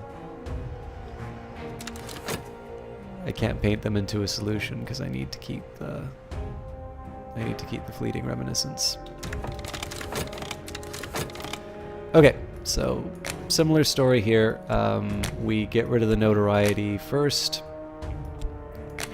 because it will allow us to sort of turn this over again. This will be used to preserve the fleeting reminiscence. I suppose what I could have done was put the individual... The minion has returned, the evidence has been struck. Great, okay. So that would have been a perfect time for me to actually send that guy straight to Marionette, but so be it. Let's take advantage of the mystique. Okay, so Fascination's going to be dealt with. 1 drugs, please. Actually, probably didn't need to do that.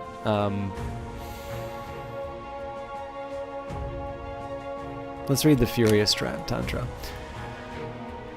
As later transcribed by the medium and pyrotechnician Jacob Oliver Mugglestone, tradition has it that he found it seared in the bark of an oak by lightning. This tantra describes the uses and dangers of anger. It cautions that anger does not always survive transformations. Oh, whoa. Please be my... God damn it, Connie. Okay, so I'm going to need to make another snare.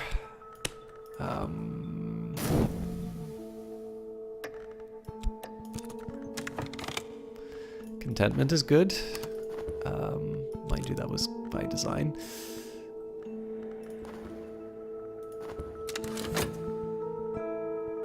Fleeting Reminiscence should help me out a little bit. And yeah, I need to make a... Again, I'd like to sacrifice something to Marionette if I can, but apparently I need to make another snare, which is not great for me. Especially because chances are it won't work, and that'll just mean I'm down... Like, really what I should have done with my sort of the merry band that I have already, I probably should just be trying to go and take as many of these as possible, because at the moment I'm just tempting dual rivals to completely empty them. Exploration-wise, I should probably just still try and get more hired help. Well, no, okay, decision time. I'm going to make a foolish decision and go to the Mausoleum of Wolves, even though I'm clearly not equipped to do so. So... Callagine... I can always summon some cooler stuff later. And...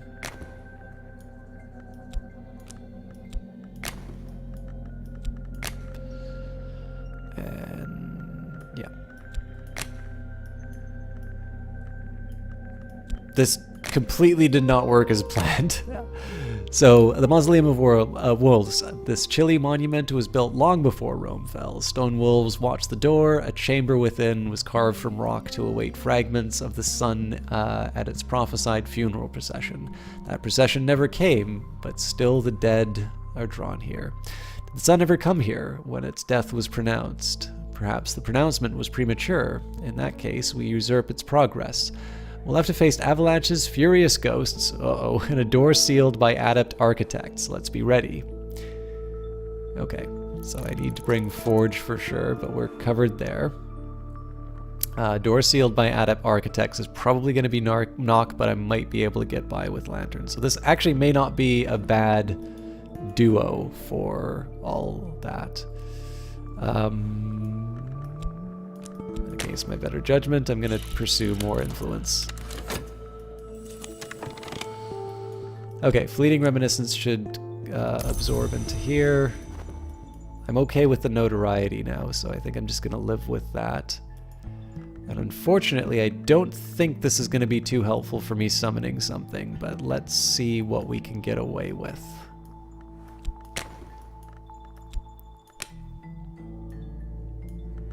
Yeah, I just don't see how... I just don't see how this influence does anything useful. Well, here's a possibility. Let's say we do the right of the map's edge. We had the rising heat. Wait a minute.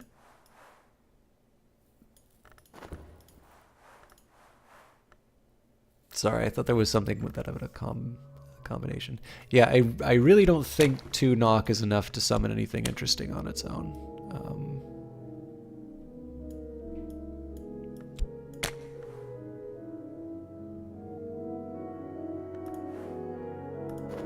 Alright, well, I just need to accept I screwed up.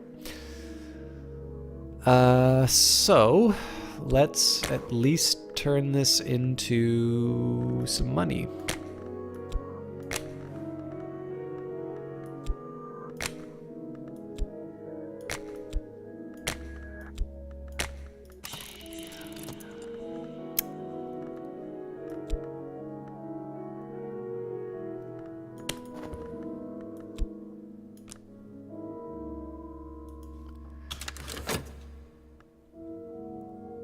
And the last thing I want to do is make sure that I queue up a snare for Connie up here.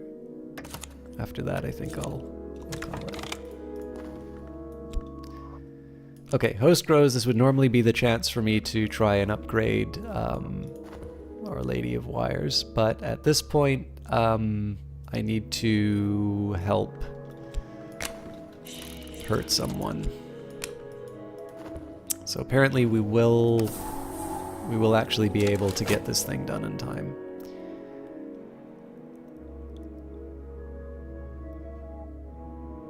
And I think I have to call it there because I'm obviously losing focus, and that is having consequences for the game as well as me not necessarily being all that entertaining. Although it'll be nice. I think because this game always does the whole, you know, one more turn thing, I will at least let a few of these plates stop spinning. I'll let these calm down. Furious Tantra, Rite of the Rebel Striving. This rite enacts the teaching of the Forge of Days. The artisan may achieve the highest goal only by destroying their most precious tool. The Lionsmith knew this when he shattered his sword before the Colonel, so my assistant must destroy a chosen instrument. Not quite ready for that one, but nice to know I have it. And the operation of the Labite. Oh, that's one we didn't actually have. So, a series of mystic exercises that require both dedication and terror. Use this in a rite with a corpse and winter power, and the corpse will rise. So, I need to heal myself there. Another season of ambitions is coming up. If Douglas winds up taking another location from me, I am going to lose my freaking mind. Okay, this is good. So, not all dead rest easy. These ones dislike our intrusion. We can prevail against them with edge, or they may obey one who comes in the name of winter. Now, we don't have any winter. We also don't have any edge. So, next is forge or winter. So, actually, winter would have been the best to bring along on this. Now this is where things get really dramatic. Because our winter strength is actually not enough to... our winter is not enough to see us through this. So in my very foolish way, I am deciding that I'm going to put the one winter power that I do have at risk.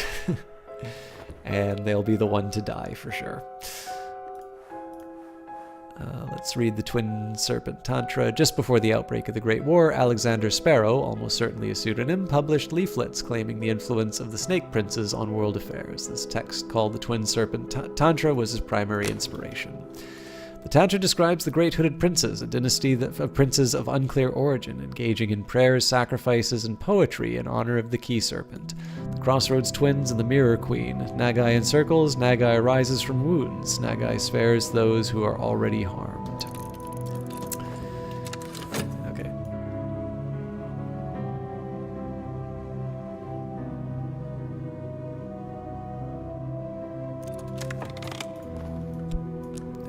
Should be a pair of fleeting reminiscences. So, I think that's where we're going to call it. With any luck, it is Roland who delivers the next season of Ambitions. Maybe I'll be lucky and the snare will work this time. It is very likely it will not.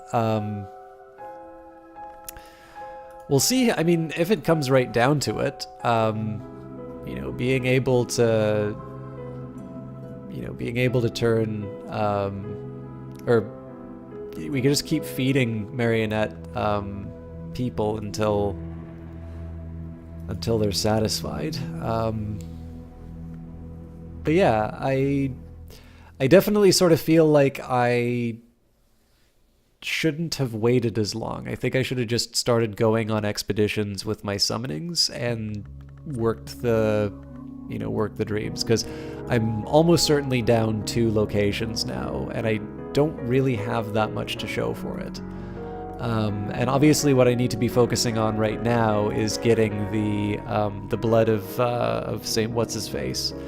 And I'm not entirely convinced that I get it through... I mean, maybe I get it through these higher level ones, but I feel like I've gotten this elsewhere without the same kind of trouble. But we will figure that out in a future playthrough. This was about an hour over what I had planned to finish at, because it's now 12:30, and I actually still have some cover letters and stuff like that to write. So thank you everybody for hanging out. I'm sorry that I kind of got a little bit of tunnel vision there, but I am just a little loopy tonight. My apologies for not being more on the ball. Who do I want to host?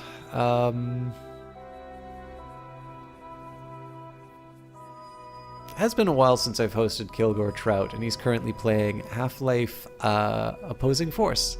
So, thank you everybody for hanging out. I am also going to take another quick moment here.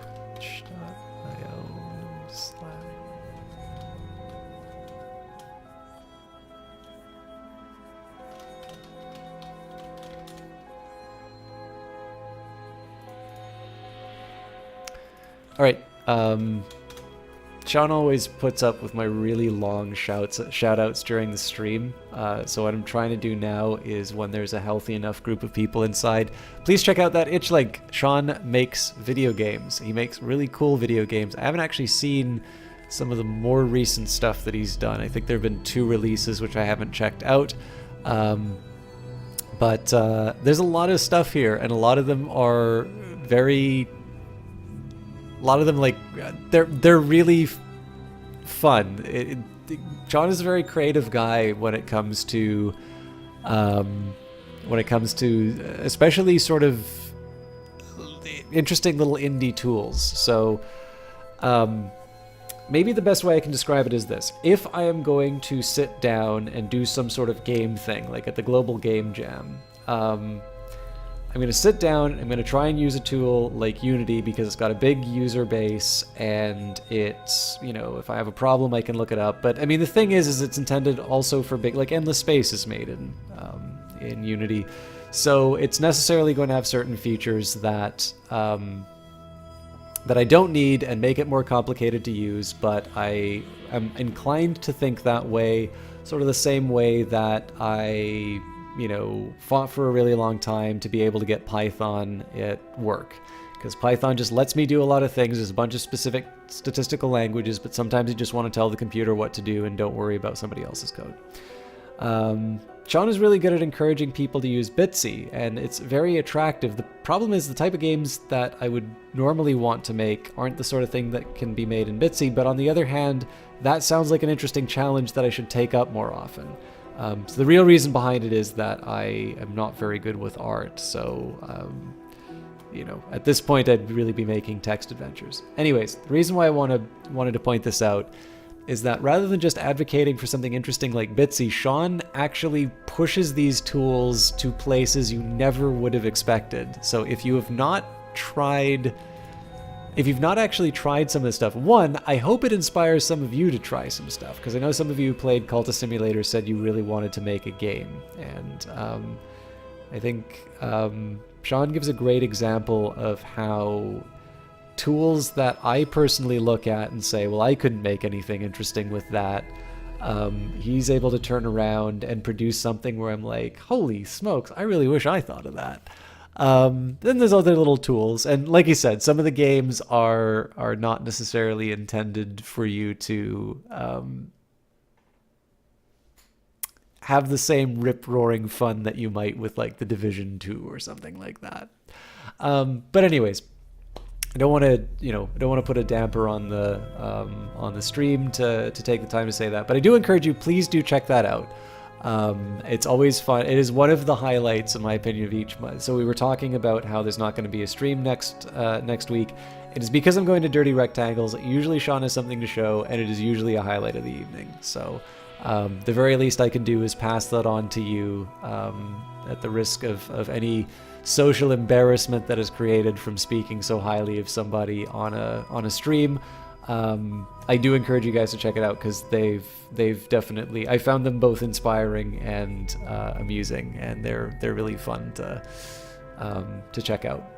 But we are going to be visiting Kilgore Trout tonight, for those of you who are looking for more streaming. He's currently playing Half-Life Opposing Force.